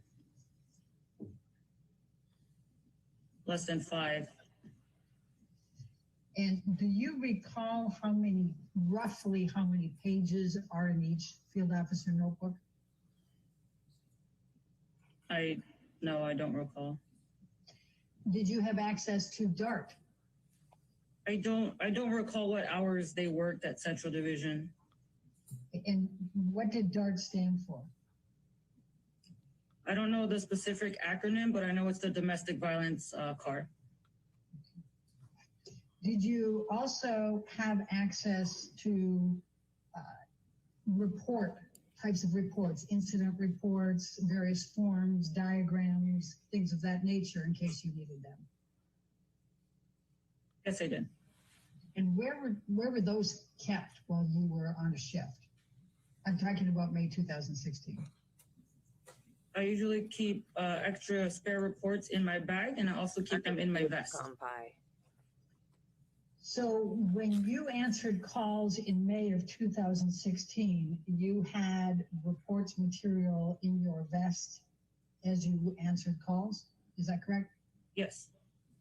It's a deposition exhibit number 14. It's a multiple page document. I'm just asking her if she recognizes this document. Yes, I do. Okay. When is the last time you reviewed this document? About a week ago. All right. And what were the circumstances under which you reviewed this document a week ago? For this testimony. Now, I asked you some questions about the body-worn video. Are you aware of any other officer being assigned your body-worn video under your serial number? I'm not aware. Is there any chance that you could be mistaken about when you were assigned body-worn video? No, there's not. And why do you say that?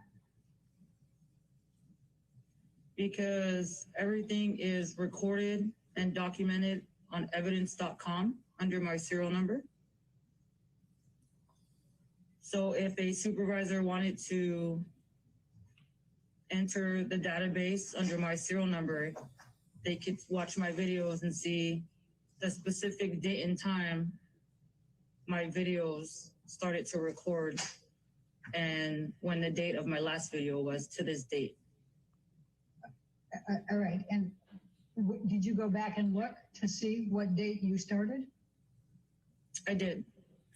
What was the date that you were assigned body-worn video equipment in Central Division?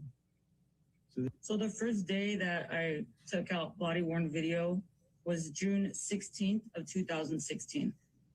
I'm going to show you this second page of what has been marked as deposition exhibit number 1. It has you summoned to attend and give testimony at a deposition and also to produce certain documents. Do you recall this being issued? Yes, I do. And here we go. The documents to be produced. The first of those was all video footage recorded by you relating to any incident at 849 South Broadway, Los Angeles, California, 90014 on May 21, 2016, including all video footage relating to incident number, and it has the number on May 21, 2016. Did you conduct any type of search or any kind of effort to see if you had any video footage on May 21, 2016 relating to this incident? The answer is no. I'm going to ask you, did anyone at the LAPD at any point, supervisors, watch commanders, anyone connected with the LAPD, ever ask you whether you had any video footage from the incident of May 21, 2016? No.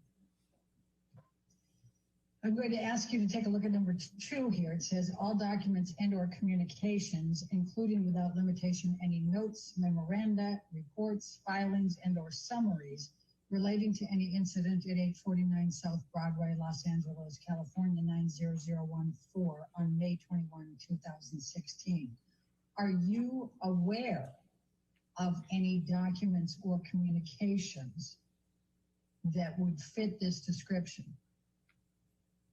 No. Now, Officer Sines, you've had training on domestic violence, correct? Correct. Could you tell me what that consists of? We received training in the police academy.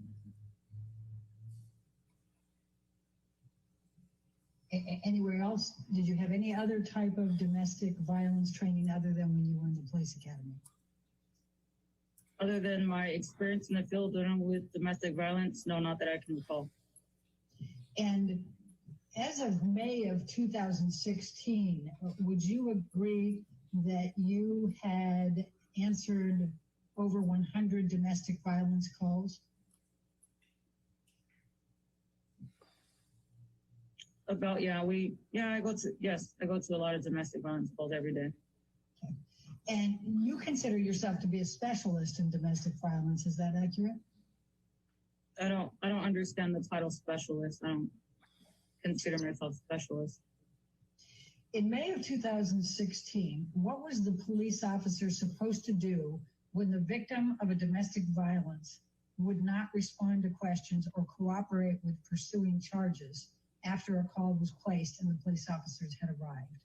If an individual is uncooperative, we are to check the location to make sure that the suspect is in hiding for the safety of the potential victim, and offer a business card if they decide to speak to us later. In May of 2016, was it your understanding that if you saw evidence of injury or property damage in disarray, that you were to file a report even if the victim was not cooperating? Correct. I'm going to show you what is remarked as exhibit number 8. And this is something that was dated November 24, 2018. It's to all department personnel from the Chief of Police Domestic Violence Supplemental Report Form. And it starts out with the Domestic Violence Supplement Report Form, and it has the number of it, has been revised to provide a more concise picture of the history and needs of the victim for the purpose of investigating the crime of domestic violence. Was this a document that you recall receiving at some point? Yes. Okay. And do you understand do you have any understanding of why this was supplemented in November 24, 2014? I do not. I'm going to ask you, officer, to take a look at what has been marked as exhibit number 9, and it's called Los Angeles Police Department Domestic Violence Supplemental Report. Do you recognize this document? Yes. Okay. And what is your understanding of what this document is? It's a Here's supplemental Jill's document muffin, that y'all. we add to a police report for domestic violence. All right. And is this one of the reports that you would carry in your vest when you answered calls? There's Jill's Yes. muffin. I'm going And to ask Jill- you to take a look, if you can, at the. I have those salt and pepper left-hand shakers. column, where it has a number of different categories here, and it has victim shaking, unresponsive, crying, scared, angry, fearful,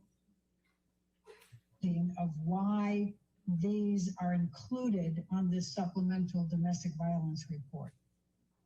So identify somebody's emotional state during an investigation. And this is specifically with respect to I domestic make violence, correct? cheesecake in the Correct. Instant Pot. It Okay, is so and then good. if you can turn over to the crime scene section on the right-hand side, you'll notice that there are some categories that include location vandalized / ransacked, personal property damage, furniture disarray, broken. What is your understanding of why those categories are included in there for making notations for domestic violence supplemental report?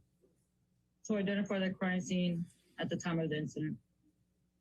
Okay. And was it your understanding that these items that they have on here may be significant in assisting in determining whether there was in fact domestic violence and improving the case? Correct. And I direct your attention specifically to the evidence section And it indicates witnesses present during domestic violence, statements taken, evidence collected, photos taken on there. What is your understanding of the significance of this collecting this information? It's significant to tell a story about Attention to the what happened at the domestic violence incident. Okay. And then if we can scroll down a little bit further to additional questions, there's a series of those. I didn't even see the placemat. Oh my including, God. Has suspect threatened to kill you? That's Do they adorable. possess firearms? Have they ever attempted to smother, strangle, or suffocate you? And things of that nature. What is your understanding of why you're supposed to ask those questions? Give you a background on the relationship, an idea of what the victim and the suspect have been through. Okay, thank you. Just let me ask you the question, Officer Science. You did not fill out that supplemental report when you responded on May 21, 2016 to the Broadway call, correct, with Amber Heard? Correct, it did not meet criteria. The question I asked was, did you fill out one of those forms? No, I did not. I did not meet criteria. Officer Science, I'm going to ask you to take a look at what has been marked as exhibit number 10, and if I can direct your attention to the top, it says domestic violence standards of review, and it has field notebook divider domestic violence laws, LAPD form number 18.30.02. Are you familiar with that? Yes. It has case preparation. It says, note the complainant's emotional and physical condition. Do you see that? Yes, I do. And then ensure all evidence is gathered and preserved, e.g. bloodied clothing, damaged phones, property. You see that? Yes, I do. And it also says ensure photographs are taken of injuries or lack of injury to complainant and accused, and then suggest both a day or two after. What is your understanding of the reasons for collecting this evidence? Because these are fruits of a crime. I'm sorry, I didn't. Because these are fruits of a crime. If there's a crime, this is important to prove that a crime was committed. And what do you mean by fruits of a crime? If we're talking domestic violence, the location would be evidence. So if there's, a house is ransacked, then that should be noted in the report. That would be considered evidence. All right, then we're going to go to the second page here, and it has ensure photographs are taken of scene and damaged property, e.g. broken furniture, holes in wall, damaged phones, phone card, evidence of alcohol consumption, general disarray. Do you see that? Yes, I do. And what is your understanding of why that would be important? Same thing, proof of a crime. Okay. And then it also says canvass location and interview all witnesses, including children, fresh complaint witnesses, neighbors, and local law enforcement. Do you see that? Yes, I do. And what would be the reason for canvassing the location and interviewing all witnesses? That would be further evidence. All right. And what is your understanding of what fresh complaint means? I couldn't tell you. Okay. And then if we go down a little bit further, it also has complainant questions, and it has questions such as length and nature of relationship, but also prior incidents of domestic violence reported and unreported, and what form of violence or abuse has taken. Do you see that? Yes, I do. And what is your understanding of why that would be important? Because it gives us an idea and background of the relationship. Okay. And then we go to the next page, and we have a little bit more here. We have the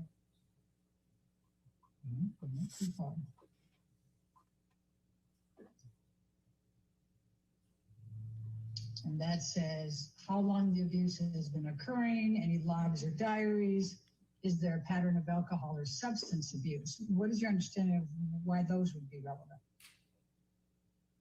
Again, because it gives us background on what we're dealing with, what type of relationship this is. And may help with the proof of the crime? Correct. Okay. And then we have identify the person who first saw the complainant after the incident. And it says in parentheses, fresh complaint witness. So I'm kind of guessing that must be the definition. But why would it be important to interview or identify the person who first saw the complainant after the incident? They probably have the best recollection. Okay. And also has identified the person with whom the complainant first spoke about the incident, fresh complaint witness. What is your understanding of why that would be important? Same thing, the best recollection. Okay. And then we have what have neighbors seen or heard. Why would that be important? Because it would prove to us that there was an incident if there was other people with the same story as the victim. Okay. And then we also have, did witness observe how physical injury occurred? Why would that be important? Because that would tell us that there was a crime, that somebody got injured. Okay. And then we have statements by the complainant and or accused after the incident. Why would that be important? Because we're getting our story from the complainant, so what they say is everything with the crime. All right, let's look at 12 for a moment. This is exhibit number 12. It's Office of the Chief of Police, April 9, 2002. And it's a domestic violence victims memo. And it says, purpose, the department is legislatively mandated to provide specific information to victims of domestic violence crimes. And then they go in to describe that. What is your understanding of... Hey, John. Well, let me go a little bit further because I'm going to try to move through this a little bit quicker.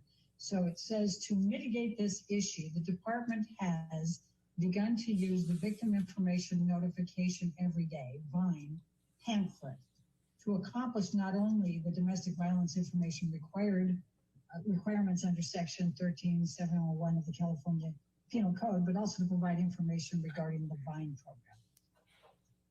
Did you have a copy of that pamphlet? Was that something that was given to you? Yes. Okay. And was that something that you typically provided then, as it says you should, to victims of domestic violence? Yes. What is your understanding of why you were to provide the pamphlet? You understand the question? Yes, because it gives resources to the victims, domestic violent resources, like shelters and phone numbers to provide help. I'm going to show you what has been marked as exhibit number 11. Do you recognize this document? Yes, I do. This is the VINE. Okay, when you say VINE, is this the pamphlet that was being referred to? Okay. And it's your understanding that you were supposed to be giving that pamphlet to victims of domestic violence on calls, is that correct? Correct. Did you provide a copy of this pamphlet to Amber Heard? I did not identify her as a victim of domestic violence. Is that the sole reason why you did not give that to Amber Heard? Yes, we want to give them to victims of domestic violence. I'm going to ask you to take a... At this point, Your Honor, Ms. Heard's counsel is asking to move into evidence and publish to the jury Defendant's Exhibit 730, and Mr. Depp has no objection. All right, 7:30 in evidence, and can be published.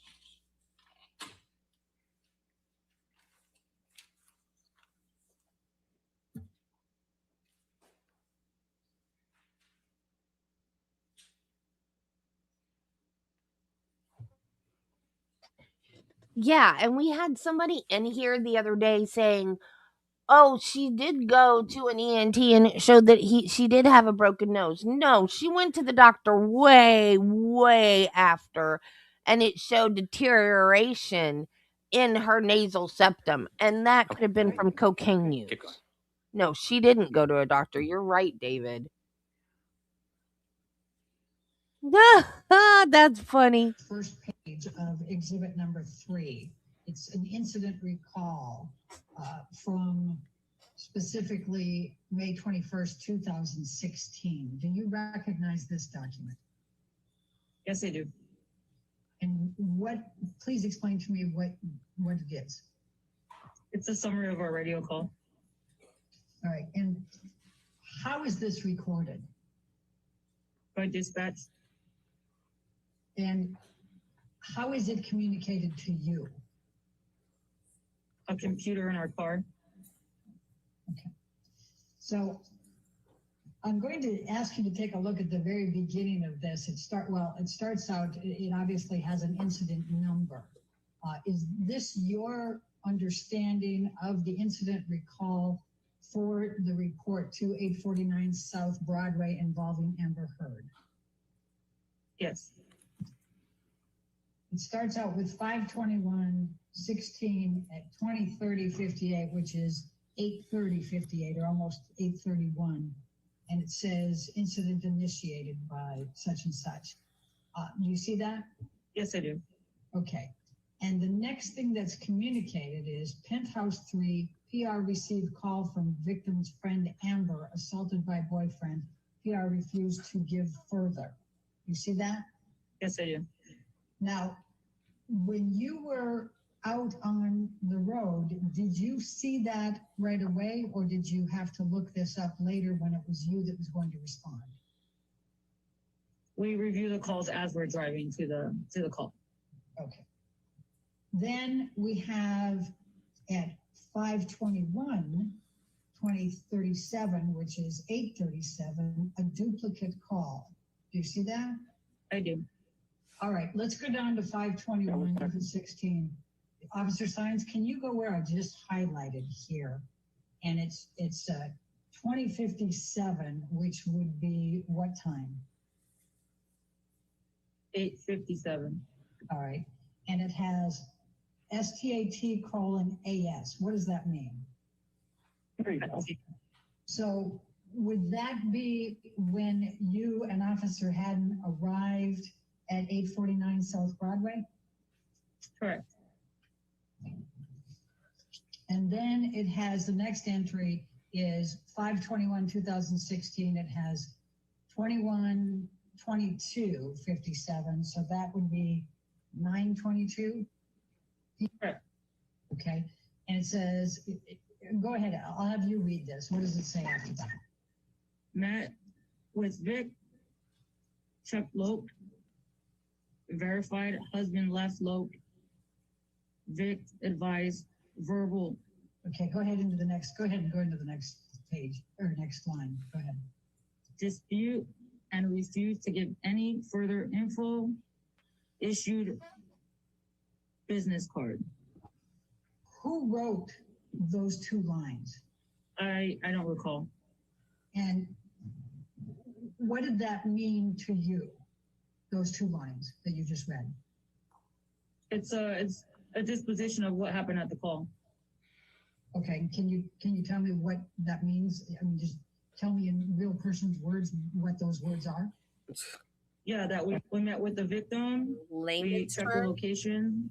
Be professional. The husband wasn't there. Lawyer, for crying out loud. And that the victim advised us that she just had an argument and that she wasn't going to give us any further information. And because we didn't identify a crime, we issued her a business card letting her know that she could reach out to us later if she changed her mind and wanted to cooperate. Okay.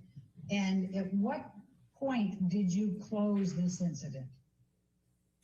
Whatever it says on the screen, let's see, 9/22/57. Okay. And what did incident closed mean?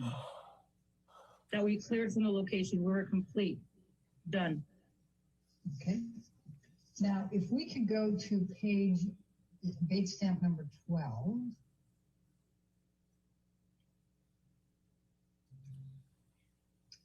And do you recognize this document? I do. It's a summary of all of our calls from that day. All right. And I believe you testified earlier that you reviewed this document in preparation for this deposition. Is that correct? Yes, I did. Correct. Okay. And if we can go down to right here. That's 9:22, correct, at the end of that? Right. All right. And it says 242D domestic violence. What is that? It's a code for domestic violence. And what does the 242D mean? That's battery. Officer Science, when we broke before the lunch break, I had just asked you about whether you had believed that you were at the penthouse on May 21st, 2016, for 30 to 60 minutes. Do you recall me asking that? Yes, I do. And do you recall testifying that that's what you thought was the time that you and Officer Haddon spent at the penthouse on May 21st, 2016? Yes, I recall. Okay. And in fact, it was significantly less, correct? Correct. Okay. And in fact, it was, you entered from the elevator at 9:04 p.m. and went back into the elevator at 9:19, a total of 15 total minutes, correct? Correct. Okay. And we've seen the video clips of you getting on the elevator and getting off, and that's where those timestamps come from. Now, once you got off the elevator at 9:04 p.m., the first thing you did was listen for some noise, correct? Correct. All right. And then you went around and checked out the outdoor courtyard to see if anyone was outside. Do you recall that? Yes, I do. And you saw that there was a woman in the gym who was not related to the incident. Do you recall that? Correct. How did you know the woman was not related to the incident? Because she seemed unfazed. She was just working out. Did you speak with her? No, I didn't. Do you recall what she looked like? I don't. Now, did you take any notes during the entire 15 minutes from when you got off the elevator till when you got back on the elevator? I did not. Did Officer Haddon, to your knowledge? Not to my knowledge, no. Okay. Did you take pictures or record anything? I did not. So after you saw the woman in the gym and looked at the perimeter, you went back to the hallway and you met with what you called a white male who was generic. Do you recall using that term? They asked me to describe him, yes. And you said generic, correct? And what do you mean by generic? He didn't have any identifying, I don't know, nothing that I could remember. I just remember a male white, nothing out of the ordinary. What color was his hair? I don't even remember now. Did he have facial hair, a beard, or a mustache?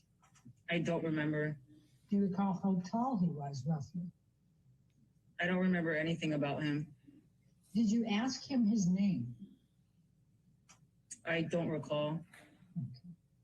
Now, the generic white male talked with you. Do you recall that? Yes, I do.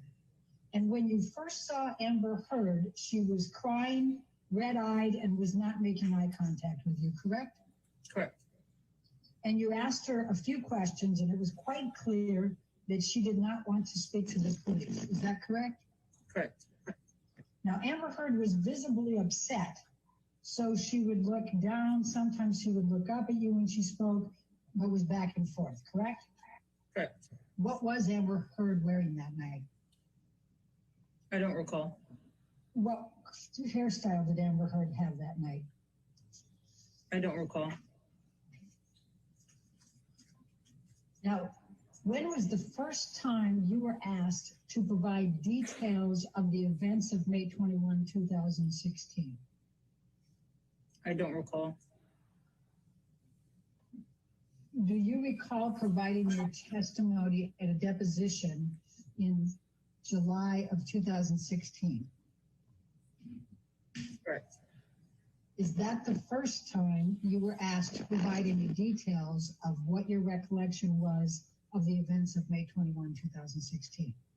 Correct. Okay. And that was roughly 2 months later, is that correct? Correct.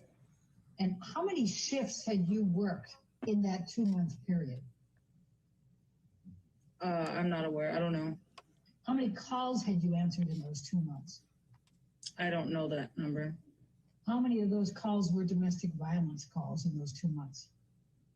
I don't know that number. And if you saw any signs of injury on Amber Heard, or even just damage to property, would you have been duty bound to make a report? Correct. Now, your recollection is that there was no damage to the flat. You searched the entire flat and there was no damage, broken glass, or anything out of the ordinary. Would you agree? Correct. Did you see anything, did you observe anything out of the ordinary during this particular call that you answered at the penthouse on May 21, 2016? I did not. When you left that call, when you got back into that elevator, do you recall what you were thinking? I remember being impressed by the penthouse, how big and beautiful it was, yes. But anything else? No, nothing. And just so we can stay on that for a minute, you had not heard of Amber Heard at the time of this report, right, on May 21st, 2016? Correct. But you did know that Johnny Depp was an actor, correct? Correct. I don't think it was because of your comment. And you didn't know that that was Johnny Depp's penthouse when you reported that, correct? Correct. But you, as you just said, were impressed with the penthouse. Would it be fair to say you thought probably somebody with some wealth lived there? Correct. Can you bring up plaintiff's exhibit number 23? Officer Science, do you recognize this elevator at all? Yes, I do. What do you recall? That's the elevator from the location. Okay. Alex, I'm going to ask you to go to 211940. And as you're moving that, Officer Science, I'm going to ask you to take a look at this and see if you can tell me what you are saying to Officer Haddon in this video clip. That's you, is that correct? Correct. And Officer Haddon, do you recognize? Officer Science, can you tell what you were saying to Officer Haddon? I cannot. Does it look like you might have said at the beginning that was crazy? I can't tell what I was saying. Would you agree, though, that you were quite animated in your discussion with Officer Haddon? No, I wouldn't agree. How would you describe your demeanor? Comfortably talking to my partner. All right, I'm going to ask you to take a look at plaintiff's exhibit number 17. And while Alex is bringing that up, so your best recollection is that you saw no injuries on Amber Heard, correct? Correct. And your best recollection is you saw no property damage, nothing in disarray, nothing out of the ordinary, correct? Correct. And if you had seen either of those, you would have had to file a report, correct? Correct. Officer Science, let me ask you this question. So we've established that you got off the elevator on the penthouse level at 9:04 p.m. Do you recall that? Yes, I do. Okay. Do you recognize the person here? Yes, I do. Amber Heard. Okay. And do you see any signs of injury on Amber Heard's face in this picture? I do not. Is it your testimony that you do not perceive this cheek to be reflecting an injury? Objection asked and answered. Correct. No injury. I'm going to ask you to take a look at this section here above the eyelid. And now I think with the, I'm going to ask you to take a look at that eyelid. Is it your perception that that eyelid does not reflect an injury? I'm sorry, what was your answer? Correct. No injury. Okay. And then up above on the forehead level where the redness is, and it looks like there's a couple of bumps, is it your perception that does not reflect an injury? Correct. Officer Science, I'm going to ask you to look at what has been marked as deposition exhibit number 18, close to the time that you alighted from the elevator, correct? Correct. Please describe for me what you see in this photograph. I see a striped carpet with discoloration on the right-hand side of the photo, and what I perceive as, I don't know if that's a reflection, some sort of mark. Now, you believed and testified, in fact, that you considered the hallways to be very well lit that night, correct? Correct. Did you see these stains? No, not that I recall. Right. Would you agree that those are reddish stains on the right side? Correct. What does it look like from your experience? Like a stain, like from a liquid. Red wine, possibly? It could be, yes. Okay. But you don't recall seeing that in the hallway after you got off the elevator? I do not. And you did not investigate this or take any pictures or record anything about it, correct? Correct. Okay. Now let's go to number 19. Do you recognize what is depicted in exhibit number 19? Yes, it's our business card. And it has 1A1 on the front of it. What is that? That's our unit designation. Okay. And then it has Haddon and a badge number. Is that his badge number? That is his serial number. Okay, serial number, thank you. And it has your name, and is that your serial number? Correct. Who wrote this on the card? I don't recall. Would it have been either you or Officer Haddon? Correct. Do you recognize your handwriting? I can't tell from this. Now, I think you indicated when you were looking at the incident recall and the CAD summary that a business card had been left. Did you recall that? Yes, I do. And why did you leave a business card? I advised Amber Heard that she could contact us at any time if she changed her mind and decided that she wanted to speak to us and cooperate. All right, let's go to number 20. Do you recognize this? What's been depicted in this picture? Yes, I do. It's the back of the business card. All right, and it says 5/21/2016, and the time is 9:16 p.m. Is that the time that it was written? Correct. Okay. And do you recognize the handwriting on this side?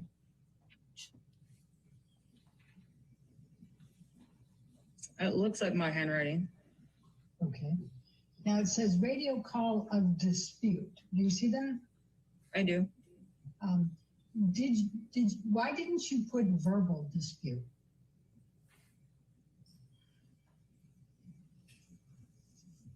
It didn't.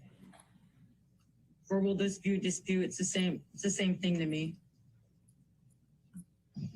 And you have refused report on here, correct? Correct. Could you just read this next part that you wrote on here? Sure. Advice can call at later time if changes mind, because she was uncooperative and didn't want to speak to us. Okay. Now, why did you say if changes mind? Because I was giving her the opportunity to have a resource if she changed her mind.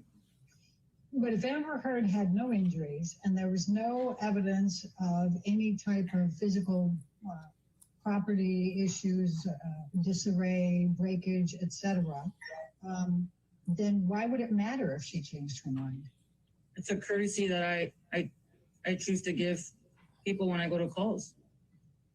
Now, if Amber Heard had called you later, you had already closed this out and had not written a report and had taken no notes, correct? Correct. But if I'm understanding your earlier testimony, that if you saw evidence of injury, or if you saw injury of evidence of property damage, even if the victim did not cooperate, you would write a report, correct? Correct. And we'll go to number 21. Officer Sines, this is just a picture. Do you recognize you and Officer Haddon here? Yes, I do. Okay, Officer Sines, is the timestamp on here of 9:19 p.m., 49 p.m., does that comport with your recollection of when you left? I don't recall what time I left. I'm just going based on the video that is in front of me. Okay, do you have any reason to believe that's incorrect? I don't. Officer Steins, I'm going to ask you to take a look at exhibit number 24. Okay. Do you recognize the person in this photo? Yes, Amber Heard. Okay. Do you perceive there to be an injury or evidence of injury on Amber's face in this photo? No, I do not. What is your perception of the redness on the cheek and the eyelid and above the eyebrow? It's consistent with observed her crying. She's fair skinned. Her face is flushed. I'm going to ask you to look at what has been marked as exhibit number 25. Do you recognize this as Amber Heard? Yes, I do. Do you see a red mark on Amber Heard's cheek and above her eyelid and above her eyebrow on this picture? Her face looks flushed. Yes, redness. Okay. And what is your perception of what that is caused by? Like I said earlier, it's consistent with what I see in her crying. Right. But you don't think it's consistent with a cell phone being thrown at her? Correct. It does not look like an injury caused from a cell phone. Okay. And why not? Because it's consistent with somebody crying. Her face is flushed. This was taken on May 21st. I'm going to ask you to look at what has been marked as exhibit number 26. Do you recognize this as Amber Heard? Yes, I do. Officer Steins, do you see any redness on Amber Heard's cheek and above her eyelid, and we'll go with those? I do. And what is your perception of what the cause of those is, those red marks? It's consistent with her crying. Her face is flushed. And is it fair to say that you do not believe that this reflects an injury? Correct. And would it also be fair to say that you would not consider it sufficient to investigate further, whether it's an injury? There's nothing that would stop me from investigating. I would continue to ask her questions, and it's up to the victim if they want to cooperate. But just so that we're clear here, even if the victim doesn't cooperate, if you see signs of injury, you still, and I believe you testified to this, believe yourself duty bound to write a report, correct? Yes. But in your mind, you don't perceive this as to be reflective of an injury. Is that correct? Correct. And I'm going to ask you to take a look at exhibit number 27. Again, do you recognize this as Amber Heard?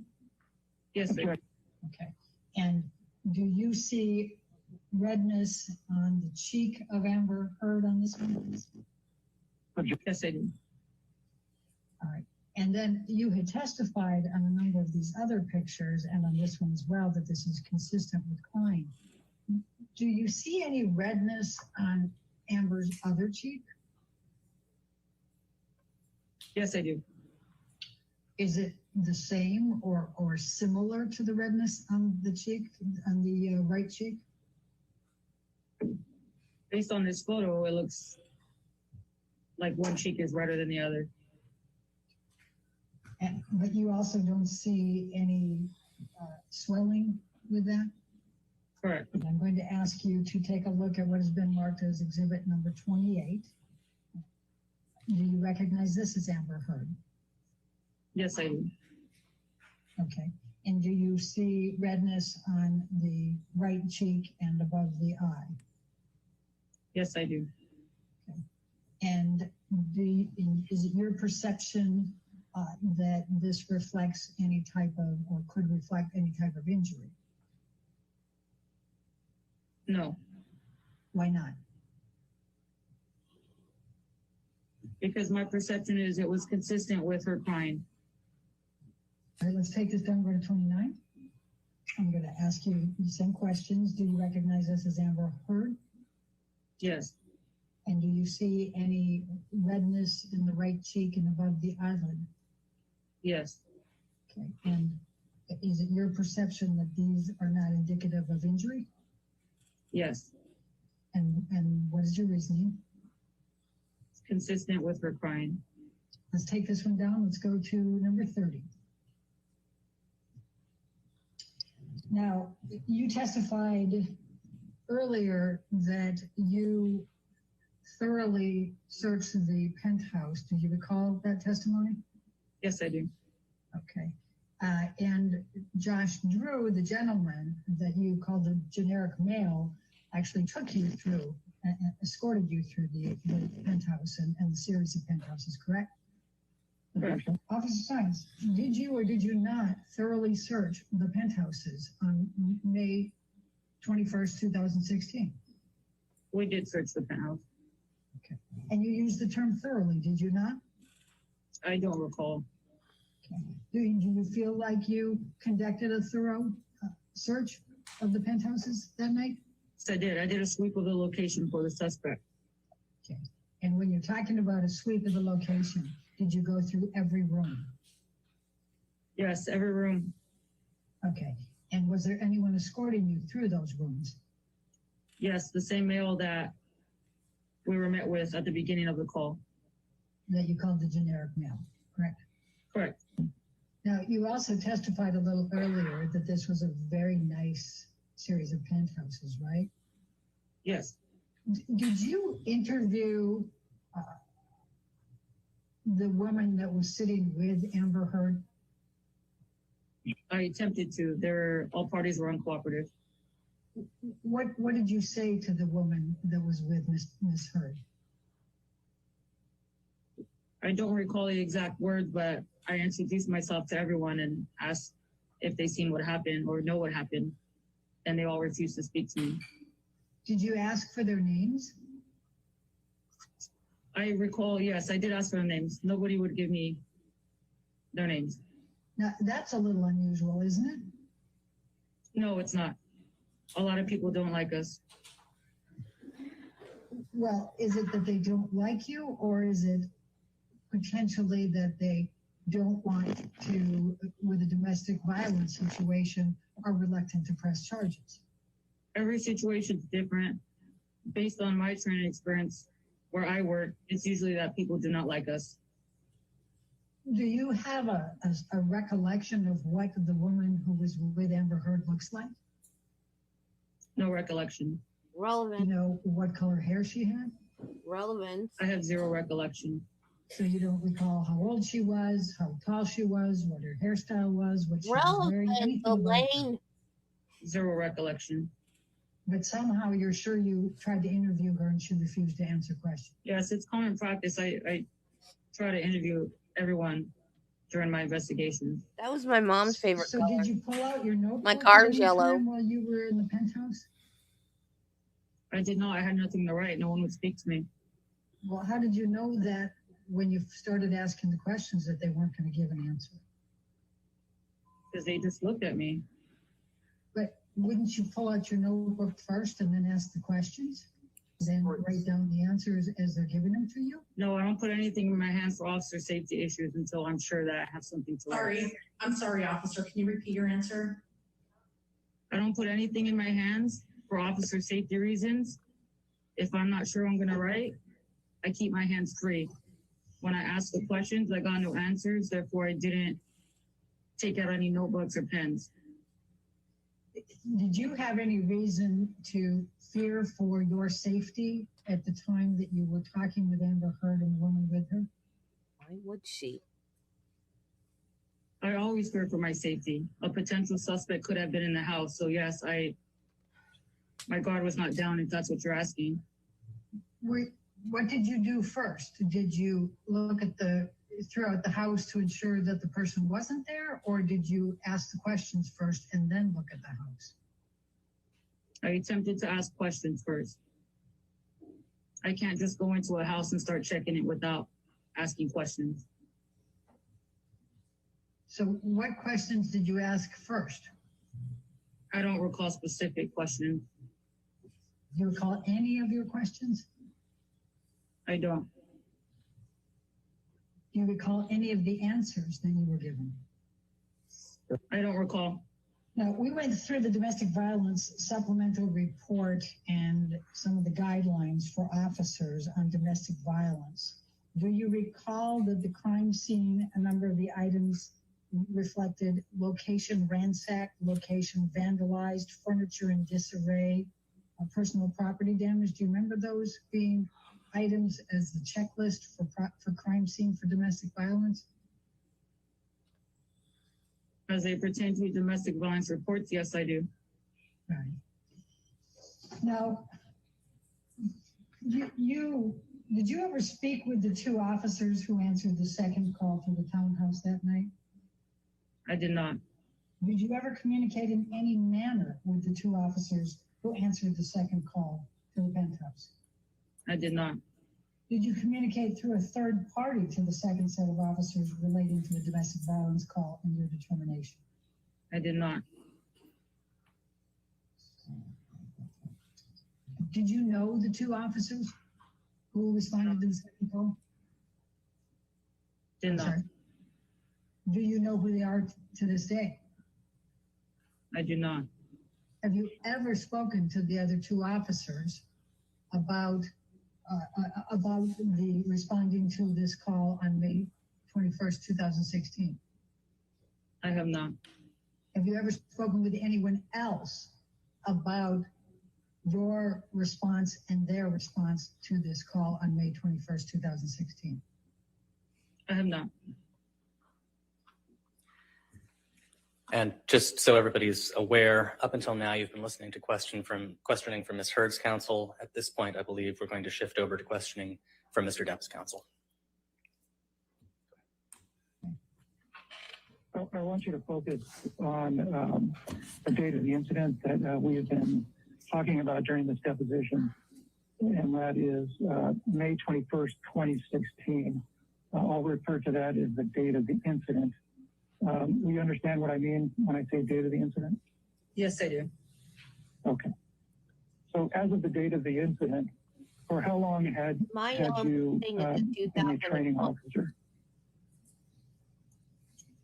Since, I believe, the end of November of 2015. So between 6 to 8 months? Yes. Prior to the date of the incident, for how long had you been a training officer? 4 to 6 months. Okay. And as of the date of the incident, approximately how many incidents of domestic violence had you come across? I couldn't tell you. I believe you said hundreds. Yes, that's how I understood it from testimony I read in previous depositions of yours. So it's in the hundreds? Yes. Okay.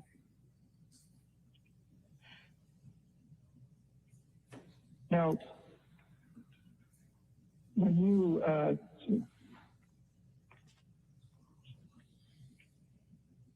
and you indicated that you proceeded to the incident at the Eastern Columbia building due to what you heard from dispatch, is that correct? Correct. And do you recall, as you sit here today, what you were told from dispatch that led you to the Eastern Columbia building on the date of the incident? I don't have an independent recollection. Okay. As you sit here today, do you recall that it had something to do with a dispute at that location? Correct. And when you first arrived at the scene of the incident, what did you first do on entering the building? We met with a security guard in the lobby who escorted us to the elevator. did you ask that security guard any questions about the building? Strike that. Did you ask that security guard any questions? Not that I recall. Did the security guard escort you up to the penthouse?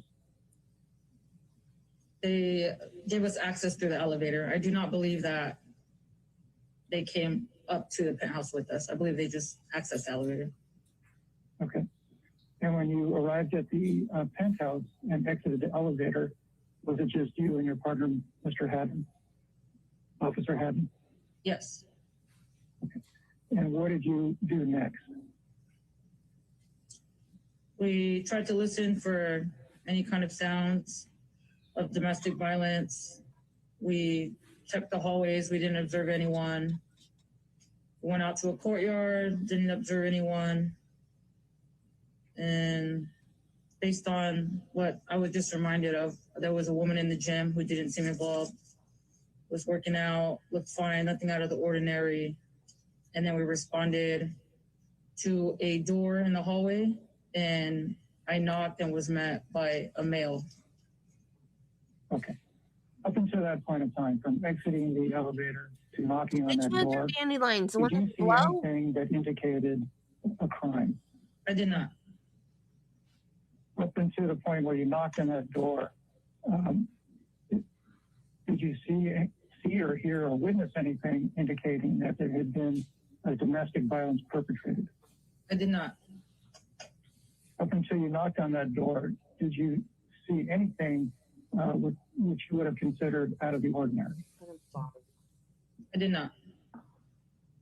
And I guess what I'm asking is, walking from the elevator to the gym and then to the door that you knocked on, were you in the hallway? Yes, I was in the hallway. Okay. And during that time period from exiting the elevator through to knocking on the door, was there anything in the hallway that was unusual to you? Not that I observed, no. Okay, I got another squirrel. Sorry. You guys know I live way out in the country. On the way into Gainesville, there are sections on the side of the road that is it on the way to Gainesville or the way to Ocala? I don't remember now. Anyways, there are sections on the side of the road that have signs up. It's like I can't remember what it's called. Milkweed, maybe? But it's like a butterfly sanctuary. They're wild. It grows wild, but it's stuff that butterflies eat, and you're not allowed to mess with it so that the butterflies can have it. And there's also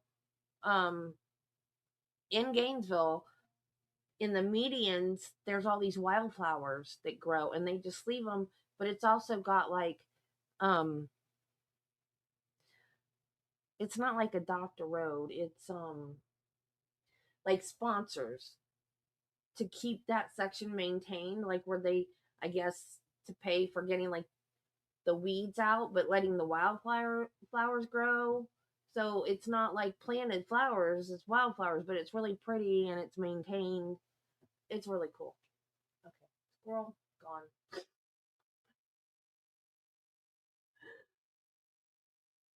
Did you see any stains on the floor? Not that I recall. Did you see any vandalism in that area? No, I did not.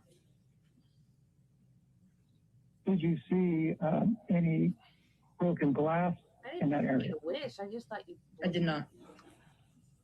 I've been wasting wishes. And upon knocking on the door, what happened next? A male opened the door. I don't remember the exact questions and conversation we had, but I remember asking if they called for help, and he said that it was the neighbor and that she was inside of his house apartment with his girlfriend. And I asked him if they could step out, and he told me to wait, and he shut the door. And we waited We waited for them to exit. I don't remember how much time passed by, and they came out, and that's when we were met with his girlfriend and who I know now as Miss Heard. Wait. Did she In the hall. say? And up until that point in time, Wait. did she just say that they got to the penthouse and they made them wait before they let them in the penthouse? hear anything that led you to believe that a crime had been committed? I did not. Up until that point in time, did you see anything that made you believe that a crime had been committed? I did not. Up until that point in time, did you hear anything that made you believe that there had been an act of domestic violence there? I did not. Up until that point in time, did you see anything that made you believe that there had been an act of domestic violence there? I did not. Okay. So you indicated that after you knocked on the door, you spoke with a gentleman. Is that correct? Correct.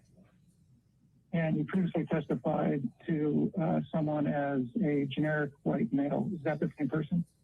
Yes. So your previous testimony, when you were referring to a generic white male, that's the person who opened the door when you first knocked on it, correct?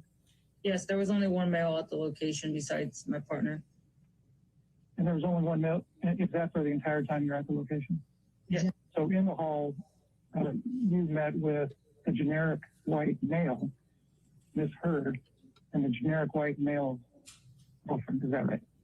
Correct. And it was just those three folks? Correct. And you were there with your partner, Officer Haddon? Correct.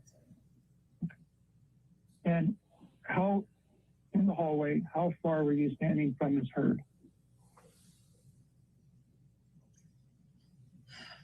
It was close, probably like 2 to 5 feet. Okay. And at that time, did you notice any injuries on Miss Heard? I did not. Okay. Were you looking to see if she had any injuries at that time? Yes, I was. And so you were looking to see if Miss Heard had any injuries, and you determined that she did not. Is that accurate? Correct. And was the lighting good enough in the hallway for you to make that determination? Yes, the hallways was well lit. Okay. And at the time, were you wearing any sort of corrective lenses? I was not.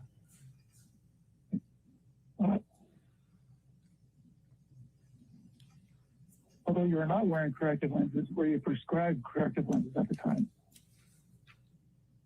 No, I have never worn glasses, and I'm not prescribed. I have good vision.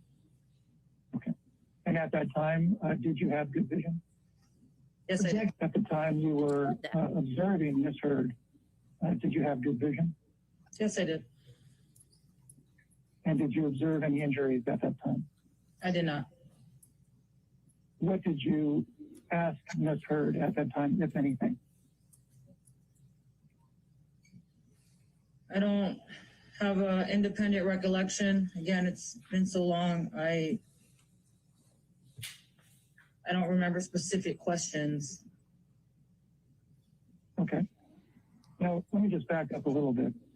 During the time period from when you left the elevator and when Miss Heard came onto the hallway, at any time did the generic white male tell you that there had been an act of domestic violence?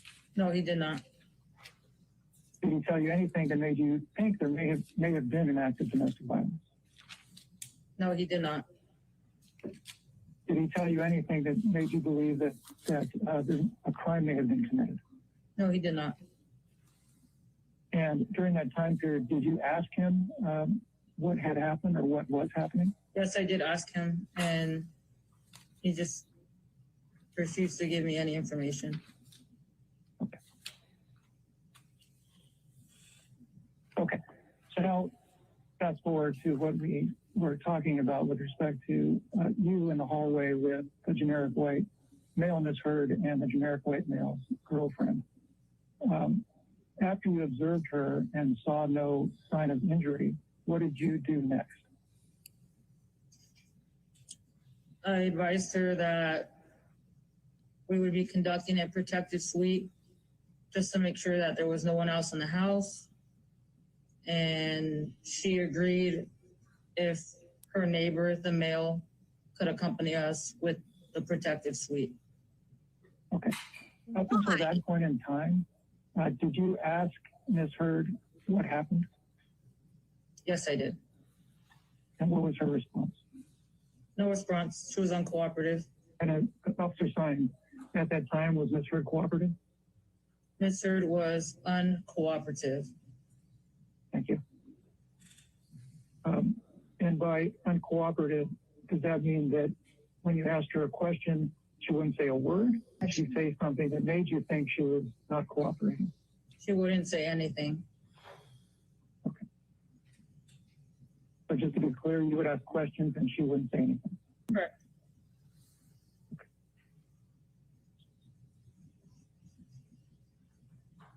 And what did you do at that point? After the protective sweep, I asked her again if she wanted to talk to me, if anything happened. Again, I don't remember the specific questions that I asked her, but I asked her questions to establish if there was some sort of crime, who was involved, and again, she wouldn't give me any information. I attempted to ask her friend, the other woman in the room. I even asked the males to wait in the hallway so it could just be us women in there so we could talk privately. Maybe she felt more comfortable that way. Still, they denied that there was any crime. They wouldn't answer any specific questions. So I wrote a business card. I advised her if she changed her mind that she could call us at any time and we would respond to help her out. So backing up a bit to the time you were in the hallway with the three of them, and you testified that Ms. Heard was uncooperative, and then you indicated you did a sweep. I want to start with from the point of time in the hallway where she was uncooperative, transitioning to the sweep. How did that occur? Did you ask her if you could look in the penthouses? How did you go from standing in the hallway? Okay, so this is the night this is what Johnny got in trouble for in the trial. This is the part that the jury, not this itself, but Adam Waldman, whatever his name is, that was Johnny's attorney. He was the one that I guess leaked it to some publication saying that Amber had fabricated all of this and made it look like they'd had a fight and that Johnny had committed domestic violence and they called the cops and the whole thing was a setup to set Johnny up. And because Adam Waldman was his lawyer, this was the one thing that the jury sided with Amber about, that he was a representative of Johnny. So that was defamation towards her by saying that she staged a crime scene to set Johnny up. Why, why call 911 if you're not going to say who did it? I'm thinking that she did set it up and she thought if she said, oh no, I don't want to give you his name, that would seem more real. And then in one of the recordings we heard, she said, Johnny, I protected you. I never said who did it. I never said your name. I protected you. I think that was all part of her little twisted plan because that's how her brain works. I think all of this was planned. All of it. I don't trust that woman. Because why call 911? If you know you're not going to say his name, if you know you're not going to tell him anything, then why even call him in the first place? I can't stand this woman. Cannot stand her. To conducting a sweep? I don't recall. Now, before you swept the penthouses, did you ask if you could enter the penthouses? Yes, I did. Okay. And what was the response? I can't remember if she gave me a response or nodded her head. I can't remember. From what you observed or heard from Ms. Heard, you took it that she was permitting you to enter the penthouses and look around. Is that accurate? Correct. Okay. Was it more than one penthouse? There was two. Okay. And this term sweep we've been using, is that a technical police officer term? Yeah. What do you mean by conducting a sweep? It's called a protective sweep, and we do so to make sure that there's no other individuals that may be victims that are hurt inside of the location, or suspects hiding, concealing themselves from officers that would attack the victim after we left the location. So we go in to verify that any potential suspects are gone from the location for the victim's safety. Thank you. And you conducted a protective sweep of two penthouses, correct? Correct. What was your understanding of who owned or lived in the first penthouse that you performed a protective sweep on? It was my understanding that Amber Heard, that it was her home. Again, the gentleman directed us. That's why he came with us, so we wouldn't get lost. I see. And during your protective sweep during the first penthouse, did anybody accompany you during the entire sweep? Yes, the only male that was there besides my partner. Okay. And your partner conducted the sweep with you? Correct. Okay. And as to the protective sweep of the first penthouse, did you go into every room of the penthouse? To my knowledge, yes. And was your knowledge based on the generic white male leading you around? Correct. Was it your understanding that your protective sweep included you looking in every room in the penthouse? Correct. During the protective sweep of the first penthouse, did you see anything that led you to believe that a crime had been committed? I did not. During the protective sweep of the first penthouse, did you hear anything that made you think a crime had been committed? I did not. During the first protective sweep, did you see anything that made you think that an act of domestic violence had occurred? I did not. During the protective sweep of the first penthouse, did you Good point, hear or see Michelle. anything? I'm sorry, did you hear or see anything that made you believe an act of domestic violence had occurred? I did not. Okay. Upon your completion of the protective sweep of the first penthouse, up until that point in time, from you exiting the elevator up until that point in time, did you hear or see anything that made you believe that a crime had been committed? I did not. Up until that point in time, did you hear or see anything that made you think an act of domestic violence had occurred? I did not. Now, I want to ask you, you testified to you viewing Ms. Heard and not seeing any signs of injury. Did you view her again after that first viewing? During the interviews and throughout the entire investigation, I'm constantly scanning her and watching. So if I see any other observations that would indicate any injury or domestic violence. And did you see anything like that? I did not. And you didn't see, did you see anything like that during the entire time period you were on that call. And do you believe that you had enough time viewing Ms. Heard to determine whether or not she had sustained any injury? Yes, I do. And did you determine that she sustained any injuries? I determined that she did not sustain any injuries. So other than the conversation you had with her in the hallway when you first got there, did you have any other conversations with Ms. Heard? I did. Inside of the loft or penthouse, sorry. Okay. Was that before or after the protective sweep?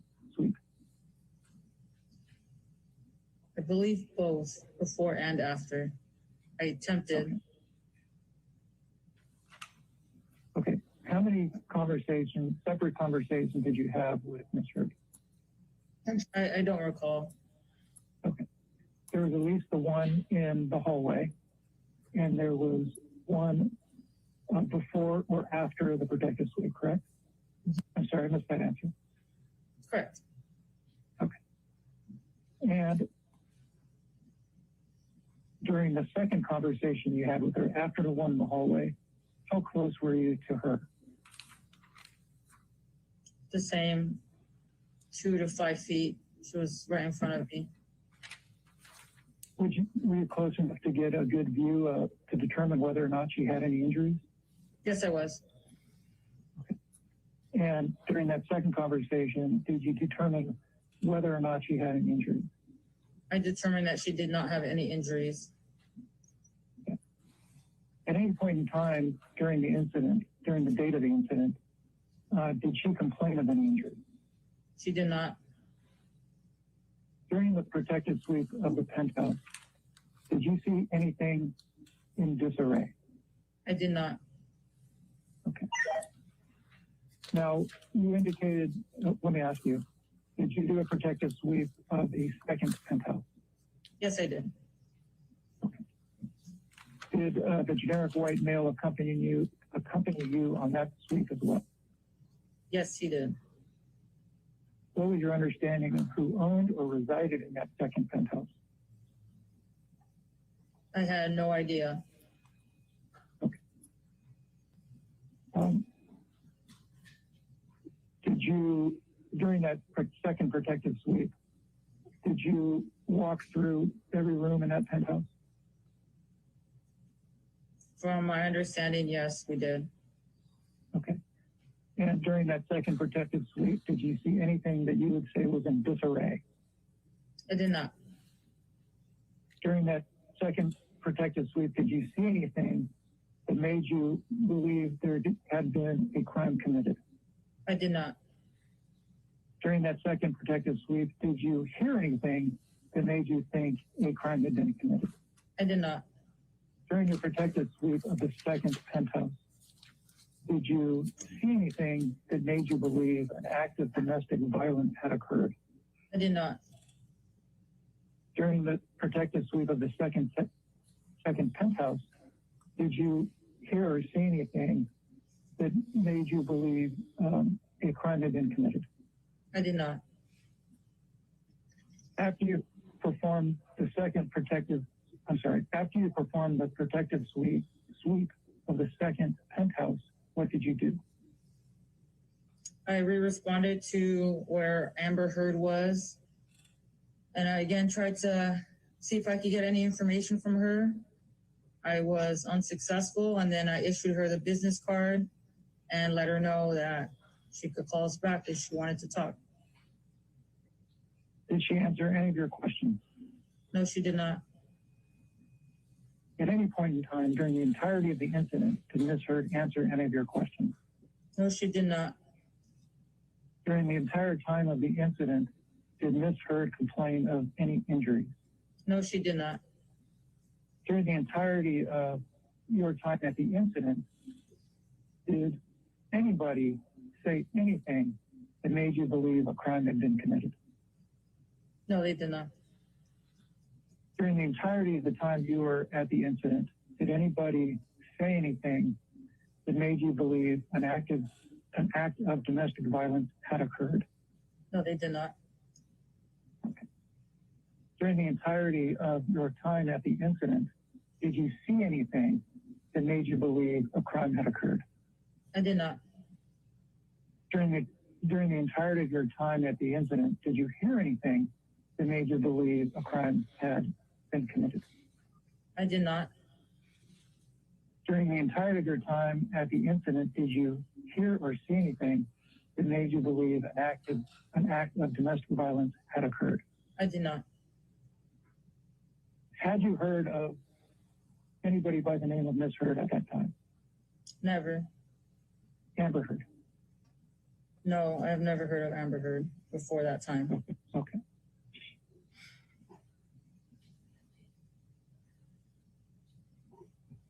Yep, me too, Carla. I bet you that hurt Amber. No, Did I've you never heard of recognize Amber Heard before. any of the people that you encountered during the incident? I did not.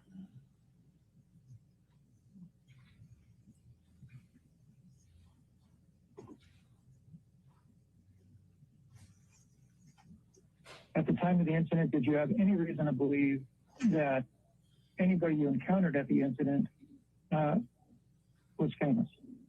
I did not. Okay.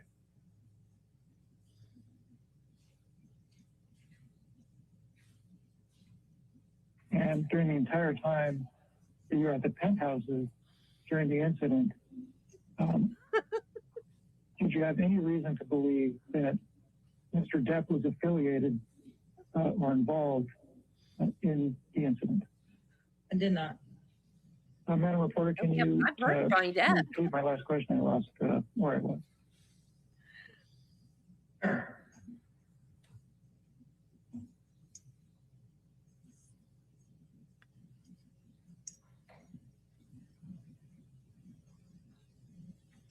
Question, during the entire time you were at the penthouses during the incident, did you witness any bruises on Miss Heard?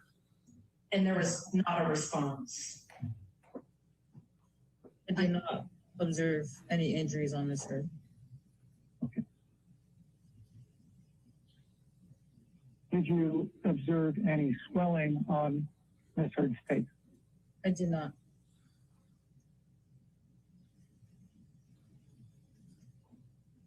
Did you observe anything that led you to believe that she was a victim of domestic violence? I did not. Alex, if you can pull up Exhibit 2.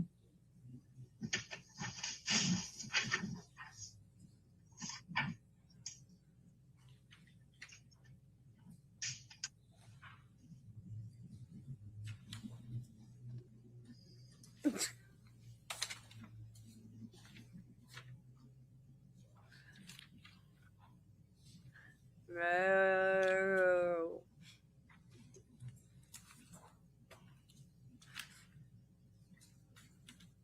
So is this going to be Exhibit 57? Yes.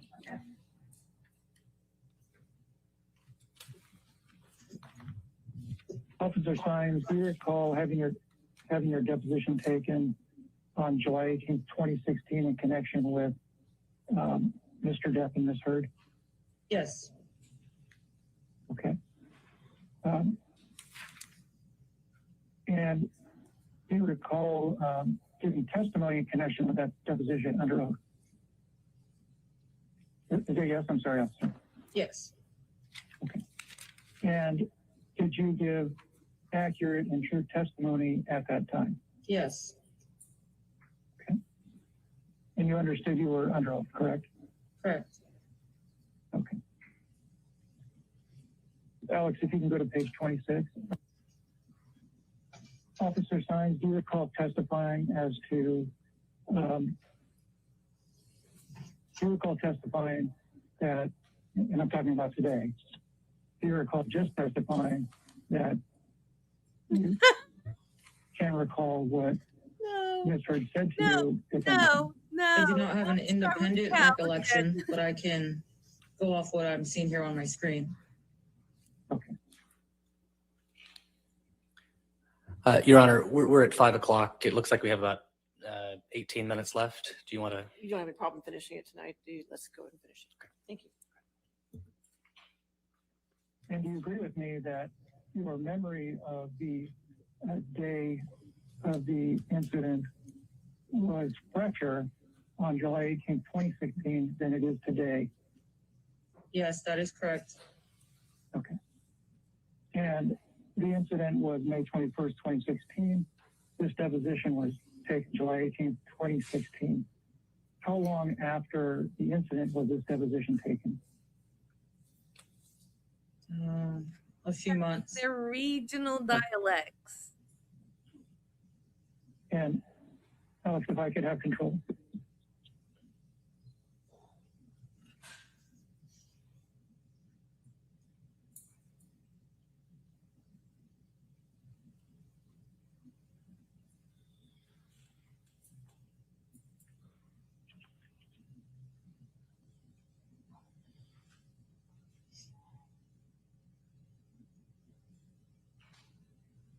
A little delayed, Alex. Can that be fixed, or is that just the way it is?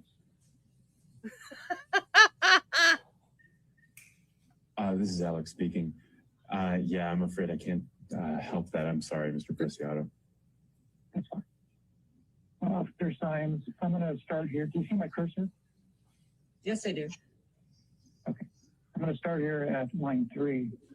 The question is, okay, so we'll get back to that.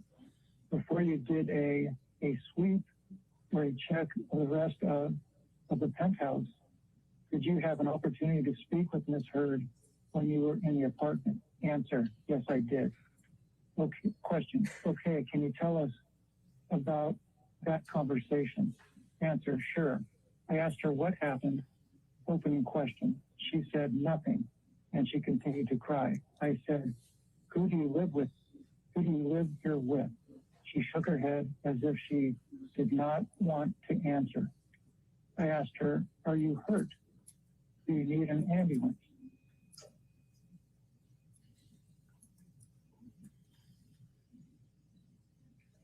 And she shook her head again, no. At that point, I asked her if she would mind if I checked her apartment. And that's when she said no. Officer, does this refresh your recollection of the conversation you had with Ms. Heard at that time? Yes, it does. And your testimony that I just read, is that true and accurate? Yes, it is. During the entire time period you were at the penthouses on May 21st, 2016, did Ms. Heard say that she had been assaulted in any way by anybody? No, she did not.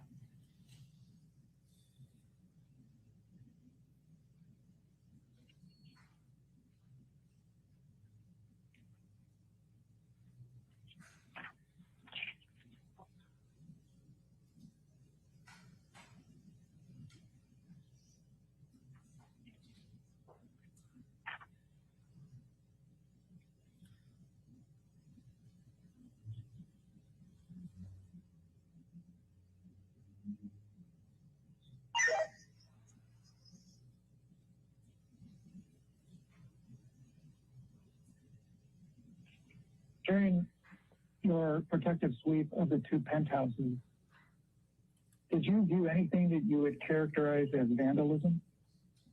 I did not.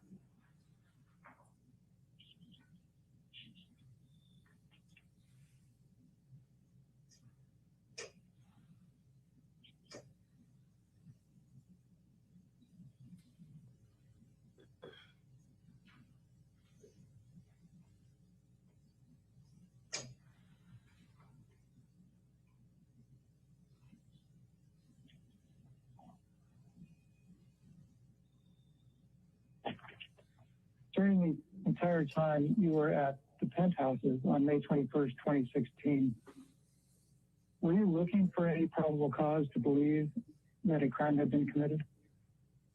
Yes, I was. And what did you determine? I determined there was no crime. What did you determine with respect to an assessment of probable cause? There was no probable cause of any sort of crime. Thank you.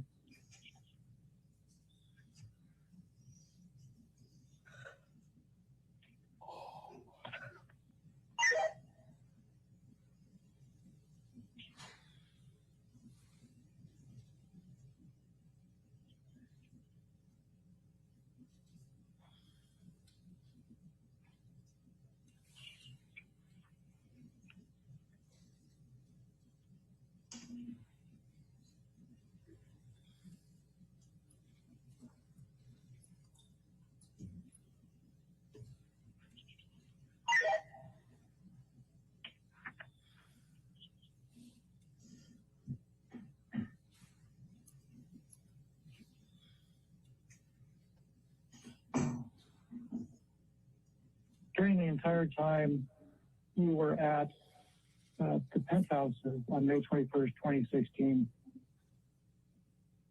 were you wearing any body-worn video cameras? I was not. Are you certain of that? I am certain. And how is it that you are certain of that? Because I didn't start using body-worn video until June of 2016.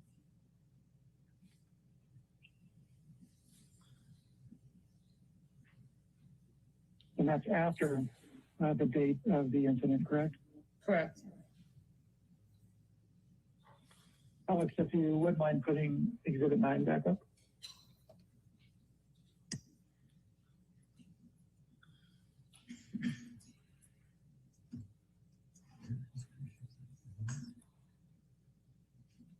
But we've seen body cam of this, right?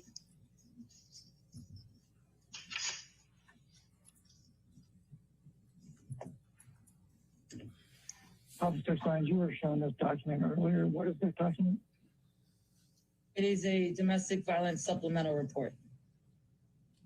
And do you recall counsel asked you about the victim column and the crime scene column?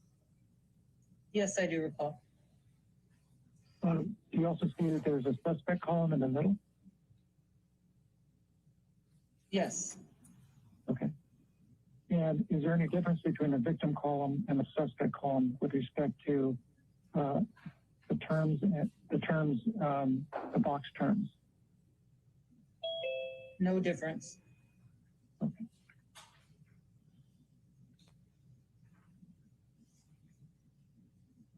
Did you fill out one of these forms in connection with your investigation on May 21st, 2016? I did not. Why not? Because it was determined there was no crime. And Officer Sines, just one more question with respect to that Exhibit 9. I know it's not up, but the fact that you did not fill out that form, is that consistent with your training? Yes, it is. I wouldn't fill that out because there was no crime. It's not called for. When you testified during the London trial, at the time, did you believe your testimony was accurate? Yes, I do.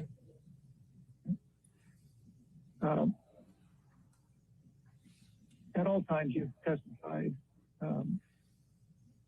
under oath in any legal proceedings, trials, depositions. Do you always give accurate and truthful testimony? Yes, I do. And do you have any reason to not give accurate and truthful testimony in connection with this deposition? I do not. Officer Sines, do you see these two pictures? Yes, I do.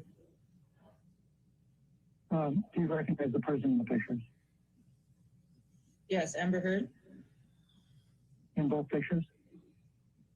Yes. Okay, do you see a difference in these two pictures, between these two pictures? Yes, I do the lighting of the photos. Okay. Do you see any difference in connection with the redness on the cheeks of Ms. Heard as between these two pictures? Yes, I do. The left side the photo's brighter. Okay. And other than that, would you agree with me that these two pictures are the same? In other words, Ms. Heard's face, the position of her face, everything about her in these pictures is identical except for the differences that you indicated? Yes. Okay.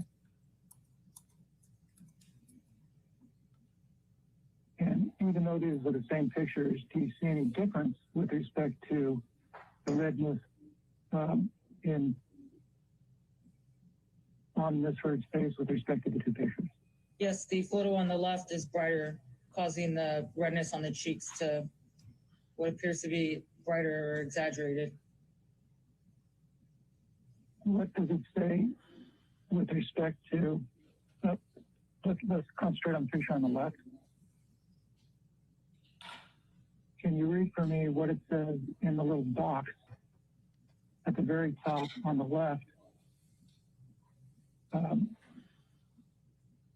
under add a title? Do you see a date and a timestamp?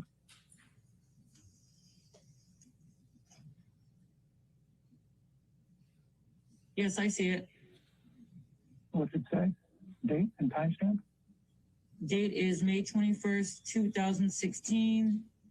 Timestamp is 9:25:12 p.m. And now let's look at the other picture, exhibit 29, at the same spot. Can you read for me what the timestamp says there?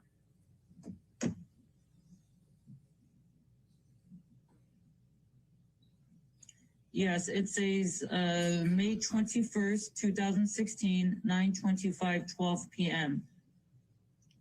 So both exhibits, both pictures have the same exact timestamp, correct? Correct. And even though that's the case, you still believe that there's a difference between the two pictures as you previously described? Yes, I do. Three signs, do you see exhibit 41? Yes. Do you recall counsel asking you questions Yes. during your protective sweep of the two penthouses on May 21st, 2016? Did you see anything in disarray? No.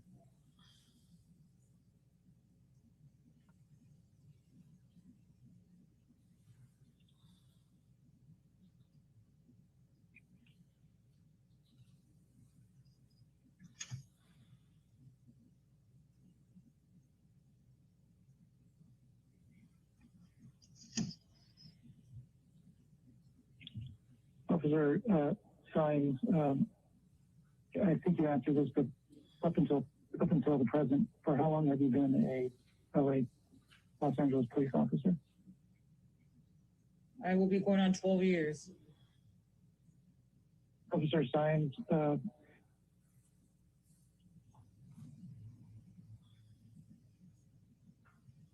in connection with your investigation at the Eastern Columbia building on May 21st, 2016, were you in a rush in any way to complete the investigation? No.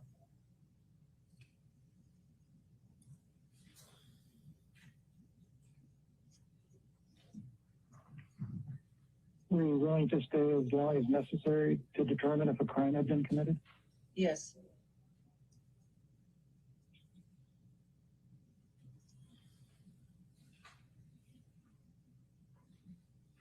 At any point in time during your investigation on May 21st, 2016 at the penthouses, did Ms. Heard ask you to file a report? No. Did anybody that you spoke with or saw on May 21st, 2016 at the penthouses ask you to file a report? No. Did you have any cause to file a report? No. And was that determination in line with your training? Yes.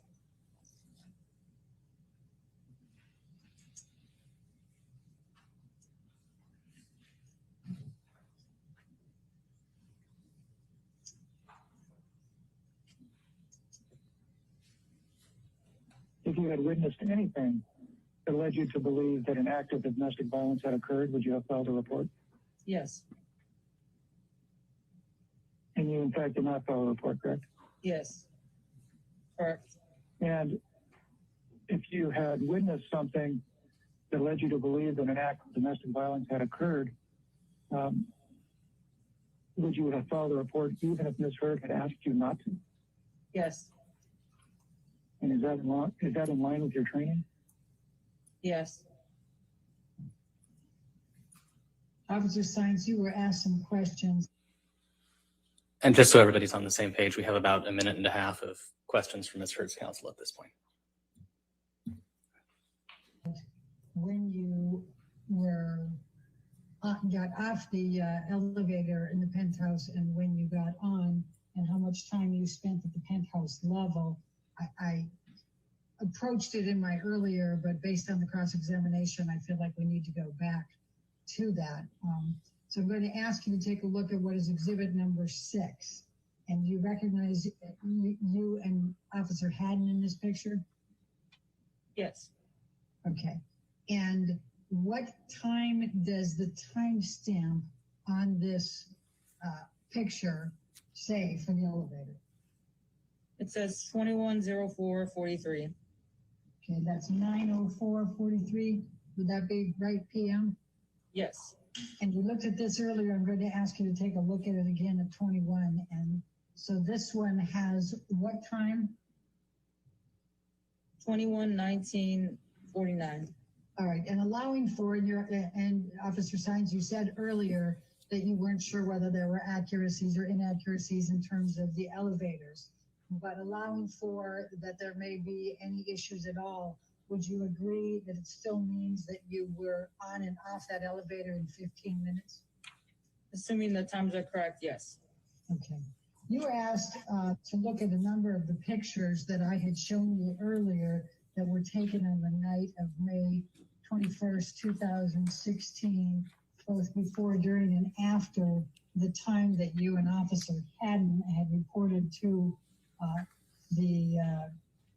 to Ms. Heard's penthouse. Do you recall seeing those again and being asked about them? Yes. You were asked by counsel for Mr. Depp to take a look at those again, correct? Correct. Okay.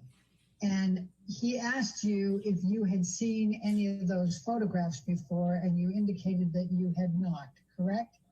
Correct. So, other than what was placed in the CAD summary by either you or Officer Haddon, and then also went into the incident recall,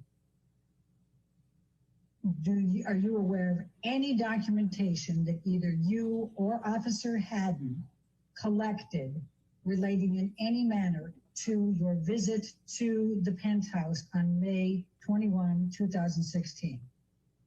No. All right, thank you. All right, ladies and gentlemen, that concludes the testimony for today. Please do not do any outside research and don't talk to anybody about the case. We'll see you tomorrow morning. Okay, thank you.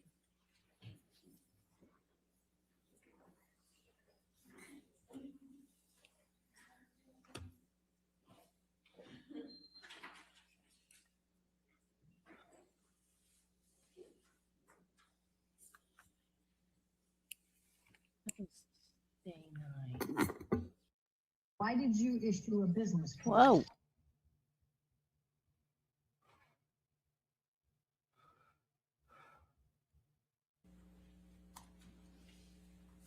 We got more depositions. Great. Yay. Joy.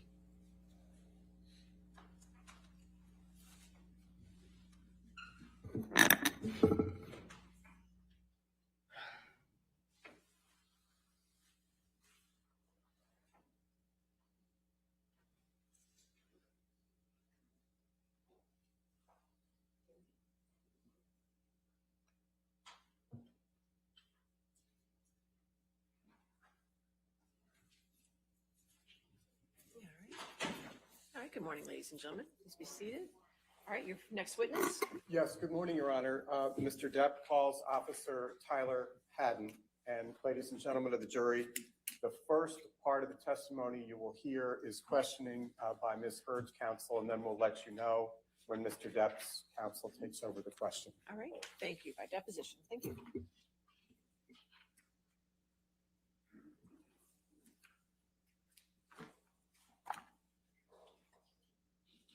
Please state your name and your business address. Tyler Haddon, 1546 West Martin Luther King Jr. Boulevard, Los Angeles, California. Sir, what is your occupation? I'm a police officer for the city of Los Angeles. And how long have you been a police officer with the city of Los Angeles? Approximately 5.5 years. Did you serve in any law enforcement capacity prior to coming to the LAPD? No. When you said approximately 5.5 years, do you recall approximately you started employment with the LAPD? Approximately November of 2015. Did you attend the police academy prior to November 2015, or did you attend it after you became employed by the LAPD in November of 2015? Could we turn I that began volume? the academy in 2015, that November. That volume's a little loud. Thank you. And how long were you with the academy? Approximately 6 months.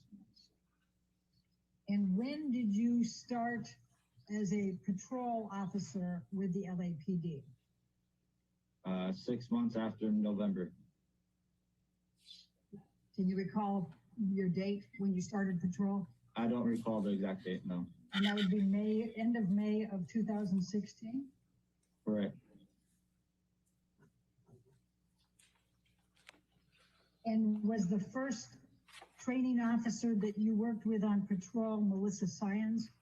Yes. Question, when did you first have body-worn video assigned to you? I'm not sure of the exact date. Approximately when? Approximately 3 months into working patrol. So maybe during the summertime. The summer of 2016? Correct.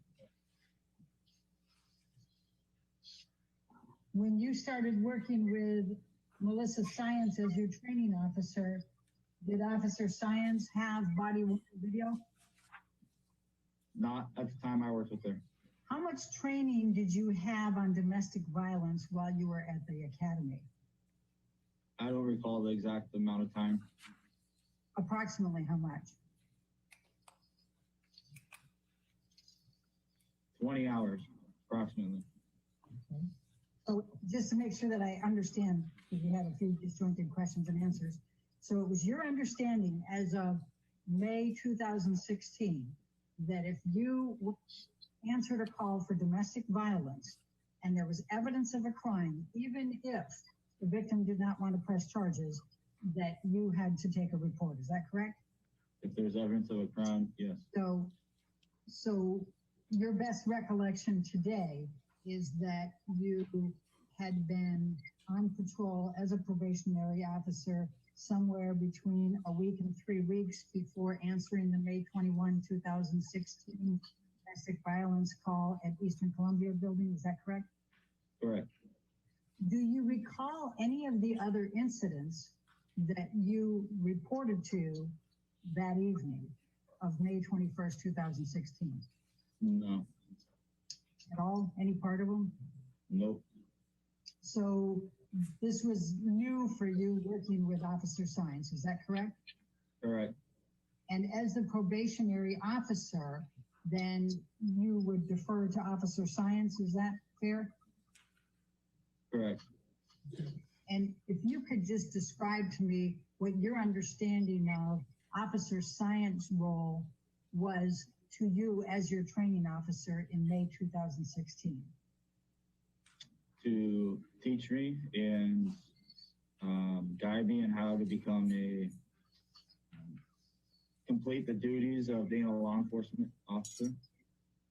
Officer Haddon, under your understanding of the LAPD rules in 2016, if a victim of domestic violence said that the altercation was only verbal, would that require you to write a report? No. Okay. Now I'm going to ask you to take a look at the first page of what has been marked as deposition exhibit number 1. It's Haddon it's actually number 3, my apologies. And this is an incident recall. What is your understanding of what this document is, Officer Haddon? It's essentially what is given to us on our computer. And what do you mean is given to us on our computer? In our car. Right, so what happens? So when we're assigned a radio call, the radio call comes to our computer in our car, and this is what we see on our screen. but in a different format. Now, how was this particular call characterized by the dispatch, at least initially? Initially, it was dispatched as a domestic radio call. Okay. And what does domestic radio call mean to you? That there's some type of, whether it's disagreement all the way up to a violent crime that's occurred between two people that are in some type of relationship or have some children in common. So, Officer Haddon, this comes out into the system and it's accessible by all of the LAPD black and whites that are on patrol that night, correct? Yes, whoever is logged in and working that night, I could look up any division's radio calls if I wanted to. And then it has next, it has a DS and then ER after stat. What does that mean? DS means dispatched. ER means we're en route. So at 8:46 and 37 seconds PM, your vehicle was en route to 849 South Broadway, correct? Correct. Do you recall how far away you were? I do not recall. And then it says primary unit PD 1A1-W3. What is that? That's my call assignment. So the PD is police department. 1A1 is my car assignment. W3 means I work watch 3. Okay. Then we have at 20:57, which is 8:57 PM, that is AS. What does that mean? At scene. Like we're there. All right. So you arrived at the scene at 8:57 PM, correct? Correct. What did you do then? We walked to the location.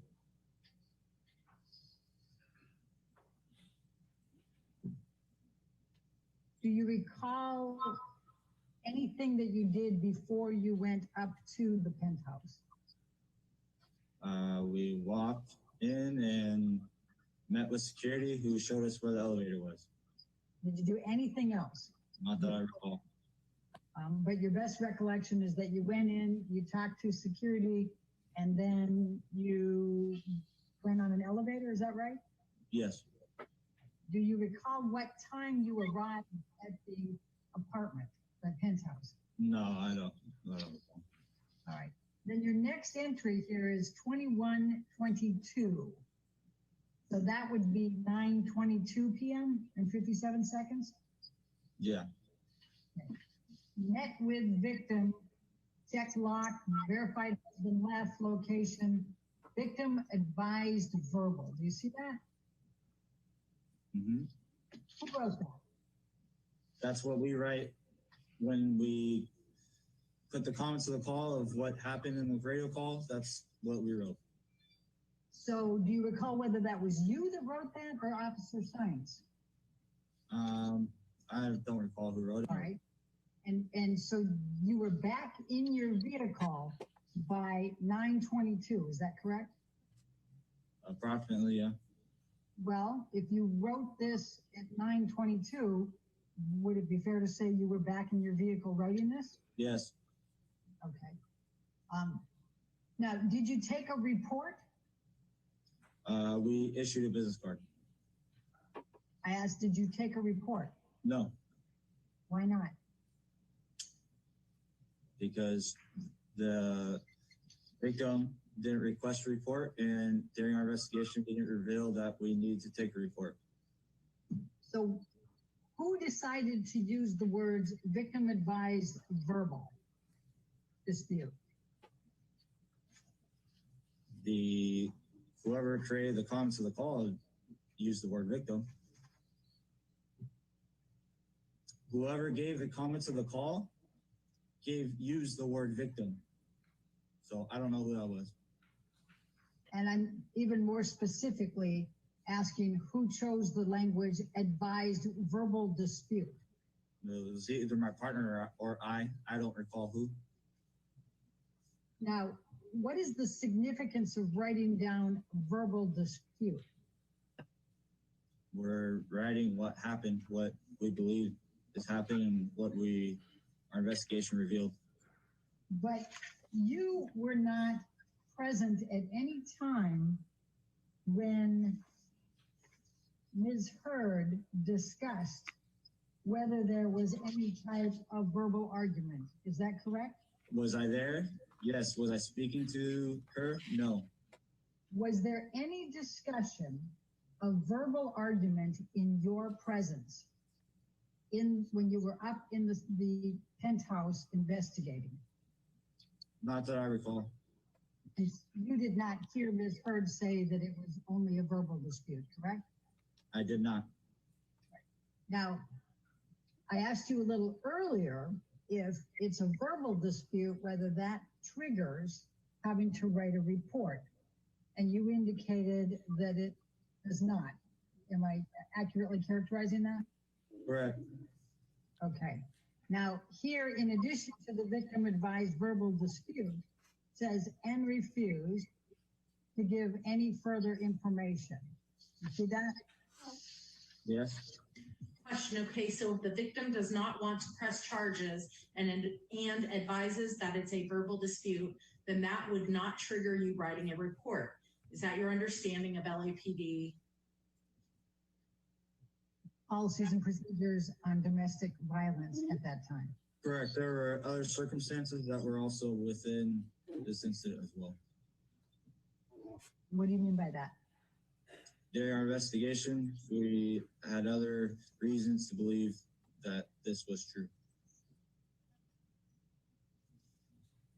I'm sorry, during your investigation, you had other reasons to believe what was true?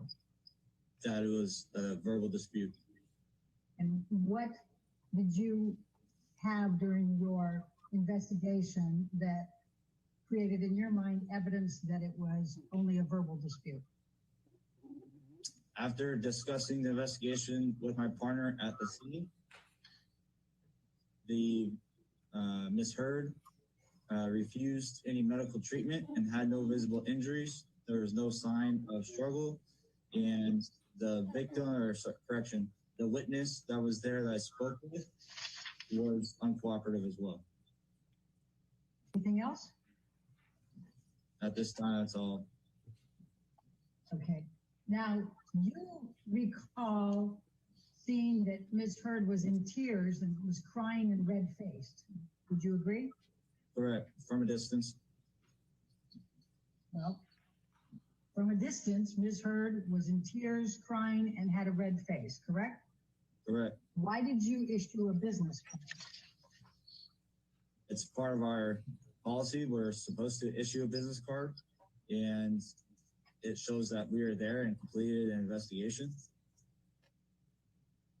And if she would like us to come back, we offered that assistance that we can come back at another time if she feels like she needs us to come back. Did you take any notes at all? You shared. She gets the plate. Notes of what?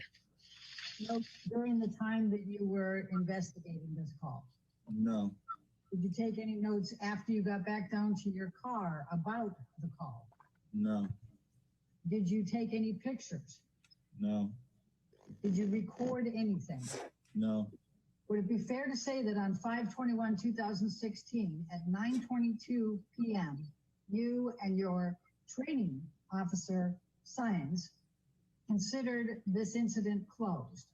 I said, yes, that is correct. At that time, we pressed enter and the call went off my screen, meaning it was completed.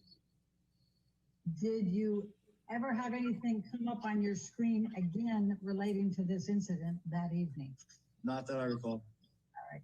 At the time that you closed out this incident on your screen at 9:22 on 5/21/2016, did you know that this call involved Johnny Depp?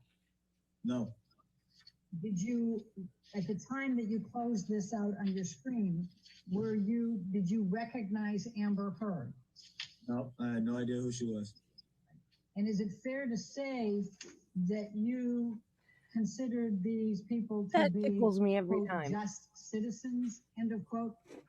That's Hey, Do you have What any did I say? communications at all with Officer Gatlin or his patrol partner the night of May 21st, 2016? No, not that I recall. Stop. So the next thing we're going to go to Your Aunt Judy can hear you. Stop it. is the CAD summary, which is at page 12 of exhibit number 3. And this is a CAD summary report, and it also has the name DFAR report at the top, and it's for 5/21/2016, and says specifically Officers Haddon and Officer Sines. Do you see that? Yes. Typically, when you would arrive for your shift, Mhm. was there a period of time that you would do things maybe at the precinct or whatever before you get into your vehicle and log on and go forward? Yes. All right. What?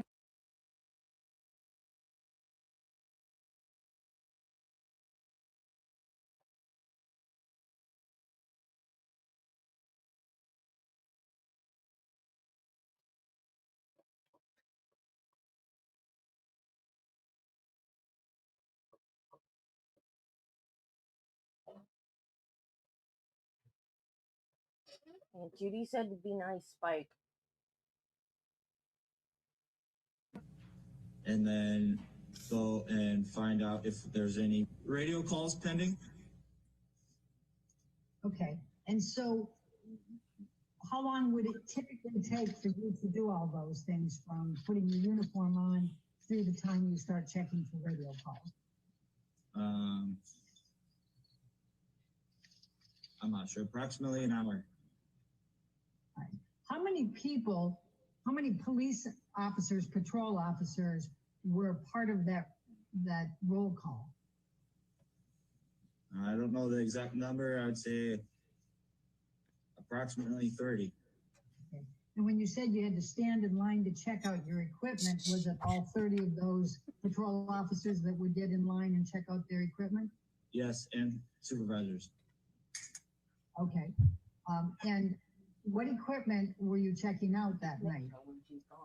A shotgun, a less lethal shotgun, mics for our cameras inside the car, pouches for our mics, batteries for our radios, keys for the cars, taser.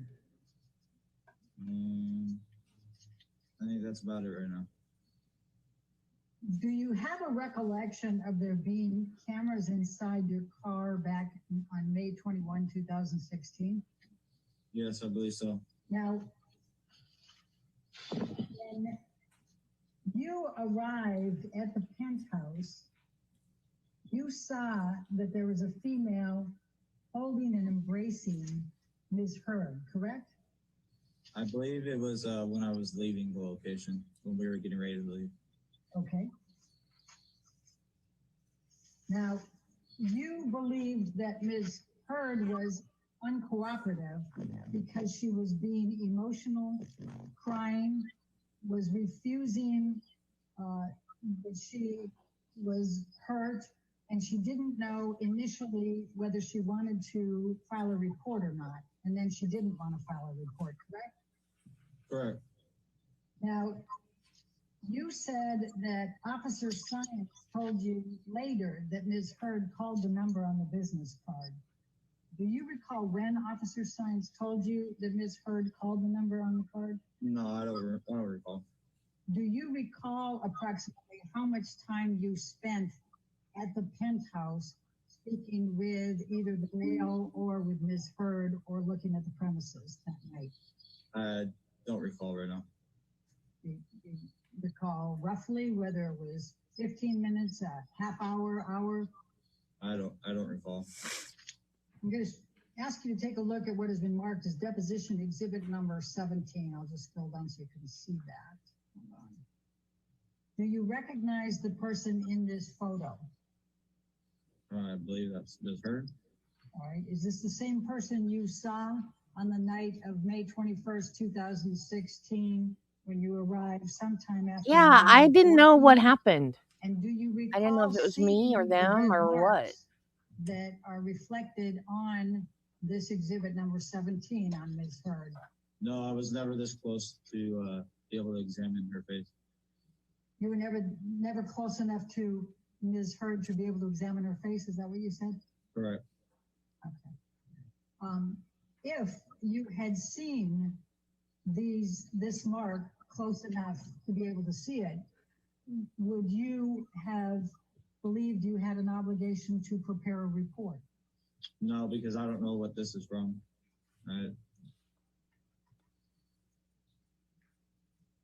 Would you agree it's a red mark on her face? I'll ask you. From what I saw was red from her crying. There was no red marks from any other thing that was consistent with her crying. Does this look like a red mark that's from crying? Officer Haddon, in reviewing this picture, does it appear that there's an injury on Ms. Heard's face in this picture? No. You would say that doesn't evidence an injury? No, Why not? because I don't see an injury. I'm going to show you what has been marked as deposition exhibit number 18. And do you recognize this carpeting? No. Officer Haddon, what do you see in this picture? I see stripes with some type of stains on to be a possible flooring. Okay. Do you have a recollection of seeing stains on the flooring outside of Ms. Heard's penthouse that night of May 21st, 2016? At this point, not that I recall. And when you say at this point, not that you can recall, what do you mean by that? It's 5 years ago. I don't remember.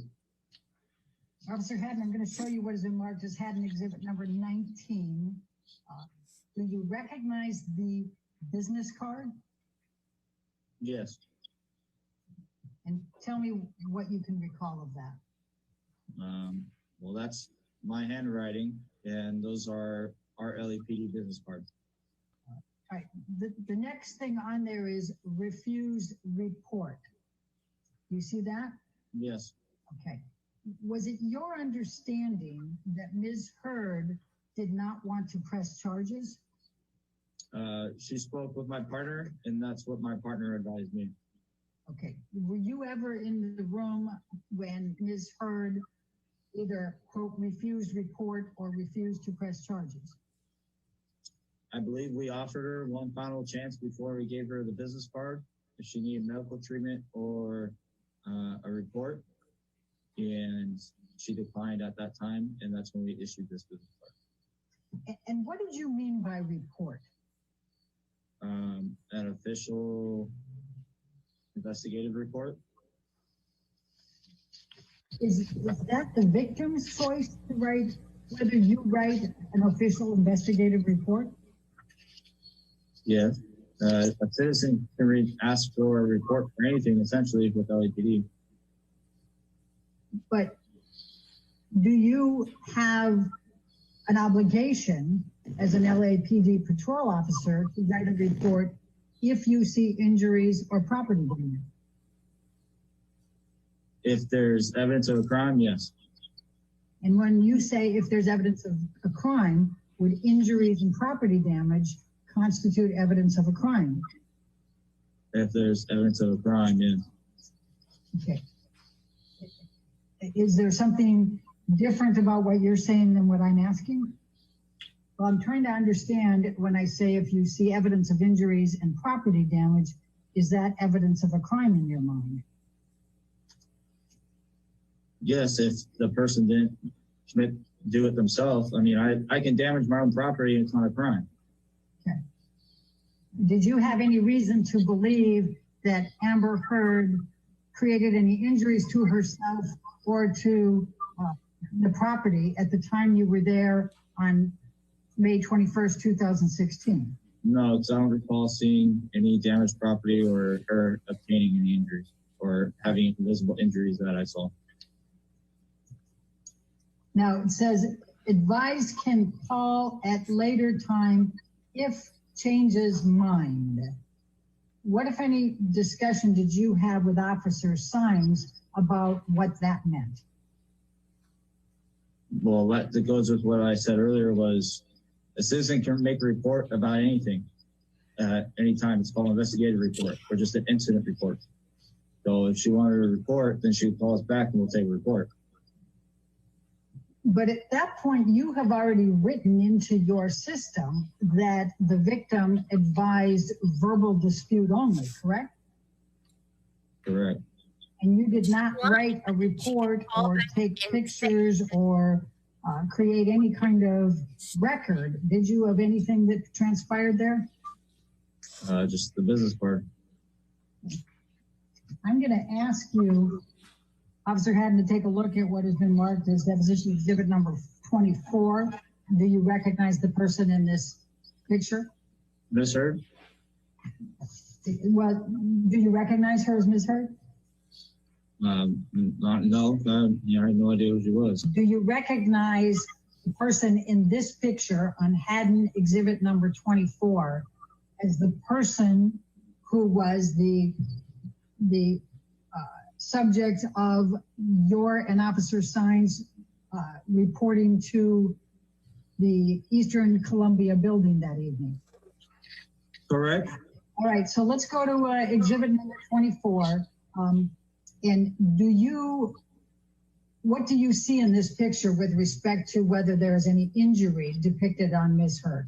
I see a female white, fair skin with pink cheek. I'm sorry, with a what? Pink cheek and pink eyes. All right. Do you recognize that as a potential injury on her face? Knowing what our investigation revealed, no, it's that pink's consistent with Brian.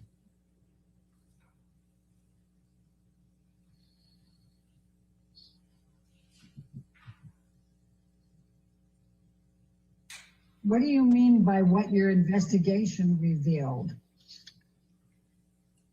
That it was a verbal dispute. And she refused that she had any injury.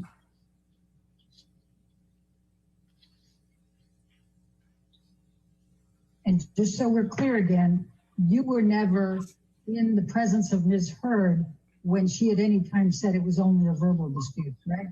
Correct. Now, would you as a police officer investigating, if you saw this, what's depicted in this picture, would you believe that you need to investigate further? Yeah, I would need additional information. Just because I see a female with pink cheeks and pink eyes doesn't mean that something happened. They could they should be sad and crying that their dog died. Did you engage in any further investigation? No, the only investigation I did was part of speaking with my partner and then speaking with the witness. With the witness, the next door neighbor. And what did you discuss with the witness, the next door neighbor? I tried to obtain information of what occurred. What did you ask? Who, what, when, where, why. And what did he say? I don't remember his exact words, but he wasn't very coming with the information. I had very vague information as far as what he was telling me. What do you specifically recall the witness telling you? I don't recall. You don't recall at all? I don't recall specific words or sentences. Do you recall the witness taking you around and showing you property damage in the penthouse? No, I recall my partner and I doing a protective sweep, and that's it. You don't recall Josh Drew being with you and taking you through? I don't recall if someone else was with us or not.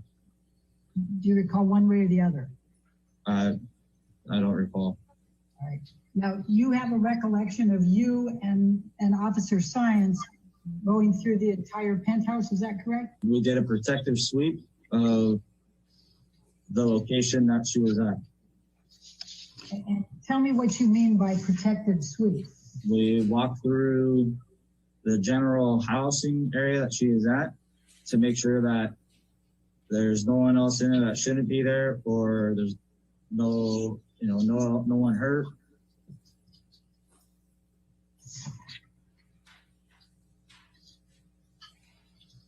Do you recall how many rooms you went through? No, I don't. I'm going to ask you, the officer having to take a look at number 25. Do you recognize this as Ms. Heard? Yes. All right. And do you see any injuries depicted on this picture? No. I'm going to show you what has been marked as exhibit number 26. Do you recognize this as Ms. Heard? Yes. Okay. Do you see any injuries in this picture? No. I'm going to ask you the same question. Exhibit number 27. Do you recognize this as Ms. Heard? Yes. And do you see any injuries in this picture on Ms. Heard? No. I'm going to ask the same questions. Officer Haddon, I'm going to ask you to look at Haddon exhibit number 28. Do you recognize this as Ms. Heard? Yes. And do you see any injuries depicted on Ms. Heard's face in this picture? No. I'll show you exhibit number 29. Do you recognize this as Ms. Heard? Yes. Do you see any injuries on Ms. Heard in this picture? No. Now, you indicated that you and Officer Sines went through the apartment, correct? Correct. We did a protective sweep. Protective suite. And in doing the protective sweep, you did go in the room, correct?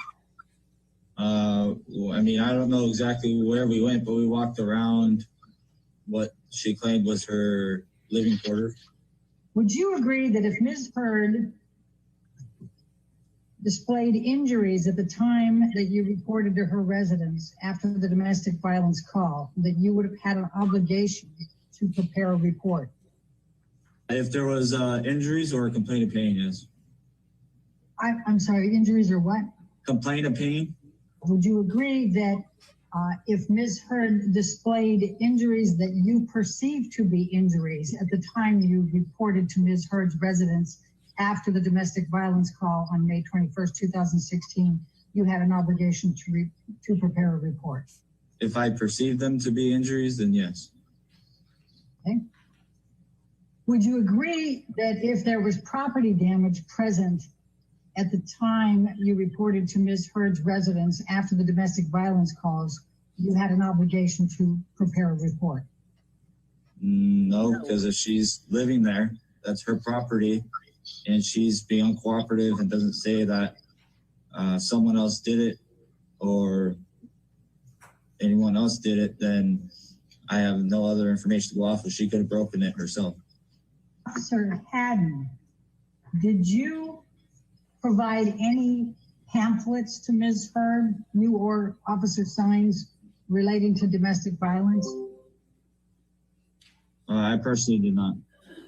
Do you know whether Officer Sines did? I don't know. And ladies and gentlemen, at this point, counsel for Mr. Depp takes over the questioning.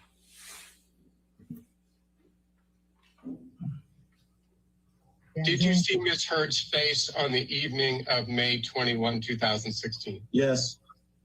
On how many occasions did you see her face? I believe 2. And the first time you saw her face, how close to her were you? I don't recall exactly. I think it was approximately 10 feet. Did you perceive any, did you have any problems with your eyesight at that time? No. Did you have 20/20 vision as of May 21, 2016? No, I wear contacts though, so I can't see perfectly fine. Were you wearing your contacts that evening? Yes. Did you have any trouble seeing the contours of her face the first time you saw her that evening? No. Did you perceive any signs of injury on her face or anywhere else on her body that was visible to you? No.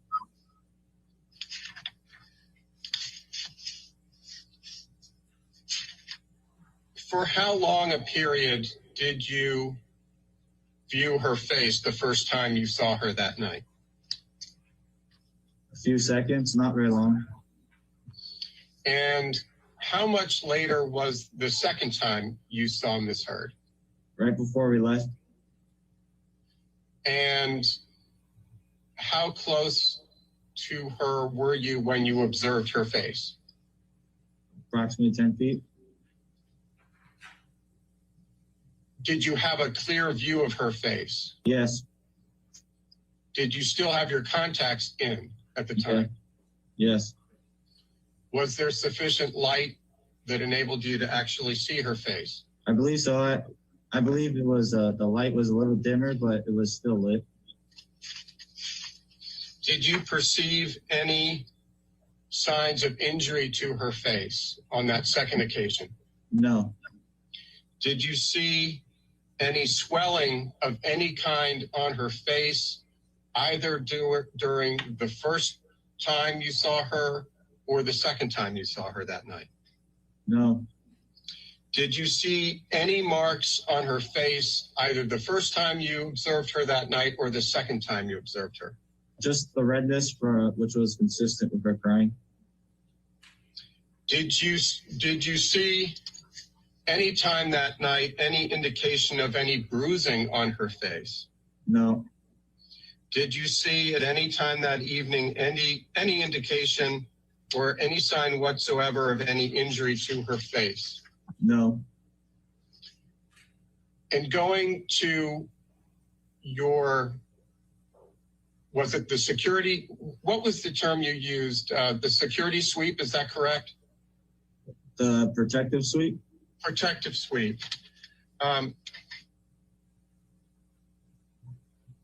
During your protective sweep, was your access barred to any part of the penthouse? My access what? Sorry. Did you have free access to the penthouse? The witness that was there, he kind of, I believe he guided us kind of through the place. I don't know, wherever he guided us through. Did you see any broken glass anywhere in the penthouse where you did the protective sweep? Not that I remember.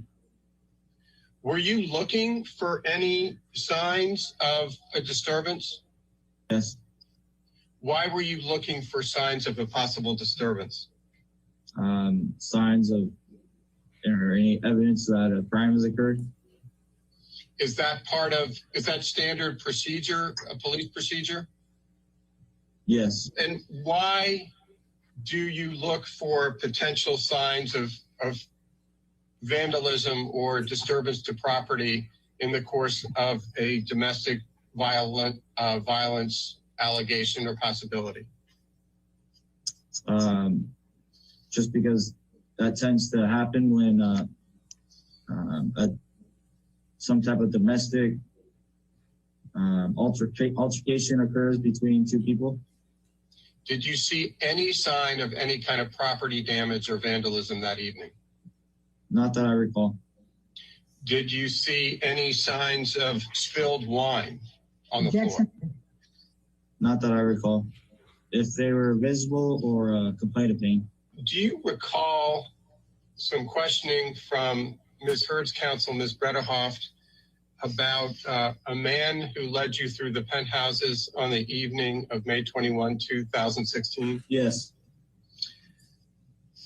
Did you describe him as uncooperative?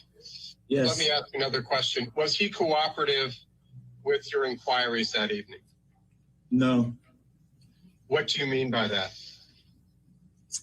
I attempted to gather information of who the husband was, and what occurred, and where he possibly went, so we could interview kind of all the different parties. And he wouldn't even give me a name of who the husband was. And how long did you interact with that person who in fact is Josh Drew? I'd say approximately 5 to 10 minutes. Did he report to you in words or substance that any domestic violence had occurred? I don't recall any exact verbiage he said. Did he report to you in words or substance any vandalism? No, not that I recall.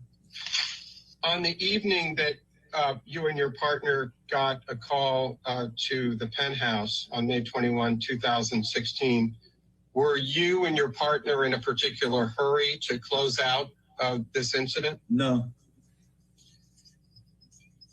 Were you willing to stay as long as was necessary to resolve the matter?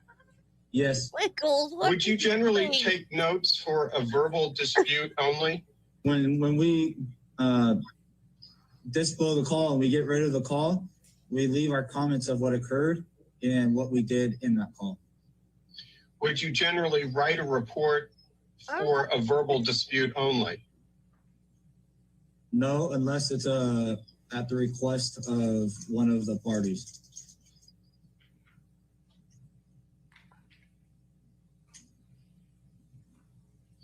When you were typing in your computer to add text to a call, is it common to refer to the focus individual in the call as a victim, whether a crime has been committed or not? Yes, because that's how the call was broadcasted and created. Ladies and gentlemen, at this point, counsel for Ms. Heard completes the questioning. Now, there was another woman that was present as well, correct, that night? I believe so, yes. Do you remember testifying earlier that at the end she was holding and embracing Ms. Heard? Yeah, I believe she's sitting on the couch with her when we left. Did you interview that woman? No, she was with Ms. Heard when my partner was speaking with her, I believe. I never spoke to her. Did you ever attempt to interview that woman that was on the couch who was embracing Ms. Heard? No, because I was speaking with the gentleman outside. Do you know whether Officer Sines? I just want to say real quick, I'm not meaning to turn my back to y'all, but I got my leg. I don't know. Can't remember if I told you. My right leg is swelling. I have a test to see why on the 24th. I made it really, really early so I can come back and stream. It's like at 7:30 in the morning or some crazy hour like that. But I'm trying to elevate it. So that's why I'm like this. I'm not ignoring y'all. I'm still paying attention. Ever attempted to interview that woman who was sitting on the couch? I'm unaware. Okay. Now, let's go back to the description that you gave, and you responded again to it with Mr. Chu, that she was crying and had a red face. And you said the redness was consistent with crying. Do you recall that? Yes. Okay. Why was she crying? I don't know. That's a great question. I don't know why she was crying. Did you ask her? I personally did not, because my partner interviewed her. Then when you downloaded with your partner later, did you ask Officer Science why Amber Heard was crying? No, my partner never advised me. She spoke with her while I was speaking with the gentleman. Do you recall that you testified that there was another woman who was embracing Ms. Heard on the sofa at the end of your visit? Yes. What? Do you recall asking why she was embracing and holding Ms. Heard? Why did you not ask either the other woman or Ms. Heard why the woman was embracing and holding Ms. Heard? Oh, embracing. Why I did not is because we were trained in the academy to separate the parties and to try and attempt to build a rapport with the individual we're speaking with. Therefore, it was two females and my partner was female. So therefore, my partner spoke with the female. Would it be fair to say you deferred to Officer Sines to conduct any type of investigation with both Ms. Heard and the other woman who was embracing her? We just said. I know my partner spoke with Ms. Heard. I am unaware. I cannot testify if she spoke with the other female. When you said you learned at the academy to divide up the parties, was it your understanding that parties meant the victim and the suspect? All parties. Do you know whether anyone made an attempt to divide up the woman from Ms. Heard, the woman that was embracing her? I'm unaware. Okay. Now, the redness that you said was on Ms. Heard's face when she was crying and emotional, could it also have been consistent with injury? I do not think so. I perceived it as redness from crying. Did you consider whether the redness on the face might be from something in addition to crying? No, I did not. And you had never met Ms. Heard before, correct? Never even seen her. And would it be fair to say that you don't know what Ms. Heard's, what her characteristics are for swelling, bruising, redness, correct? Or if she was wearing Amica cream. I'm going to ask you, Officer Haddon, to look at what has been marked as Haddon Exhibit number 8, and it's from the Office of the Chief of Police, and it's dated November 24, 2014, and the subject is Domestic Violence Supplemental Report, Form 15.40.02 revised. Do you see that? I do. This was provided to us by the LAPD in response to our document requests.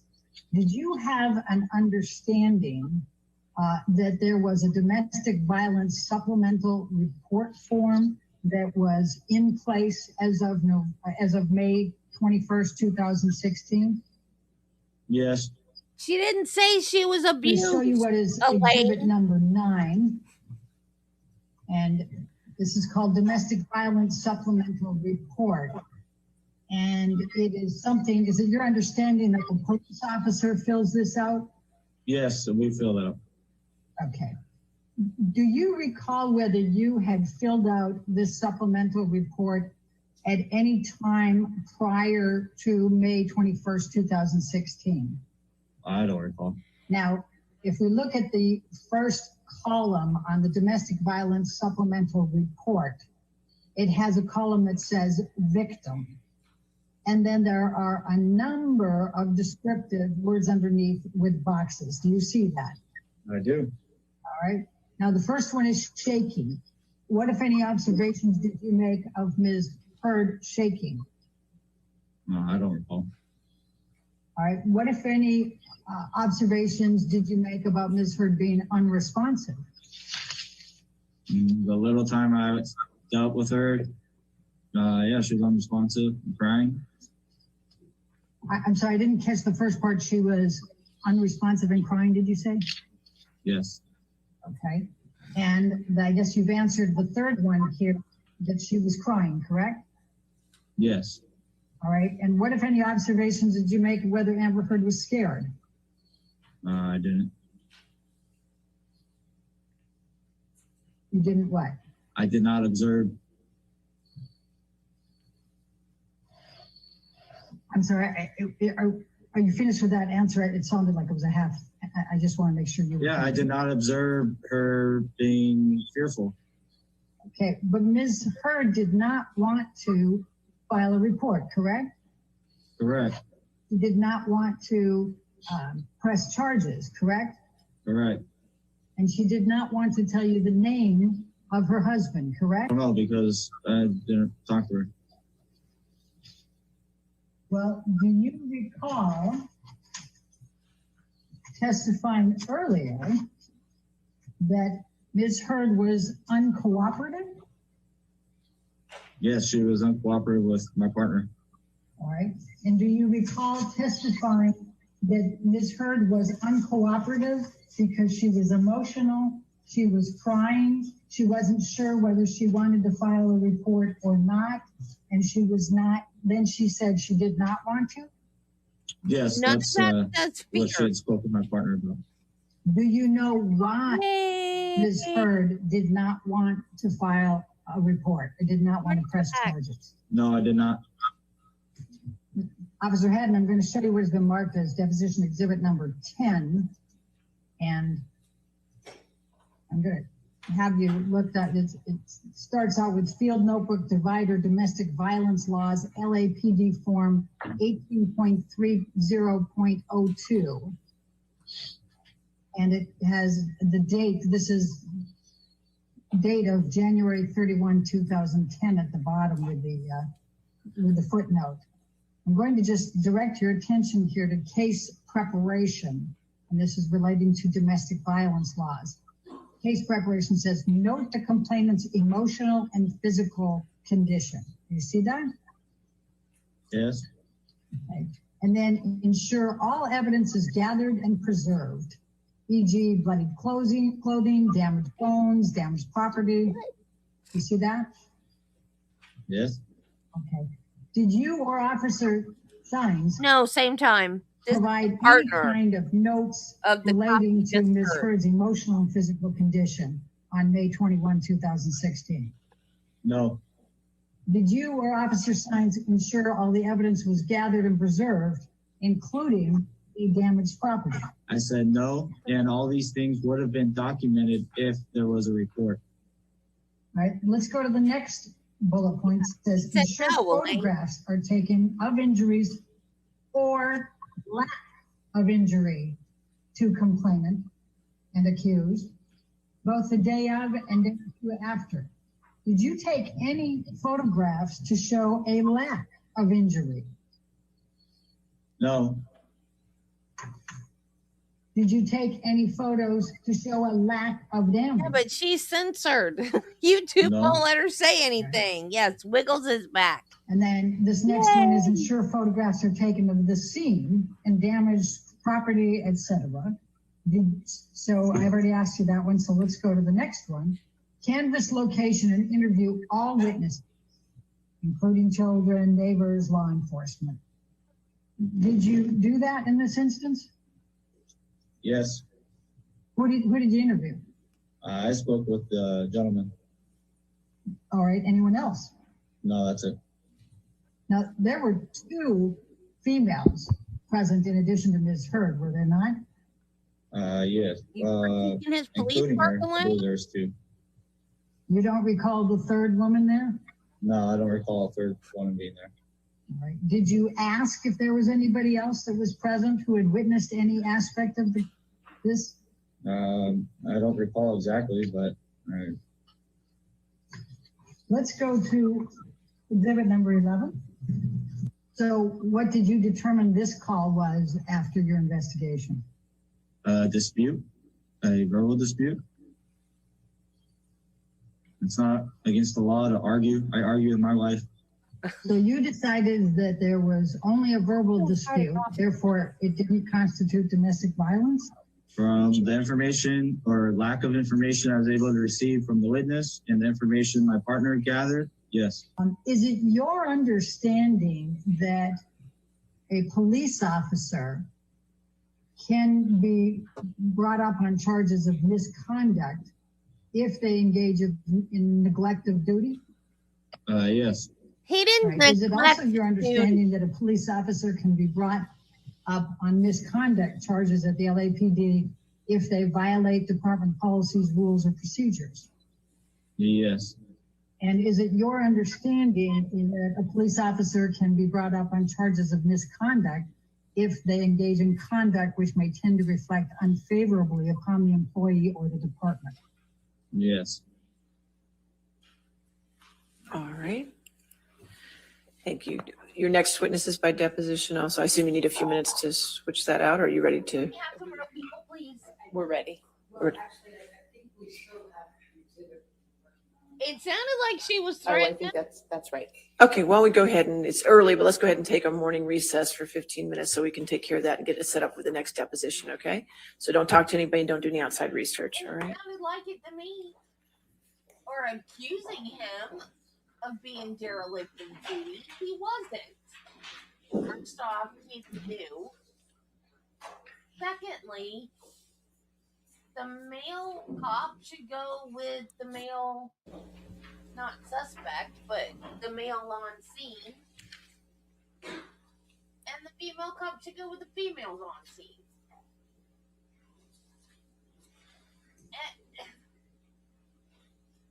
They're just throwing spaghetti at the wall to see if it'll stick. All right, thank you. All right, your next witness. Okay, Officer Gatlin. Could you spell the last name for me for the court order? Gatlin. Okay, thank you.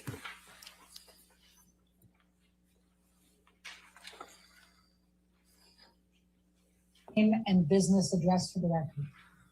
William Gatlin, business address 251 East 6th Street in Los Angeles, California, 90014. How long have you been an officer with the LAPD? 8 years. And what is your rank? Police officer 2. Now, your partner on May 21, 2016 was Officer Diener, is that correct? Yes. You were wearing your body cam on May 21, 2016? Yes. When were you first assigned body cams? Sometime in 2015, I think. I don't remember. Officer Gatlin, I'm going to show you what has been marked as Defendant's Exhibit number 6. Oh, I forgot. And I'm going to go ahead and go down to the second page. This is a second set of cops. This is And why this is the Waldman. incident Oh, recall okay. You gotta tell me. The two for you and Officer Diener for May 21, 2016 in connection. Okay, you guys have seen this before. Help me out. You know I've got chemo brain.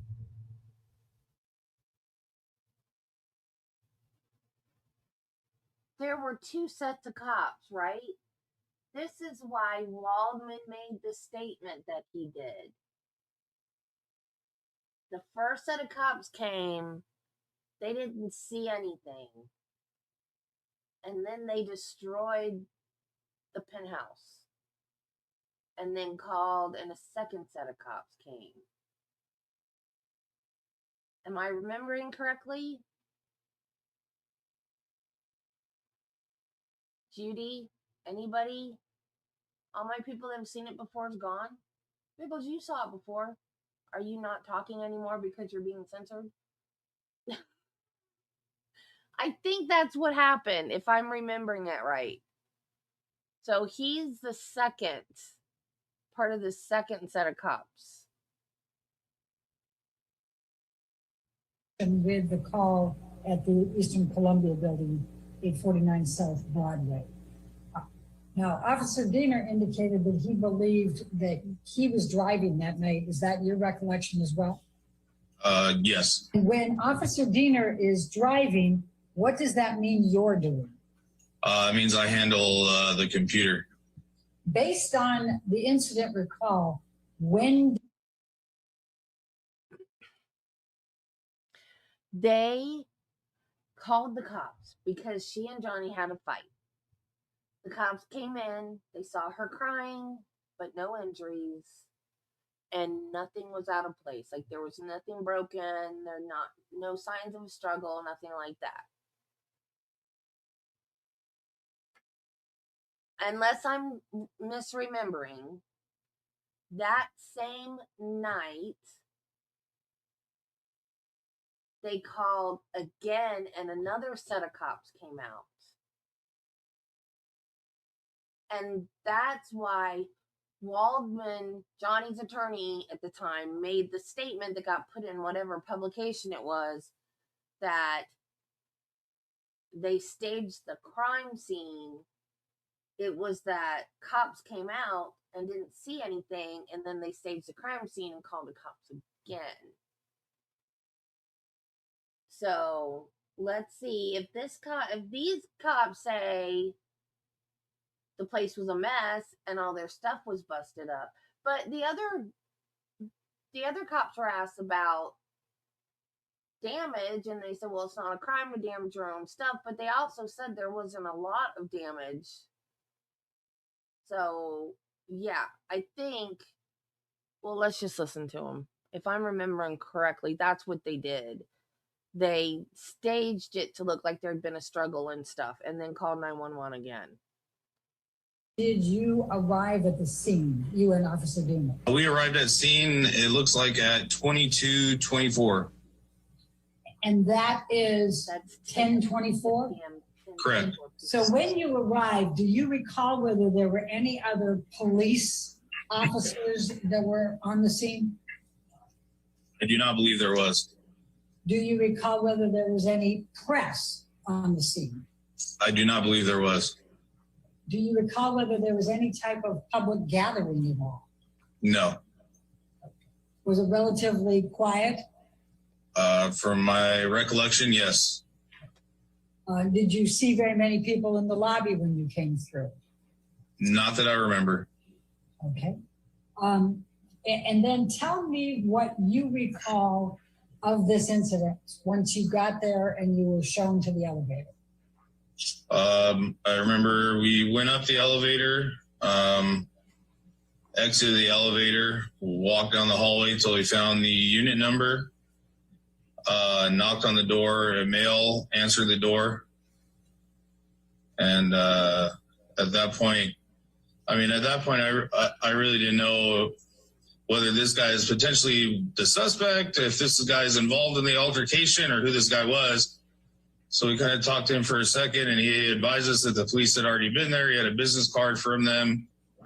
And we told him that we still needed to step inside to check on the subject or potential victim, just to make sure that she's okay and that this is indeed related to the previous incident and not a new incident where the suspect had potentially returned and caused there's another new issue at hand.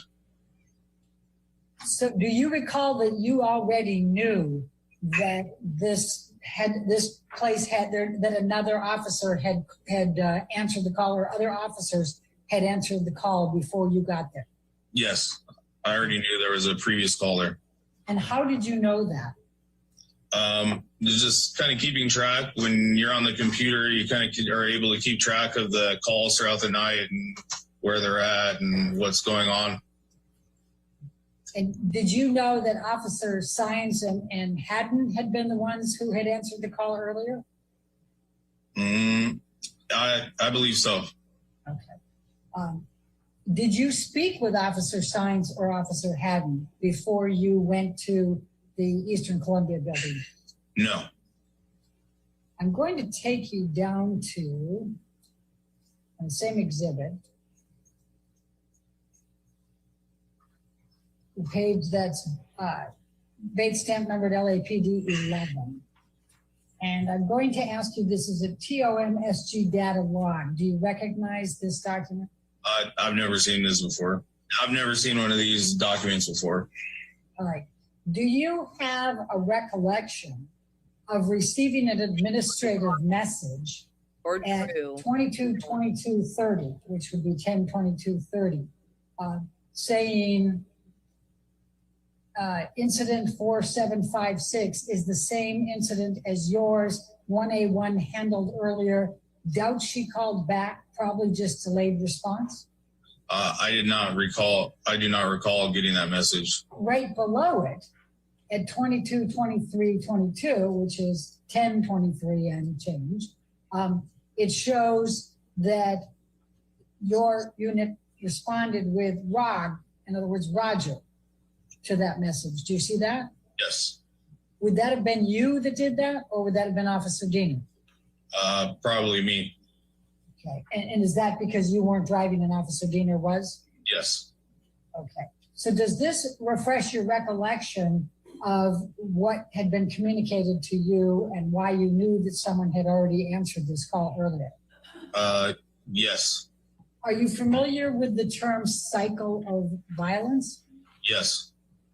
Well, typically, do you make arrests on domestic abuse calls? Sometimes we do, and sometimes the other party is no longer at scene and we would just take a report. Okay. Are there times where they just refuse to cooperate and you just left?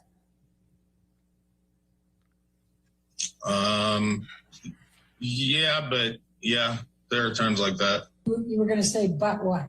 I guess like the totality of the circumstance based on just because someone's uncooperative doesn't automatically mean that we'll just leave. You know, if we're, observe some kind of injuries, or if there's a third party witness that's cooperative, that could lean in, where even if the victim's uncooperative, that would still take some sort of action.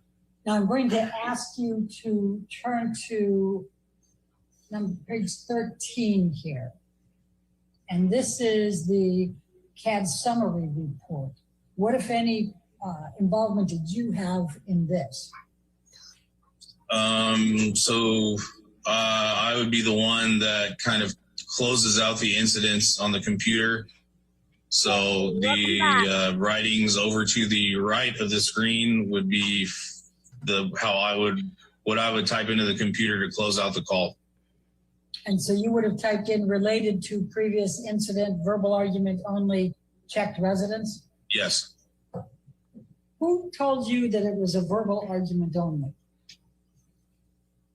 Based on the knowledge I had of the previous call, I'm able to see potentially how they closed out the call. Oh, thank you. And I could have seen it from there. So you could have gotten this from so A1A. Thank you. 1A1, yeah, their report. So much. Officer Science and Officer Haddon, and then just repeated it here. Yes. Okay. Do you have any recollection of anyone in the apartment up in Penthouse 3 saying that there had been a verbal argument only? Not to my recollection. Well, let me just jump back to the events of May 21 for a moment. Were you aware that that was the apartment of Johnny Depp and Amber Heard? No. When did you first become aware of that? I don't remember. Are we talking months, days, hours? It was a couple days. And do you remember how you learned of it? No, I don't. And did you know who Johnny Depp was at that time? Yeah. And were you a fan of Johnny Depp's as of May 21, 2016? Objection relevant.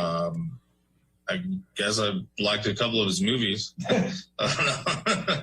I'm not like rushing out to go see him or anything. I don't know. Are you a fan of Johnny Depp's today? I can remember the last movie I saw of his. Did you know who Amber Heard was as of May 21, 2016? I was aware that there was an actress by the name of Amber Heard, but I was not totally familiar with her or any of her work. When you saw the name Amber Heard on the incident recalls, did it register with you that she was an actress? No. Nope. Did you recognize Amber Heard when you came to the apartment on May 21, 2016? No. How close did you come to Amber Heard while you were in the apartment?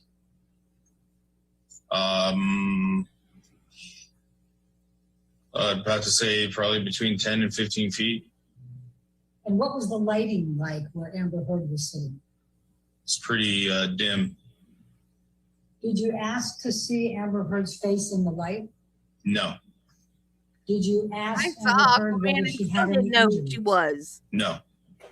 Did you interview any of the persons present about what had taken place earlier that night? No. Why not? Because I was aware that there's a previous call regarding the incident, and the male that answered the door You're not missing anything, kind Marty. of made it clear to us that this is still left over from that same incident, and a new incident had not occurred. So Not missing anything. I didn't feel the need to at that time. Did you go through and search the entire apartment, including bedrooms, offices, and other areas? No. Again, why not? It's the same as I explained earlier, and they were all adamant that her husband was no longer at scene. Did you go into any of the other adjoining apartments? No. You asked where the husband was. Why did you ask where the husband was? Because in the comments of the call, it stated the husband and wife were arguing,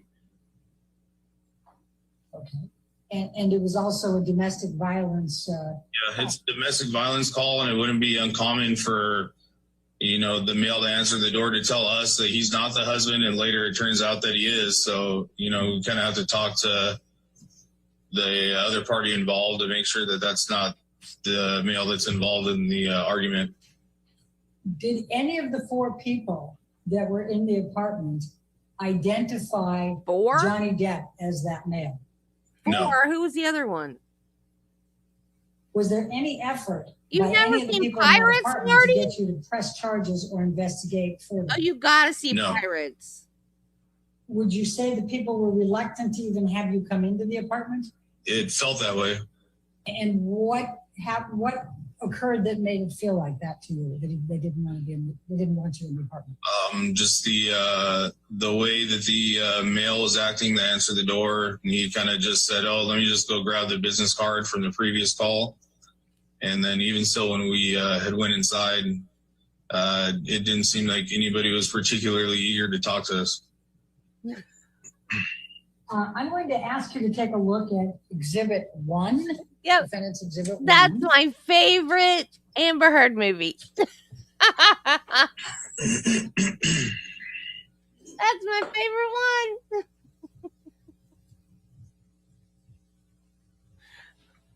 And this is the Daily Mail, Mail Online, July 3rd, 2020. And I'm going to go down to the 10th page. What, if any, evidence did you observe when you went to the penthouse on May 21, 2016, that Amber Heard and her friends were attempting to concoct an abuse hoax to set up Johnny Depp to be accused of domestic violence? None that I can recall. What, if any, evidence did you see Now I want to watch Zombie. Amber and her friends spilling wine and roughing the place up? None. And what, if any, evidence did you see that Amber and her friends had concocted and gotten their story straight and were relaying them to you when you arrived? None. Did Amber or her friends at any time while you were at the apartment on May 21, 2016, claim that Johnny Depp had committed domestic violence of Amber? Not to me, they didn't. Did you see them do that to Officer Diener? No. What, if any, efforts did Amber Heard make to come over and to show you any evidence of injuries? None. And what, if any, effort did Amber Heard or her friends make to try to show you any type of property damage? None. And what, if any, evidence do you have that Amber or her friends placed a second call to 911? I don't have any evidence that it was one of her friends. I just know that there was a second call placed. Well, actually, if I can recall, I think it said that her friend was on the phone with her and her arguing with her husband. Oh, that might have been Who said Io. that? You're right. I believe that's what the incident recall said. Did you ever provide a sworn deposition saying that you saw no evidence of a crime at the penthouse before today? No. Are you aware of whether Officer Diener provided a sworn deposition saying he saw no evidence of a crime? He has not. I got stuck on that ride once. We must have been stuck for 45 minutes at least before they came and got us. And I was not near any of the Captain Jack Sparrow animatronics. I was upset. And now this call came in at 20:30, which is approximately 8:30 regular time, PM, right? Yes. Okay. And then a little bit further down, just 7 minutes later, comes a duplicate call that appears to come from the New York Police Department. So Yes. there were roughly 7 minutes of each other, correct? Yes. Did you see that when you were looking back at trying to look at the history? You was right. I believe I saw all of this. Did you see He's in an any outlaw of and he the wins every incident time. recalls or any of the documentation that you reviewed that the officers, Officer Science and Haddon, reported to the scene, left the scene, closed out, and then another call was made to come to 849 South Broadway. Yes. What did you see? The second call created was the one that we had received. And it says, this is 2209, which would be 1009, right, roughly? Yes. It says teletype from NYPD ICAP. Female stated she was on the phone with her friend. She began screaming at her husband. Subject Amber Heard, husband Johnny Heard, male, 53 years old, 5'11", NFD, NFI. Do you see that? Yes. Okay. But that's New York Police Department. And back here, it says New York Police Department, correct? Correct. Okay. But after you communicated down here,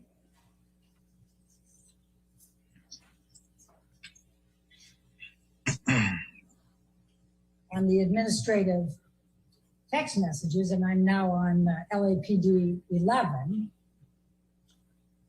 this is 2222, you now know it's the same incident as yours and 1A1 handled earlier.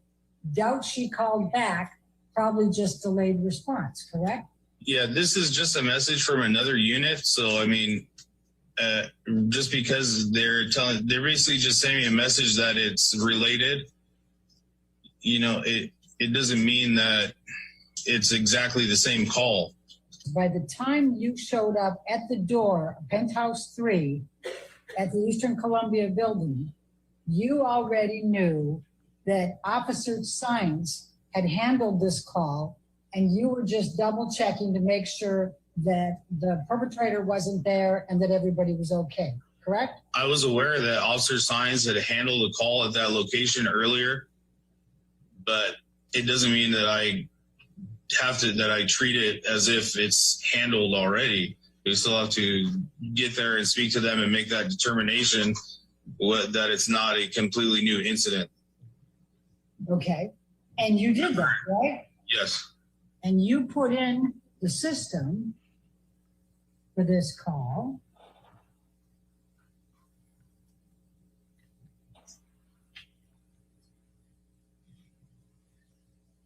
Twenty 46 to 2122, met with Vic, checked location, verified husband left location, victim advised verbal dispute and refused to give any further information. Actually, that was Haddon and Sons, right? Yeah, that wasn't me. I didn't put that in. And then what you put in, that was why I couldn't find it. You put in 2217, and I'm sure you weren't there till 301, but we talked to Officer Dietz about that. You put in related to previous incident, verbal argument only, checked residence, correct? Yes. Okay. And your putting verbal argument only was based on what you had reviewed with Science and Haddon, correct? Yes. I'm going to show you what it is marked as defendant's exhibit number 2, and it's a picture, it's a portion of a video clip from the ECB building, and it has 5/21/2016, and the time is 22/28/14. Do you recognize the person in this picture? Yes. And who is in this picture? Officer Diener. I'm going to ask you to take a look at defendant's exhibit number 3, and that's reflecting a video clip again, and it's dated 5/21/2016 and says 22/28/15. Do you recognize the person in this? Yeah, that's me and Officer Diener. I'm going to show you now the video cam footage. I've got the 2 from yours and from Officer Diener, so I'm going to go through and show those to you.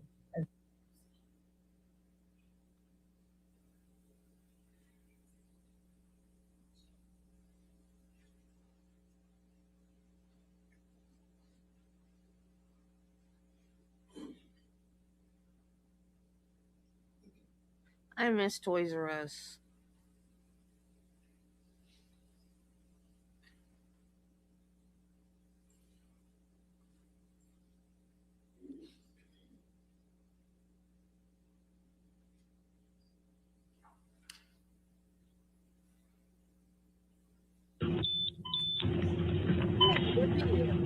Coffee's hot. Burning up. We're around penthouse 3.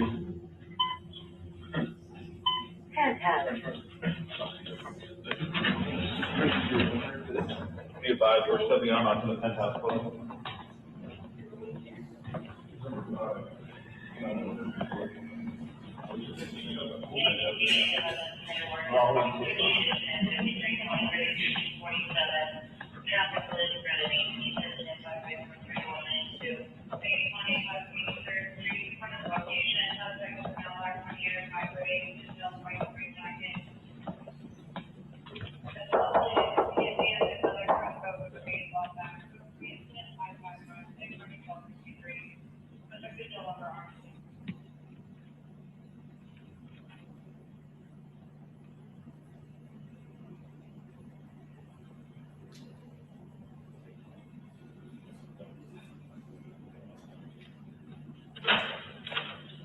Hello.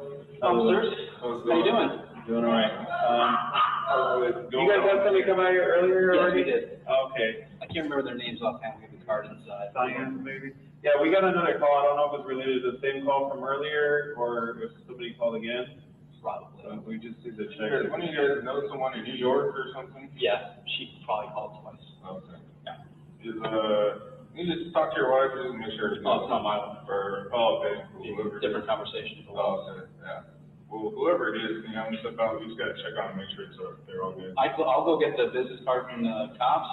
Yeah, I don't know, just because we got another call and we came again, we still gotta make sure. One second. Back up, please, back up. We'll just come in and just check. We just need to make sure everybody in here is okay and that nobody. Yeah. I don't know if she called twice or whoever called, but we just got another notification. So we just need to come in and make sure that everybody's okay. Is they're all good? Nobody else is in here? No. The other officers came by and checked the apartment and the other apartment as well. Yeah. It must have been like a double call. Okay. Who's Amber? Okay. And Johnny? Is definitely not here. He's not here? Okay. Last, probably like 2 hours ago. Okay. Yeah. All right, cool. Everything's all good then? No, it's, yeah. All right. Thank you. So if you guys need anything else, just call us back. Okay, thank you very much. Have a good night.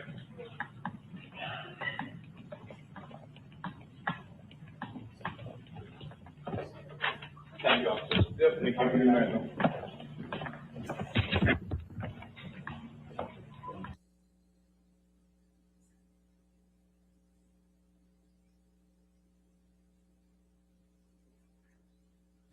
So this one is defendant's exhibit number 4.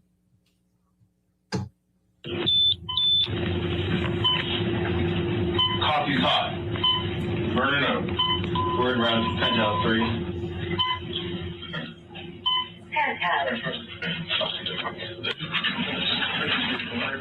Before we go further, can you show you now you're putting verbatim and says 22, 28, 15. Do you recognize the person in this? Yeah, that's me and Officer Diener. I'm going to show you now the video cam footage. I've got the 2 from yours and from Officer Diener. So I'm going to go through and show those to you as we go. So this one is defendant's exhibit number 4.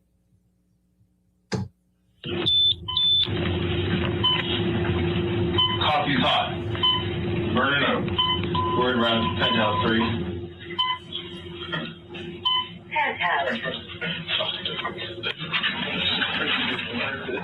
Be advised, we're stepping on onto the penthouse floor.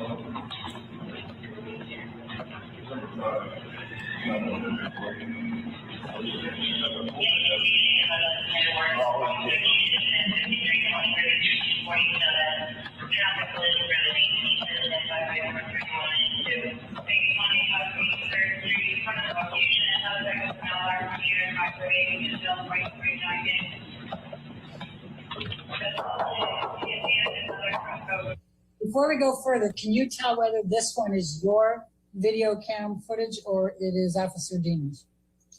This appears to be Officer Dieners. And so that's you over here? Yes. Can you tell whether it's you or Officer Diener that's saying Officer Signs? I cannot tell. Okay. How did you know that it was Officer Signs who'd been there?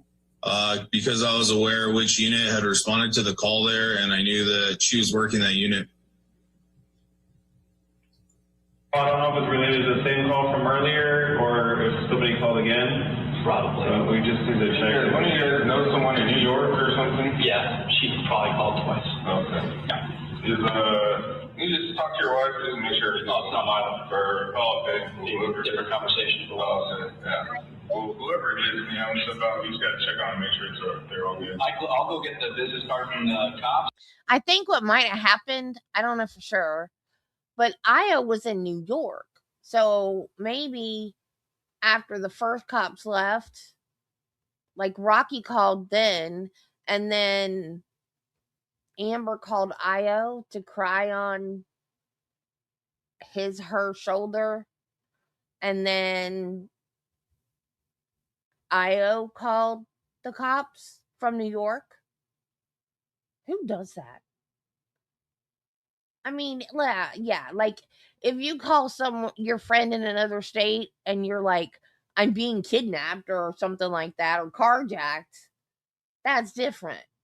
But you call your friend in another state to tell them, I just had a fight with, excuse me, sorry. I just had a fight with my husband. You don't call 911. They have an unhealthy relationship. She has an unhealthy relationship with everybody. She said, I don't know, just because we got another call and we came again, we still got to make sure. Hang on a second. Now, would you say, and I'll represent this as Josh Drew. I am. He's already provided testimony. Would you say that Josh Drew was discouraging you from even coming into the apartment or seeing Amber Heard? Yes. Yeah. I don't know if she called twice or whoever called, but we just got another notification. So we just need to come in and make sure that everybody's okay. Yeah, They're all good. Nobody else is in here? No. Okay. The other officers came by. All right. Officer Gelin, can you tell which one of these people is doing the talking, of these three women? I can't tell for sure, but it appears to me it's the girl in the middle. That's the one that's leaning forward with the white shirt. Do you know which one of these is Amber Heard? From this view, I can't tell. All right. Do you know what color hair the person that's the most forward, that's in the middle, has?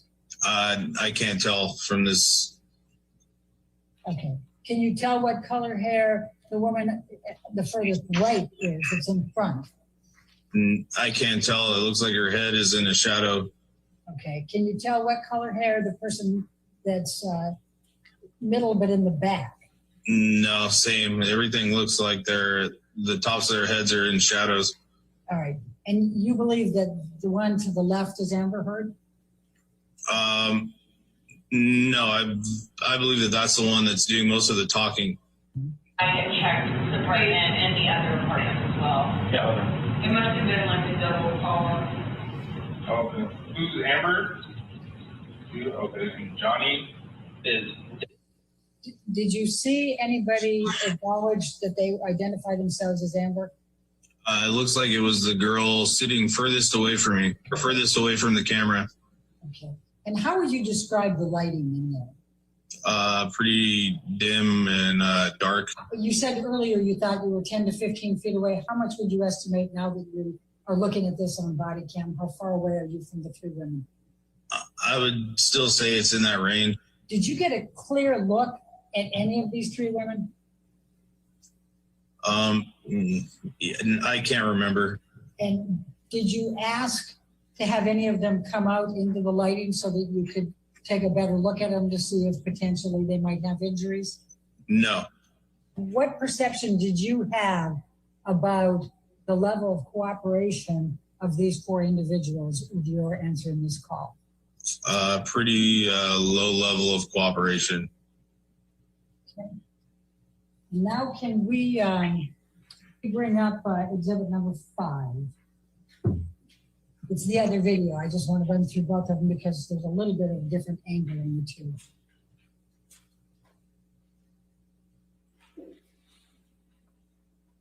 I swear.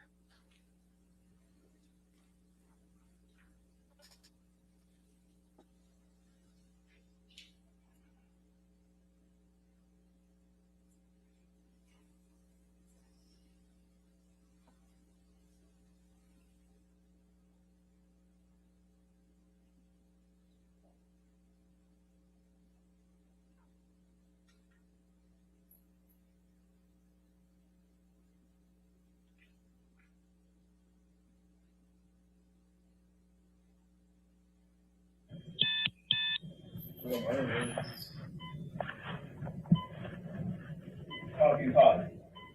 Burn it up. We're around penthouse 3.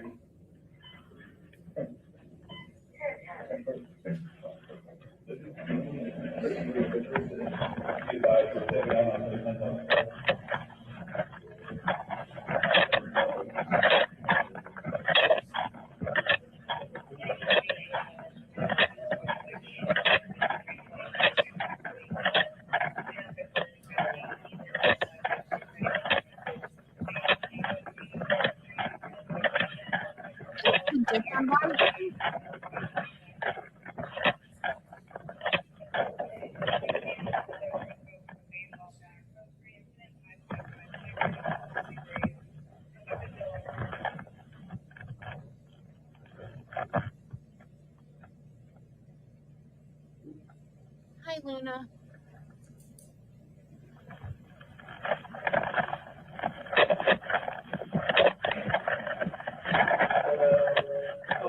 Well, that was the allegation. You guys had somebody come out here earlier? Yes, we did. Okay. I can't remember the name of the card. Yeah, we got another call. I don't know if it was related to the same call from earlier I think or somebody called again. he called Io, and then Io You guys know someone in New York or something? because they say New York, and Io's in New York. And if they had called again, then she could have gotten in trouble. That could have been misuse to 911. I'll go get the. Oh yeah, this is a different angle. Just because we got another call and we came again, we still gotta make sure.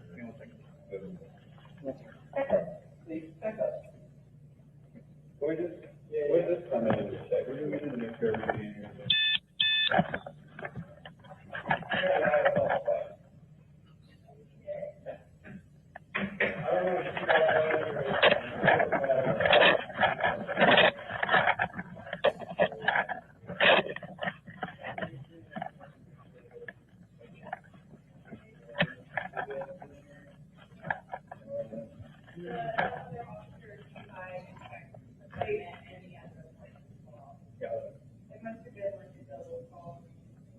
Okay. Who's Amber? You? Okay. And Johnny? Is definitely not here. He's not here? Okay. Probably like 2 hours. Okay. All right, cool. Everything all good then? All right. Well, if you guys need anything else, just call us back. Have a good night.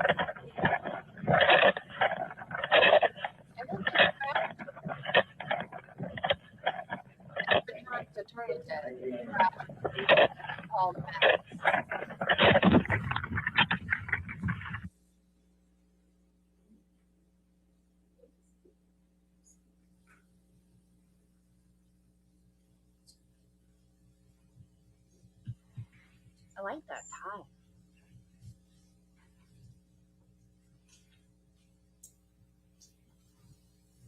Now showing you defendant's exhibit number 5.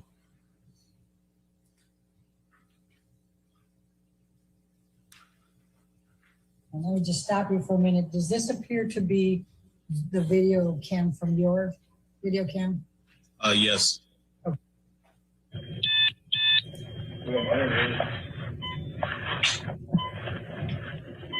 hot.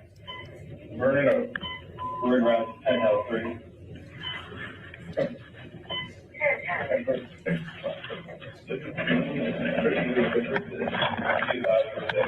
You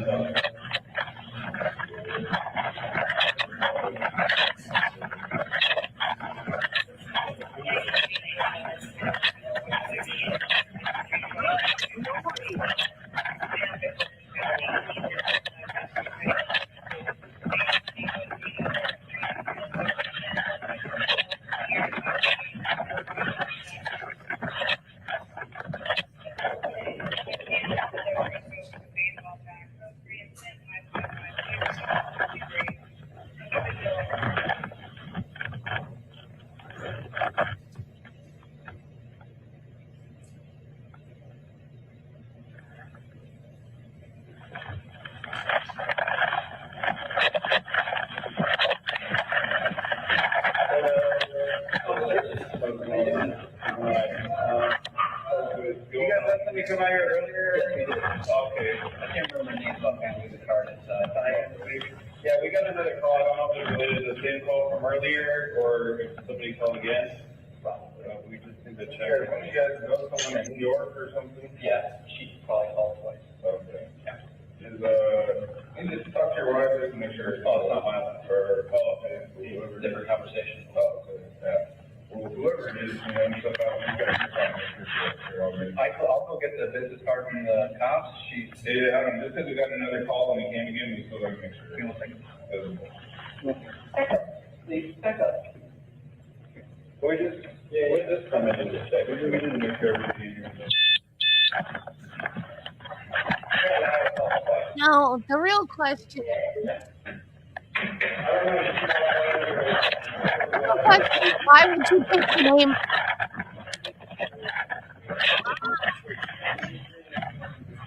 The real question is why would you pick the name I.O. for yourself? That's the real question.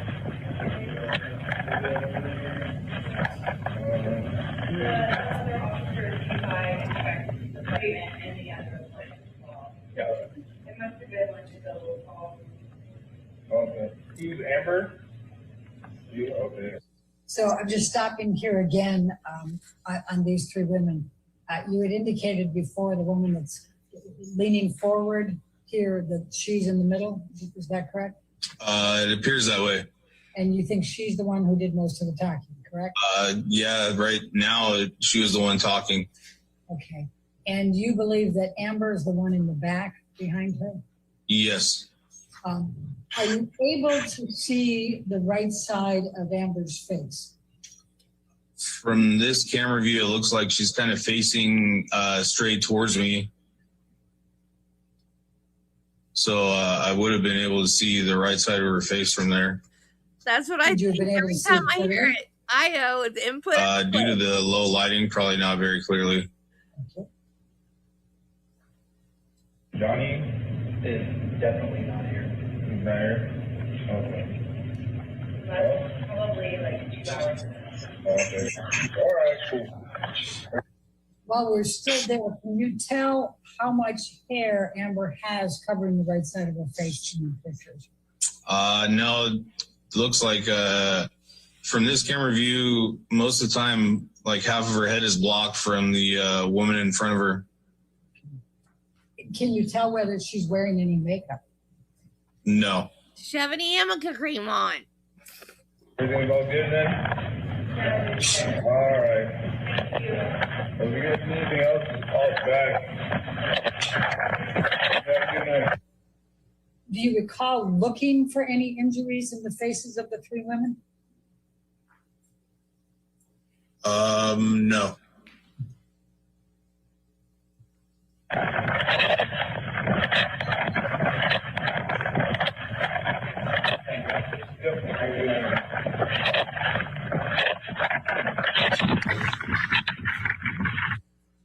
Now, Officer Gatlin, do you recall seeing two dogs in the house? Yes. They were running around pretty freely. Yes. And when you say that, would you be able to, sitting here today, say that the person in these three photos, defendants 7, 8, and 9, is the same person that was sitting on that sofa in the back? Are you able to draw that connection? No, I don't recall. Do you Do you disagree with my description of what's in this picture? No, I was stating that I didn't observe that when I was inside the apartment. Are you able to testify whether Amber Heard was the victim of domestic violence by Mr. Depp on May 21, 2016? Based on our investigation, it appeared as if she was not. Your investigation of what? Based on her refusing to give any statement on what had occurred. And at the time, we did not observe any any visible or verifiable injuries to her.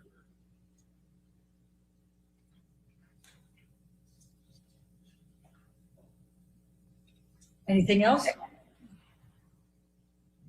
Not that I can recall. Right. So did you interview any of the 3 other individuals in the apartment? No.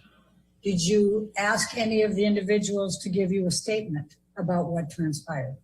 I believe the female that was sitting in the middle of the 3 told us that everything was fine and that the other officers had already conducted an investigation on the incident prior to our arrival. Did you ask that individual to give you a statement? Outside of that, no. Did you take that individual aside and try to interview her without the others present? No. Why not? As I just stated, everybody there had told us that the officers who had responded a couple hours before us had conducted the investigation, and this is our call is still stemming from that incident, and there had been no change in the circumstance since then. Do you know whether Officer Sines and Officer Haddon took any of the individuals aside and interviewed them? No.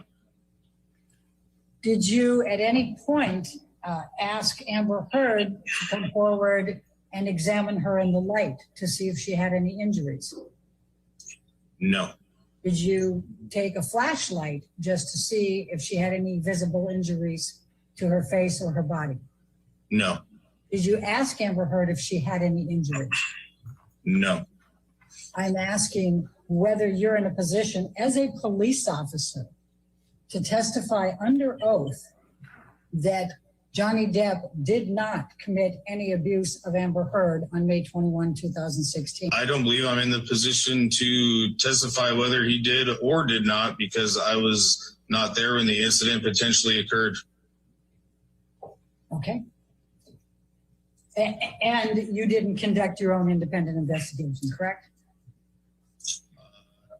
Outside of the female telling us that everything was fine, and the male that answered the door that told us that the other officers had already came and talked to everybody, and she told us they checked both the 2 apartments.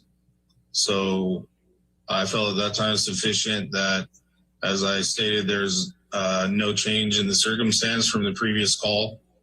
So we did not go further into investigation. And that's the extent of your investigation, correct? Correct. Did you do that night on May 21, 2016? Did you do anything other than what we have looked at on the video camera in connection with investigating whether Johnny Depp committed domestic violence with Amber Heard on May 21, 2016? No. Do you know whether Johnny Depp committed domestic violence of Amber Heard on May 21, 2016? No.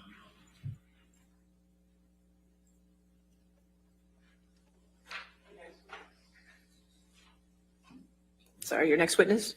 Alejandro Romero. Alejandro Romero. Alejandro! I was gonna quit after the last guy, but we gotta watch Alejandro. And if I might, Your Honor, this is another one that begins with questioning by counsel for Ms. Heard and later on switches to questioning by counsel for Mr. Depp. Oh, wait, Okay, is this thank who I you. think it is? Romero, will you please state your name and address for the record? My name is Alejandro Romero. I go by Alex. What is your current occupation? I work on the front desk of the Eastern Columbia building. And is that for the Action Property Management Company? That's correct. How long have you been employed at the Eastern Columbia building? Approximately 13 years. And could you please describe what kind of work you do for the Eastern Columbia building? Most of it is just access control, and I deal with a lot of residents regarding their packages and food deliveries.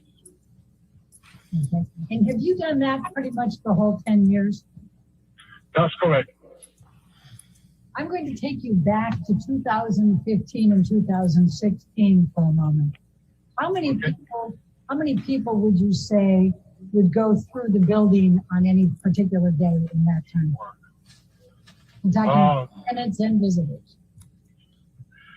I cannot say a number because there's 147 units in the building, and there are visitors, guests, friends. Actually, we used to send delivery people out. We don't send it anymore because of the COVID. But I cannot tell you a number. There's thousands of people probably. Have you ever met Johnny Depp? I saw him a couple of times. Okay. Do you remember what Mr. Depp was wearing on any of those occasions? Nope. Do you remember what jewelry he had on? Nope. Do you remember what headgear he was wearing? He was wearing a scarf or a hat? No. Do you remember whether Mr. Depp was wearing any makeup or eyeliner?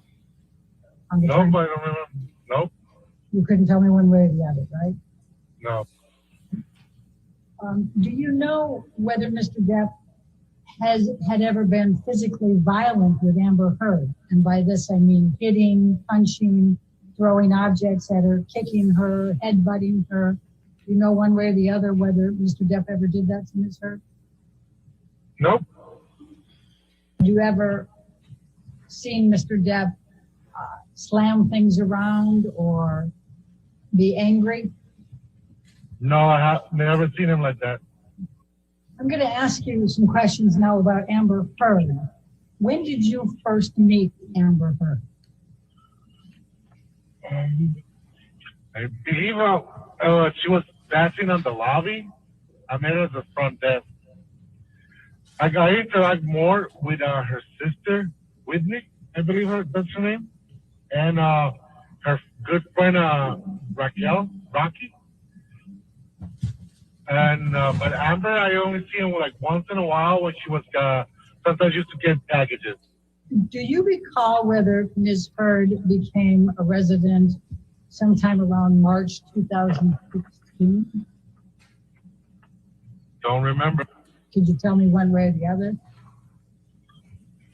I just can't remember. Like I say, it's been so long, I just don't remember. And like, I know you guys sent me the papers to review, and I'm gonna be honest, I didn't want to review them because it's been so long. It's like, just don't want to deal with this anymore. Yes, I went through the witness statement, and it's everything that is written there. That's what I said. Okay. That was correct. That was accurate. Okay. That's when I signed it. So during the time between 2015 and 2016, how many times would you say total that you interacted with Amber Heard? For a whole year, I can give you a number. Because it could be like, probably I probably saw Amber for 3 times in one day. Probably I'll see like 5 times, or probably I will never see him for a whole week. So I don't have never been a routine. Okay. How would you describe Amber Heard's interactions with you? Were they friendly? Would she smile at you? Would she talk with you? She was really friendly. She always smiled. But we never had like a interaction as really close relationship, like I do with some of the other residents. She never told me any of her problems. She never stopped by and talk about her personal life. She never did that.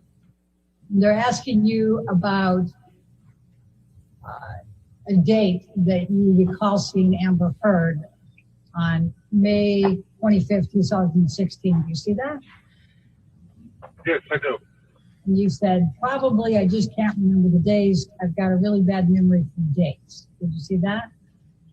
Yep. So, Mr. Romero, would you at any time be able to remember what type of clothing Amber Heard was wearing from one of her events? Nope, I don't remember. Would you remember on any daily basis what type of hairstyle she was wearing? Nope. Would you remember on any type of basis what type of bag Amber Heard was carrying? No. Would you be able to say whether Amber Heard was dressed up or casual on any given day? No. Would you be able to say whether what type of makeup Amber Heard was wearing on any given day? No. Would you be able to say, for example, whether Amber Heard had on concealer or foundation on any given day? No. Would you be able to say whether Amber Heard had on blush or powder on any given day? No. Would you be able to say whether Amber Heard had any mascara or eyeliner on any given day? No. How about eyebrow pencil or lip Johnny pencil? likes this guy too. No. Do you have any memories of Amber Heard wearing a particular type of makeup with a type of outfit? No. If you were asked to describe any characteristics of Amber Heard from 2 days earlier without knowing you were going to be asked, would you be able to testify to any of those? What she was wearing, what her makeup was, what her hairstyle was? No, I probably won't remember.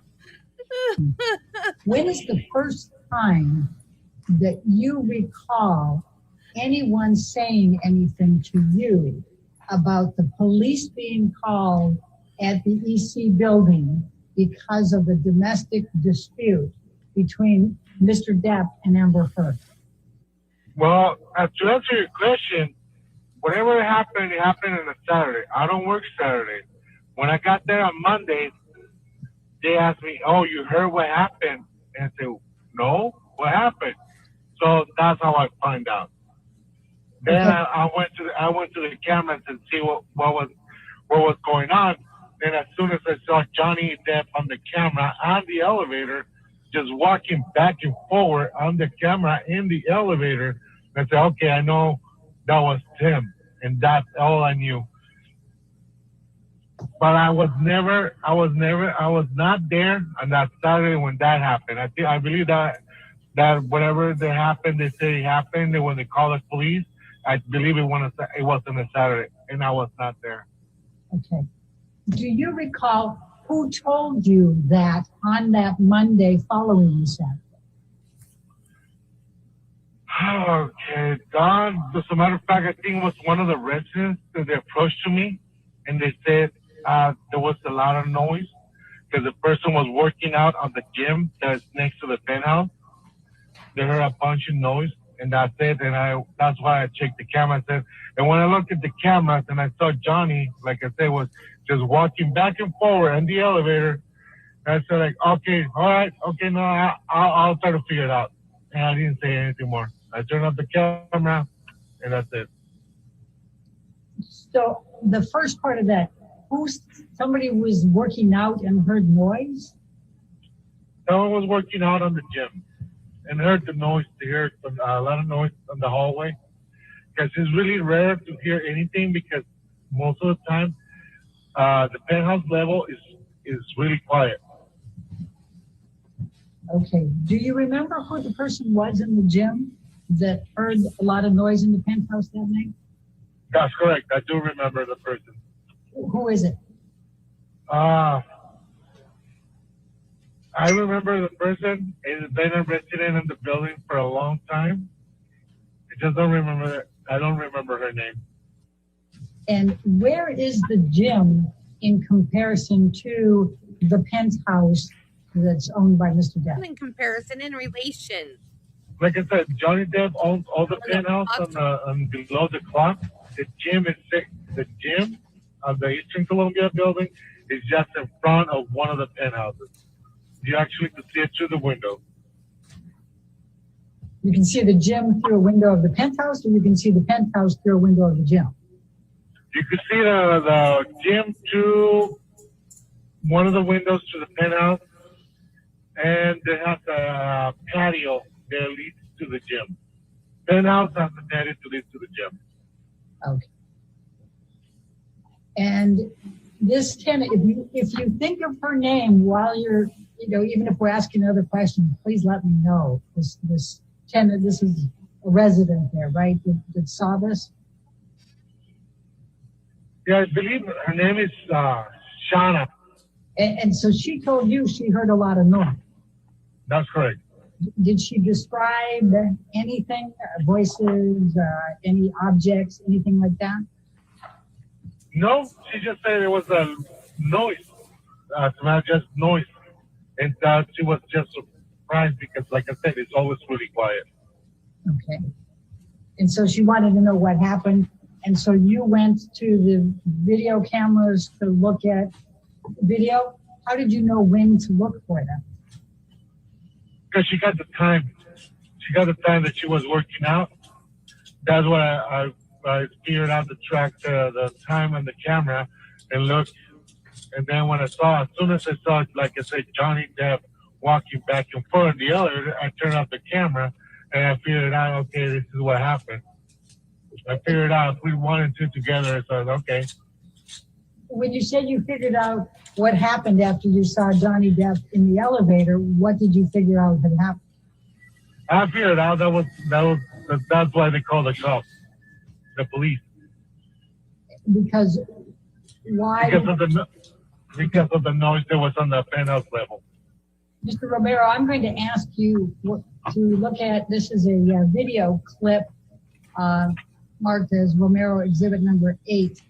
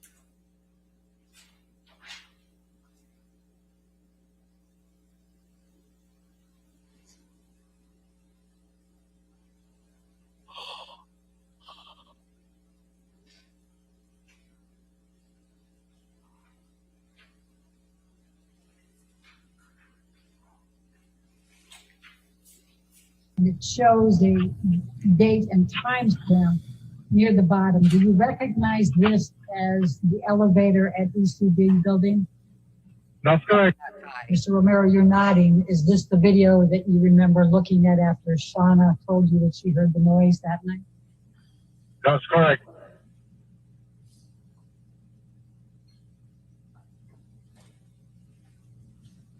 And that's Mr. Depp?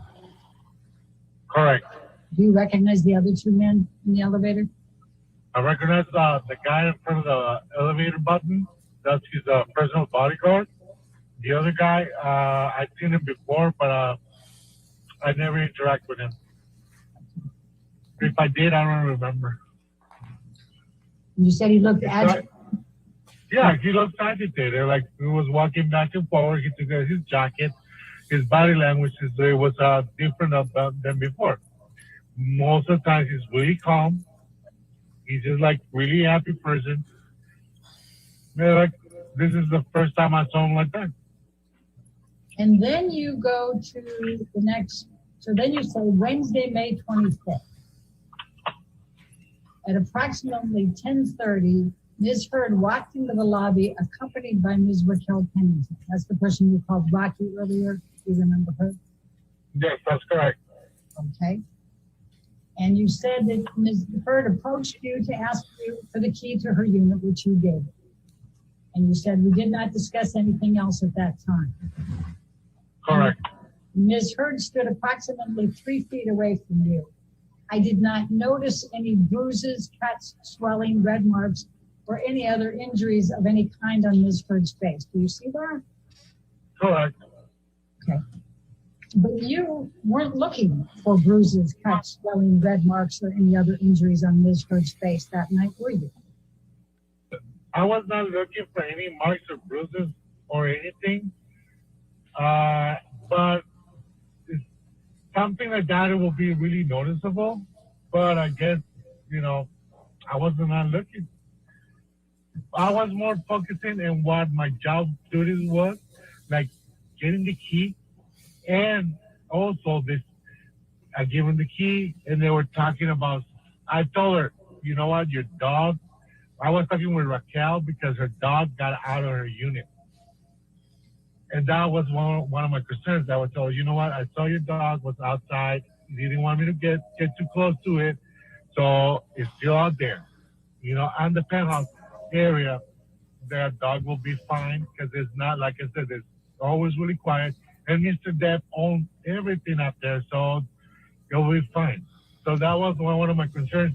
That was my job. I was just taking care of that. I was not trying to say, oh, let me see your face. No. So, and that's where I'm going to follow up. Do you remember what Ms. Heard was wearing that night? No. Do you remember whether she was dressed up? No. Do you remember where she was coming from, that she was coming home at 10:30 at night with Ms. Pennington? No, I don't remember. They didn't mention to me. She was on the phone. She was with Raquel in front of me. We were talking about it, and then she left to the lobby where she was still on the phone. So I was focusing more on Raquel because I was telling about her dog. Okay. Do you remember what hairstyle Ms. Heard had that night? No. Do you know what type of makeup Amber Heard was wearing that night? No. Can you tell me whether she was wearing concealer or foundation? No. Could you tell me whether she was wearing blush? No. Could you tell me whether she was wearing any kind of eye makeup? No. So who wrote the sentence, I did not notice any bruises, cuts, swelling, red marks, or any other injuries of any kind in Ms. Heard's face? I'm pretty sure if I would have said something like that, I would have said something. Mr. Romero, I didn't saw any marks or bruises on her face. I don't recall. Just don't saw anything. She was just standing in front of me. I'm asking specifically, I did not notice any bruises, cuts, swelling, red marks, or any other injuries of any kind to Ms. Heard's face. Who wrote that? That's what I said. I didn't saw any marks or bruises on her face. That's what I said. Because they asked me if I remember seeing anything. I said, I just don't recall seeing any marks or bruises because she was just sitting in front of me. I just don't remember seeing anything. Just don't remember. If it would have been so obvious, like someone had like a black eye, I would have like, whoa, I would have seen that and I would have remembered because it's something that you will see. Like so noticeable, like you will remember. But when I was there talking to her, she was like 3 feet away from me. She was right in front of me. I just don't remember seeing any marks, bruises, or anything. But you don't know whether she was wearing makeup to cover it, do you? No, I don't know. No. She was wearing any makeup to cover it, probably. The you probably will cover any bruise, but you cannot cover the swelling. Were you looking for swelling? No, like I said, I was not looking for anything. In fact, you were spending more time talking to Rocky about her dog, were you not? He was doing his That's job. correct. So Okay? I gotta have it. When I'm talking to someone, I look into their eyes. And when I was talking to Amber and Rocky, I always look into their eyes. Okay. And I wouldn't notice like any swollen or bruise. Like I said, I would notice. Is it fair to say, Mr. Romero, that you can't say that Amber Heard had injuries or did not have injuries that day on the 25th? I don't remember. Okay. And like I said, I would probably remember the swollen, but I didn't saw anything. I just don't remember. And you don't remember seeing anything, right? But do you remember even looking? I remember. You're putting words. I remember. I'm really sorry, but I remember. I gotta tell the whole story how they got there. Before they went and get the keys. They come down. They say somebody tried to get into my unit. There's scratches on my door. And like, I'm really sorry, but who will think is gonna get into your unit because they saw some scratches on the door, like 4 inches above the door, because the dog was scratching the door, was trying to get in, and they thought about someone trying to break into the unit. I said, in my head, I was like, you think someone's trying to get into your unit? There's scratches like 4 inches above the floor on your door. That was the dog trying to get into the unit. They were so afraid. Oh, someone's trying to get into my unit. They're like, oh, come on, really? And I actually, when they asked me to go inside the unit just to check room by room to make sure no one was there. So I did that. It's part of my job, make sure they're safe. But I didn't understand why they want me to do that. Like, I don't know.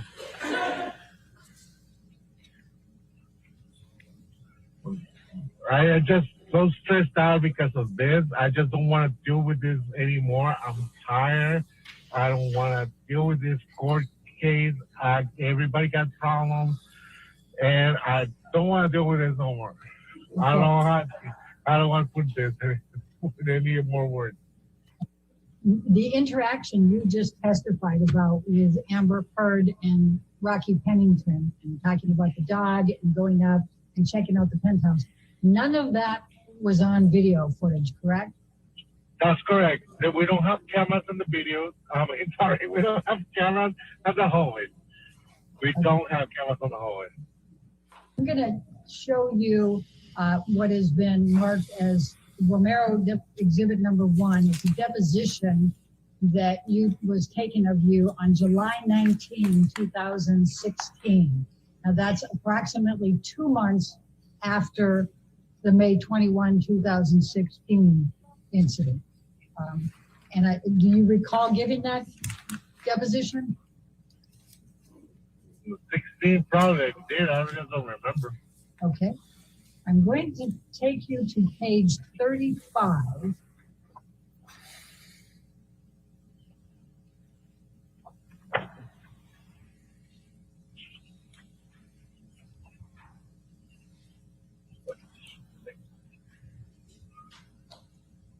A little bit more. When you were asked, this is the same incident that you're talking about now, okay? And it's talking about, okay, you spoke with Amber at the front desk, later saw her in the lobby, later went upstairs with her. It says the question at line 6. I just want to go back for a second here. You said several times in answer to my questions that you didn't recall seeing any marks on Amber's face. When you say you didn't recall seeing any of those marks, did you mean that you didn't see any marks on her face? And your answer then was, I say that because when I saw Amber, I was not looking to see anything on her face. I was not looking to see anything. Do you recall giving that testimony under oath back at that time, 2 months after the incident? Yes, I remember, because like I said, I always make eye contact with someone that I'm talking to, but I'm not looking to find something like oh, your makeup's wrong, you haven't have changed your eyebrows, or your eyelashes are not even, or I'm not looking for anything. I'm just looking at their eyes, and I'm not looking for anything else. But if I see something, I will probably will remember. If you saw something, right? Yeah, I would have probably would see, like, if she had a swollen, like if she was wearing makeup, probably would have been seeing the swollen. I probably would remember that. But I was not looking for anything. I was like, oh, you know. How swollen was Amber on the 25th of May?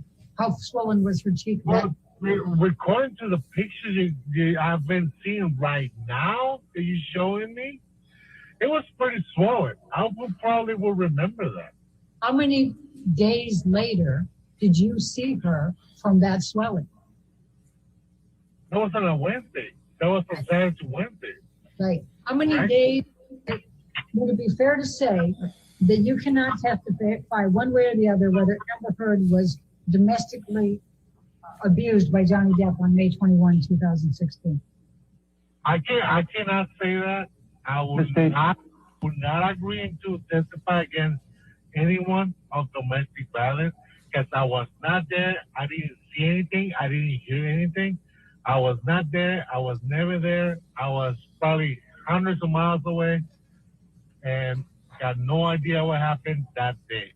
And do you remember that there was pictures of wine, a glass of wine and bottle of wine stains on the floor outside of the, in the hallway of the penthouse from May 21st, 2016? I remember telling to Mark, I'm not going to say it was wine. All right. Well, I'm not an expert. Ladies and gentlemen, the next portion of this deposition contains questions asked by counsel for Mr. Depp. You sit here today, when you saw her at the front desk on March 25th, you didn't see any bruising, correct? Correct. And you didn't see that, correct? That's correct. I didn't see any marks or bruises. You didn't see any swelling either, did you, Mr. Romero? That's correct. No swelling at all. And she was only 3 or 4 feet away from you, correct? Correct. And you were looking right into her face squarely, correct? Correct. And the lighting was good at the front desk, correct? Objection. Correct. It was so good that had she had any bruises, swelling, or marks on her face, you would have noticed that, correct? That's correct. And then later that same day, and you've testified to this already today, later that same day, you went up the elevator with Ms. Heard and Ms. Pennington in connection with their request for you to check the penthouse, correct? That's correct. And during that entire period of time, taking them up to the penthouse, walking through the penthouse, and then finally you leaving and going back to your desk, you looked at Ms. Heard during that time period, correct? That's correct. And you looked her in the face, squarely in the face, correct? Correct. And you didn't notice any swelling, correct? Correct. I'm sorry? Correct. I didn't saw anything. Did you see any swelling? Objection. No. Did you see any bruises? Nope. Did you see any marks on her face of any kind? No marks at all. And again, just to repeat, when you were fronted looking her in the face, did you see any swelling on her face? Nope. See any bruises on her? Nope. Did you see any marks of any kind on her face? No marks at all. And how was the light down when you were at the reception and you were looking at her and didn't see any of this? How was the lighting? The lighting is actually pretty good. It's not how far dark apart- at all. She was how 6 far feet away? apart. Approximately like 3 to 4 feet apart. Were you looking her square in the face? Correct. Okay. Yeah, any swelling she had on her face was probably some sort of implant or plastic surgery or something. I don't think Johnny did anything that caused her face to swell, except pay for the plastic surgery she got.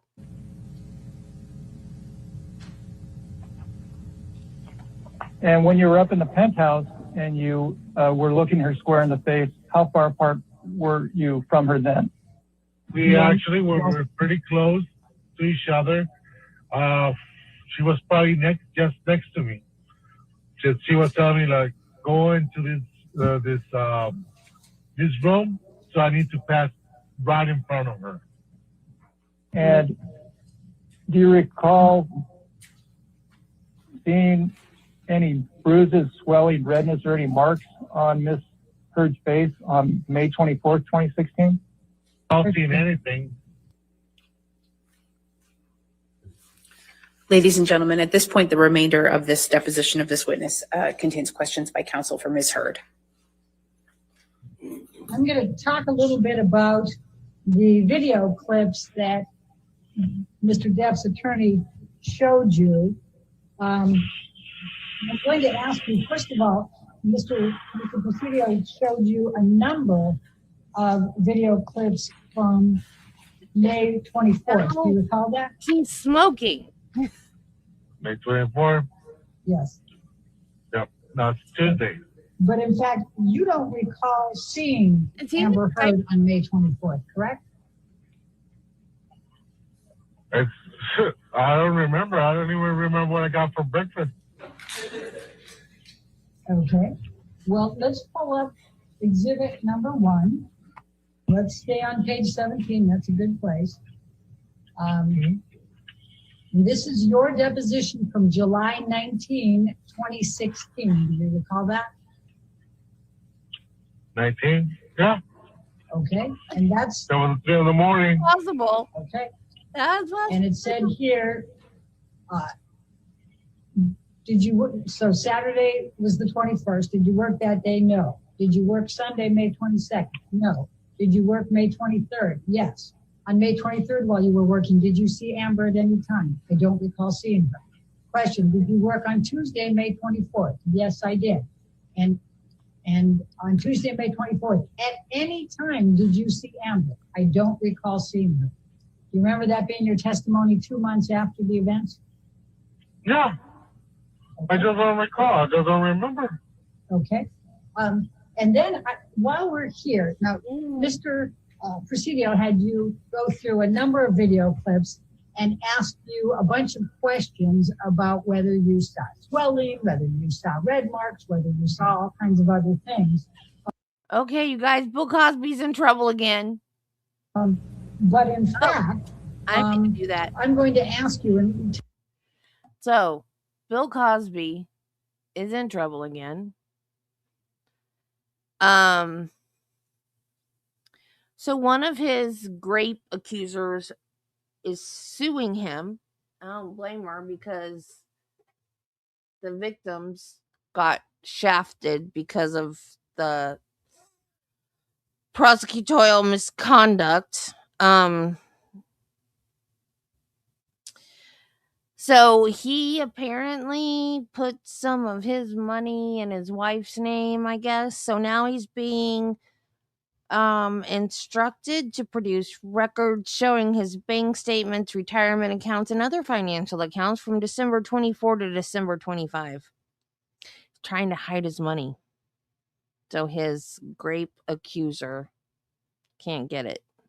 The judge said Cosby will also have to produce any document showing the transfer of any property from him to his wife or his family, or any business, trust, and company in which he and his wife or family has an ownership in the past 12 years. Yikes. Yep.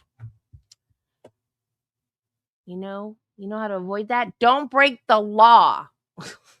Tell me if you need me to bring up the videos and replay them.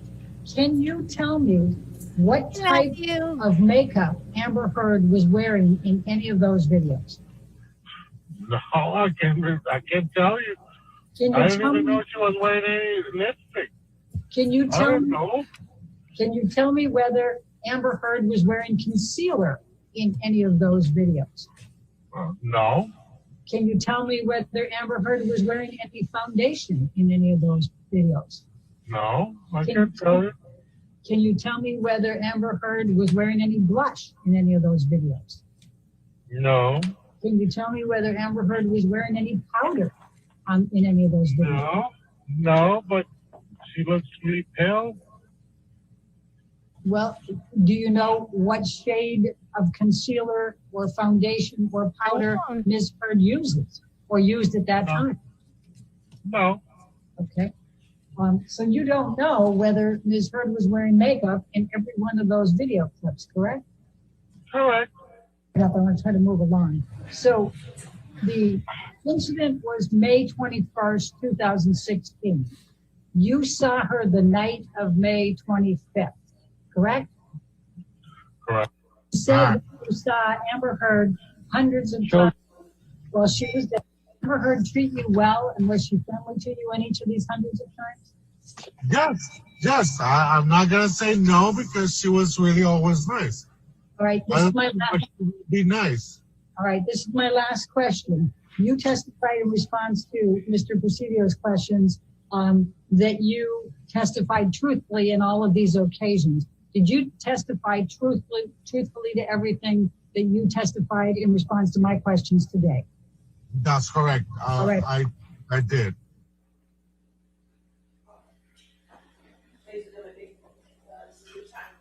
All right.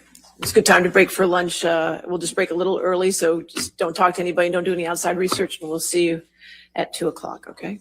Thank you. Okay. We're going to stop there. We're going to stop there for the weekend. Yeah. I like him. No.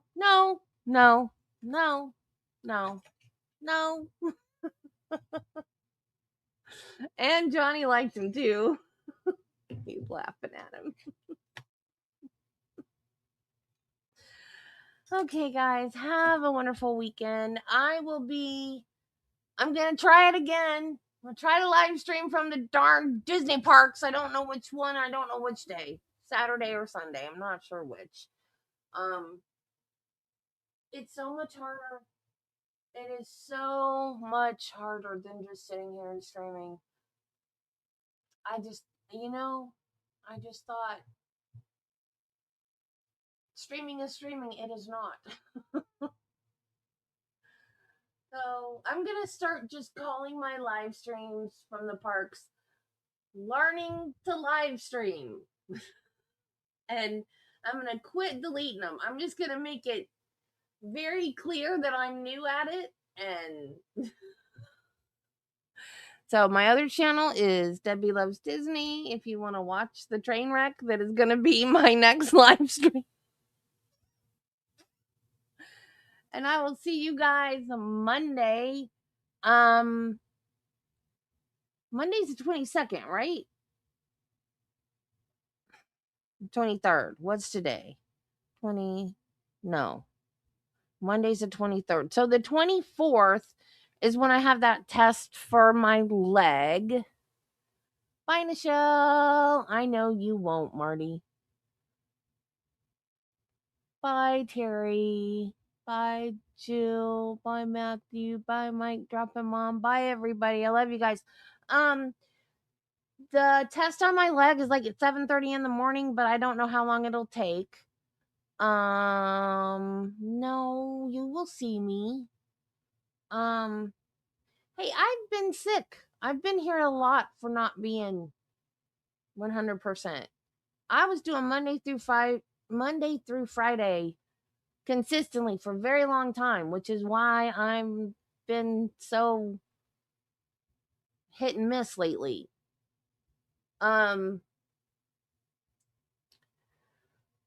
So the test, like I said, I don't know what time I'm going to stream on Tuesday because I have to go over there and get this test done on my leg. But the Corey Richin trial is supposed to start next week, so we're going to do that. So we'll do Johnny Depp in the morning and then Corey Richin's when she starts. It is. It's a chronic illness thing. Thank you, Jill. And I posted something about fibromyalgia, and I don't think anybody saw it because it only has 1 like. Or you guys just saw it and ignored it. I'm trying to explain to you how I feel. It's not fun having a chronic illness because you never know. This is why I can't work. I'm not schedulable.